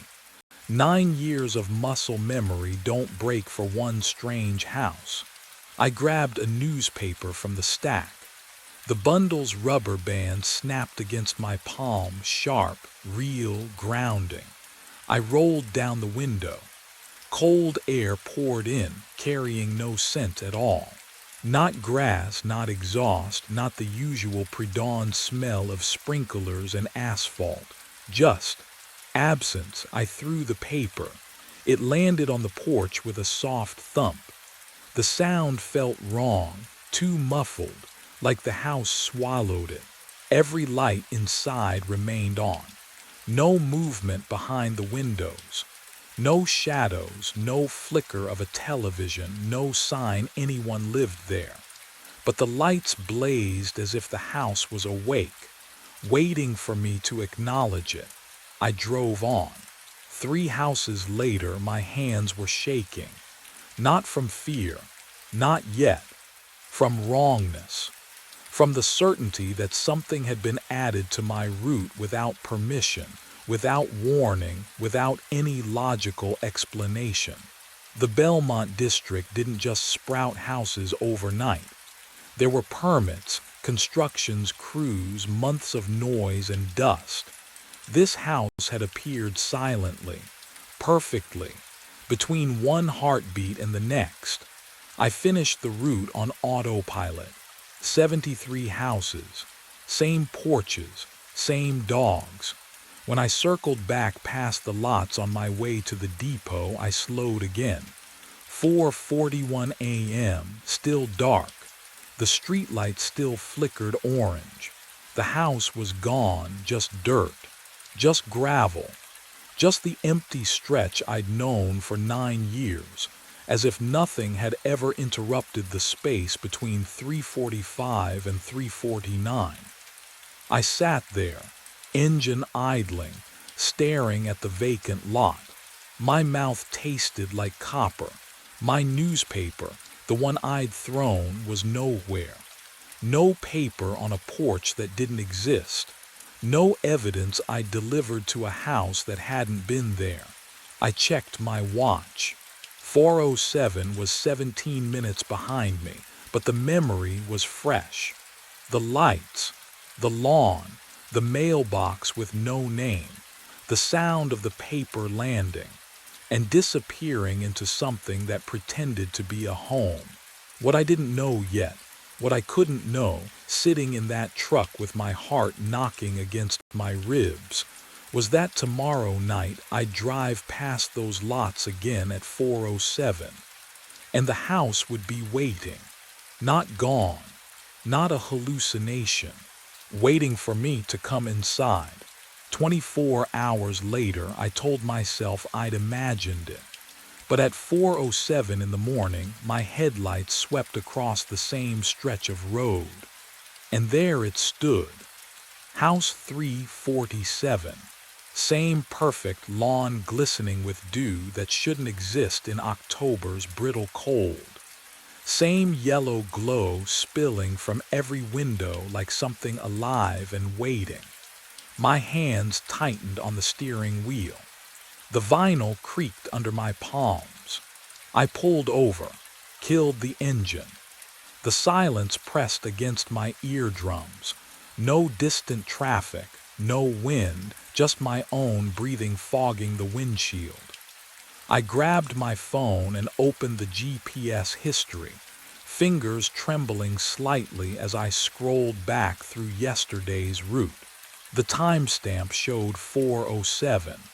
The coordinates placed me exactly here. The map displayed an empty lot. I zoomed in. Satellite view. Street view. Nothing but dirt and scattered gravel where the house blazed in front of me, close enough to see the porch light's filament glowing orange through frosted glass. I checked the county assessor's website, each page loading with agonizing slowness. Parcel number confirmed, vacant land, no permits, no construction history. Last transaction 23 years ago. I stepped out of the truck. Gravel crunched under my boots, real, solid, exactly the texture I expected. The cold bit through my jacket, sharp and medicinal like the air before snow. I raised my phone, framed the house in the camera. The shutter clicked. The screen showed dirt, weeds, empty space. I lowered the phone. The house stood there, undeniable, its siding almost luminous in the pre-dawn darkness. But when I glanced at it from the corner of my eye, something shifted. The edges shimmered, rippled, like heat waves rising from summer asphalt, except the air was freezing. Have you ever doubted your own senses? Wondered if the boundary between you and madness is thinner than you thought? I started toward the porch and heard it, faint but unmistakable.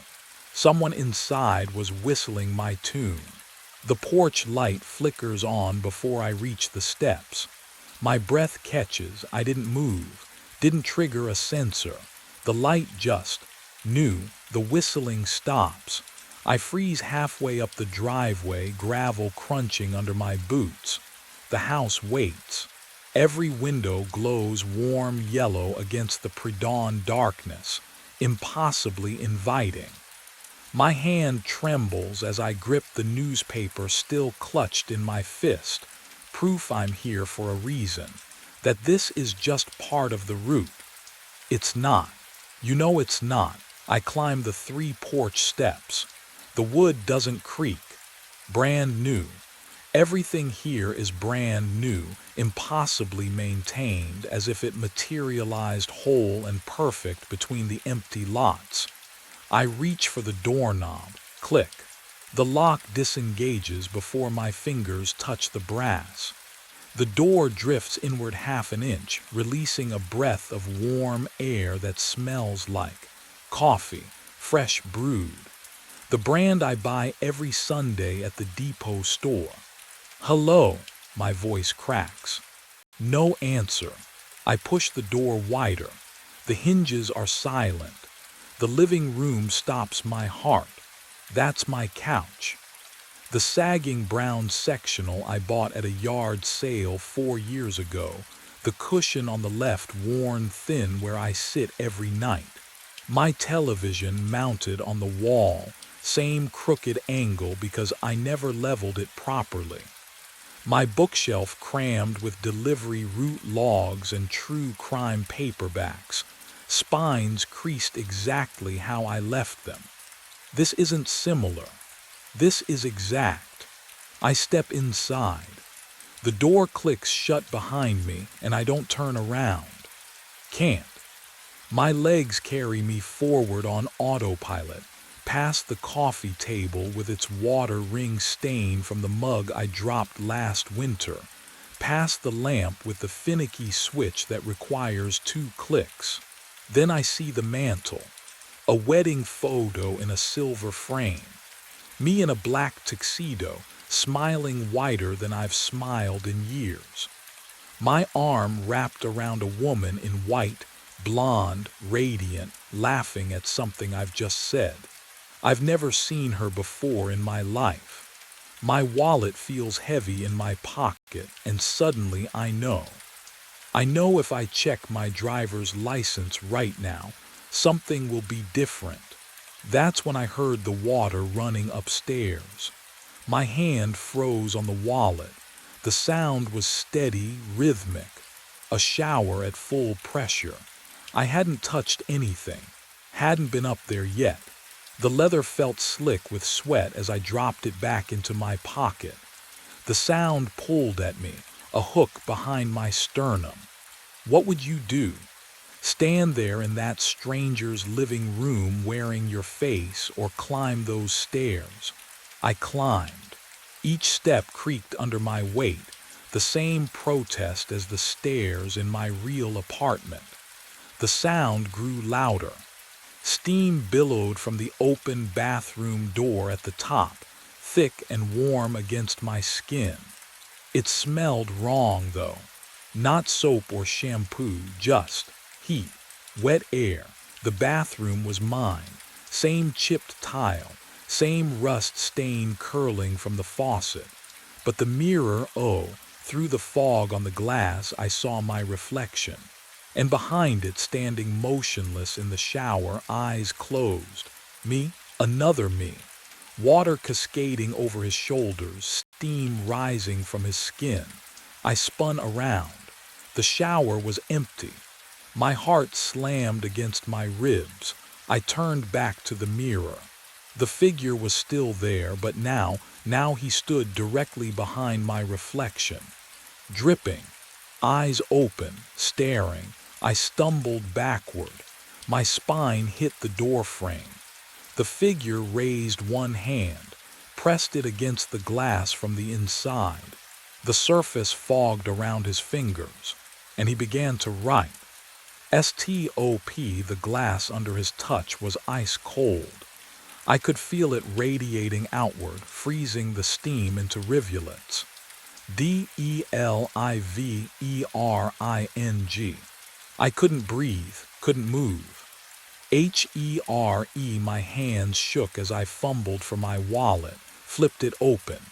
Driver's license behind the plastic window. Lyle Carpenter, 347. The house number stared back at me. Downstairs, the front door slammed shut. I didn't wait for the footsteps.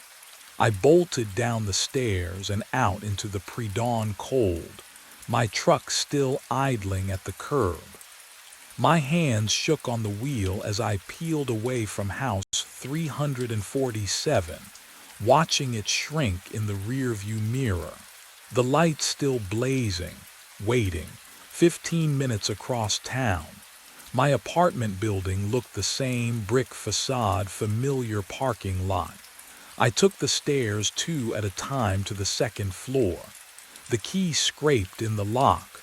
Wrong. Not broken, just resistant, like the metal didn't quite remember the shape of the pins.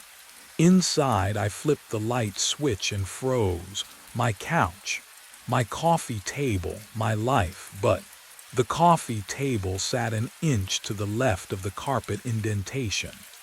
The bookshelf stretched taller than I remembered. its top shelf just brushing the ceiling.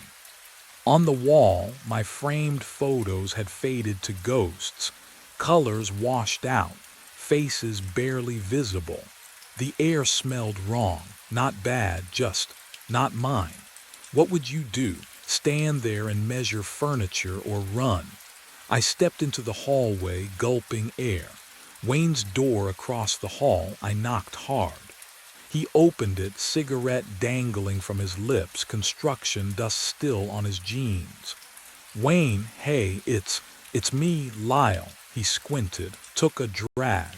Sorry, man, you got the wrong apartment or something. I live right there. I pointed at my door. 2 years now, we've talked. You know me. Wayne's expression didn't change. Polite, patient, the way you look at a stranger. Don't think so, buddy. He closed the door softly. My phone buzzed. Gloria. Lyle. Dispatch needs to update your file. You've got the apartment on Maple listed as your residence, but the system shows no lease history. Never has.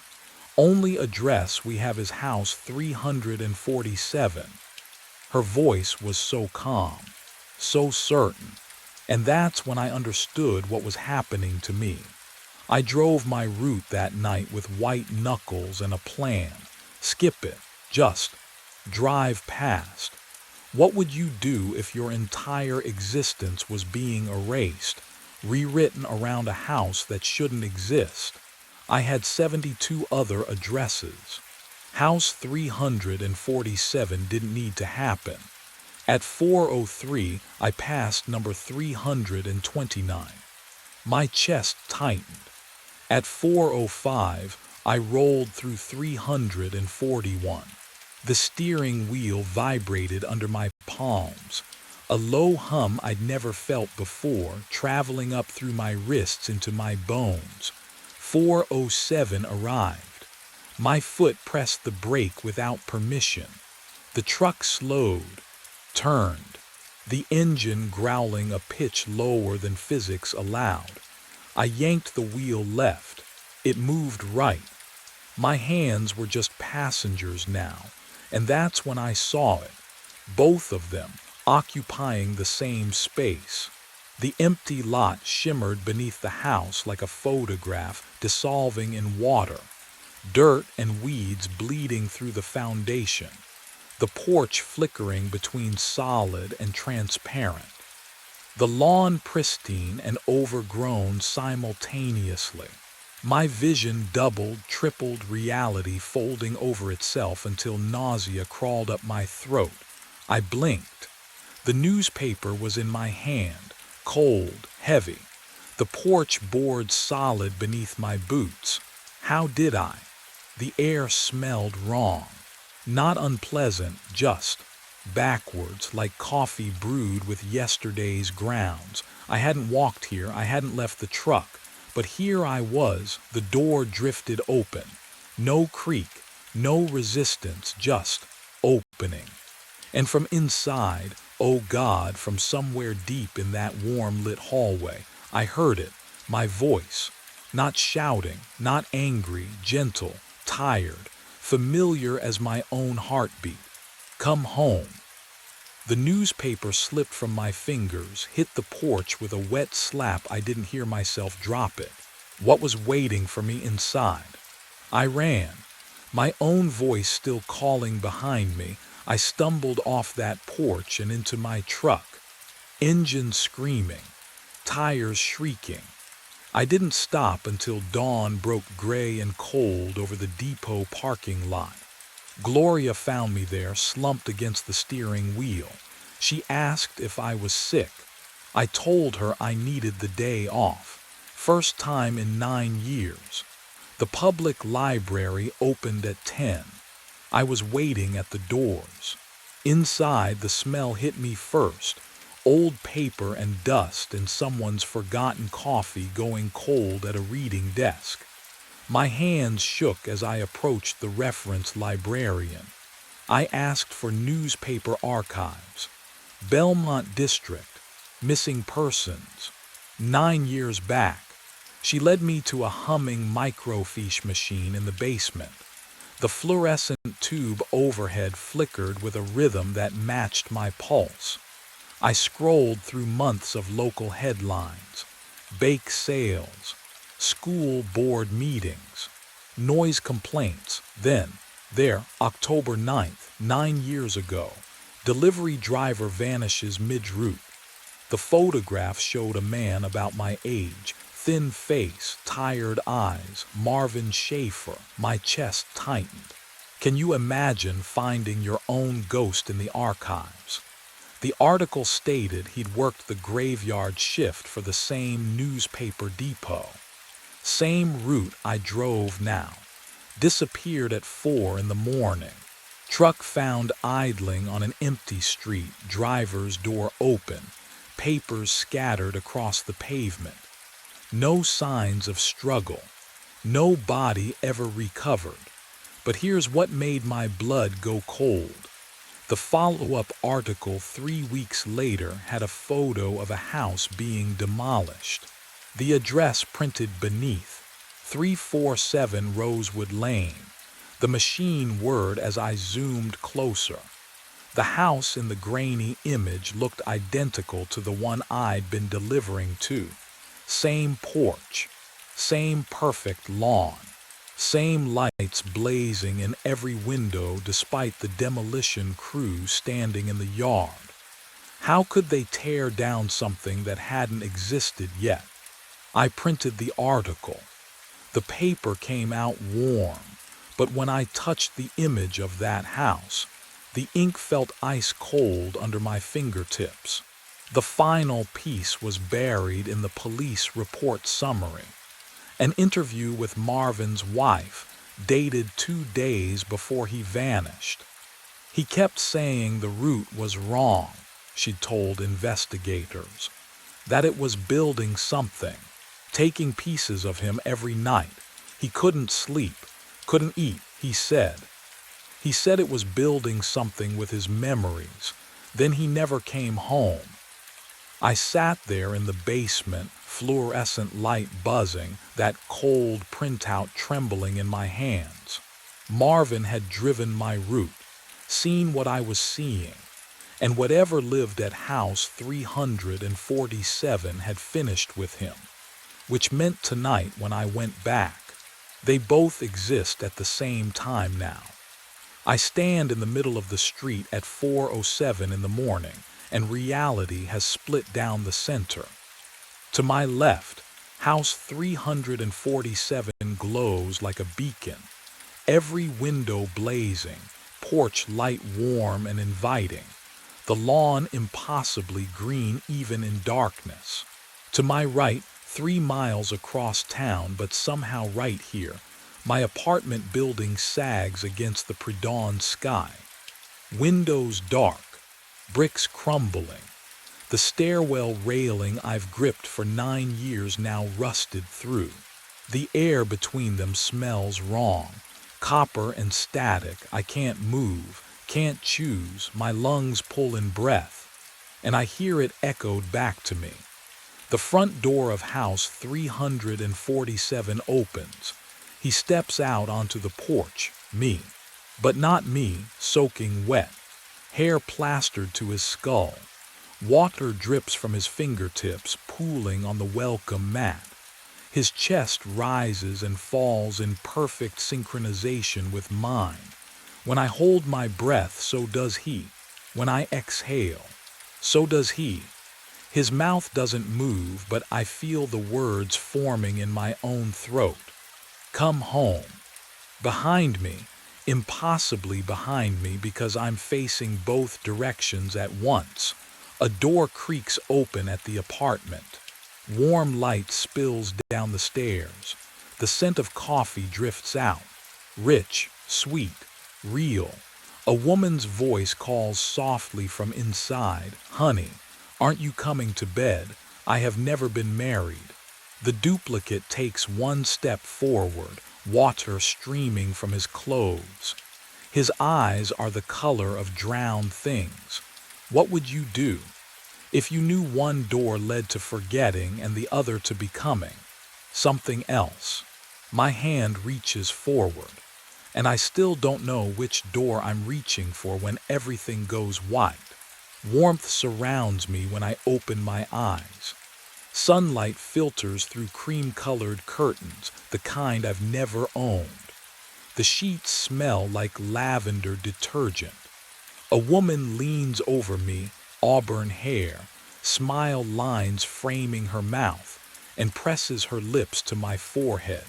"Morning, sweetheart," she says. I don't know her name. My mouth opens anyway. "Morning." She pads toward the doorway, humming something familiar. The smell of coffee drifts up from downstairs, rich and dark. My body sits up, swings legs over the side of the bed, stands. I'm not telling it to do these things, but it feels right, natural, like I've done this 1,000 mornings before. The shower runs hot. Steam clouds the mirror. I don't look at my reflection. Downstairs, she set out breakfast, scrambled eggs, toast with butter melting into golden pools. I taste nothing. My jaw chews. My throat swallows. She kisses my cheek as I stand, her hand warm against my shoulder. "Drive safe," she whispers. I want to ask her who she is. I want to scream. My lips smile instead. The front door clicks shut behind me. The driveway stretches ahead, and there my truck. Faded blue paint. Dent in the rear bumper.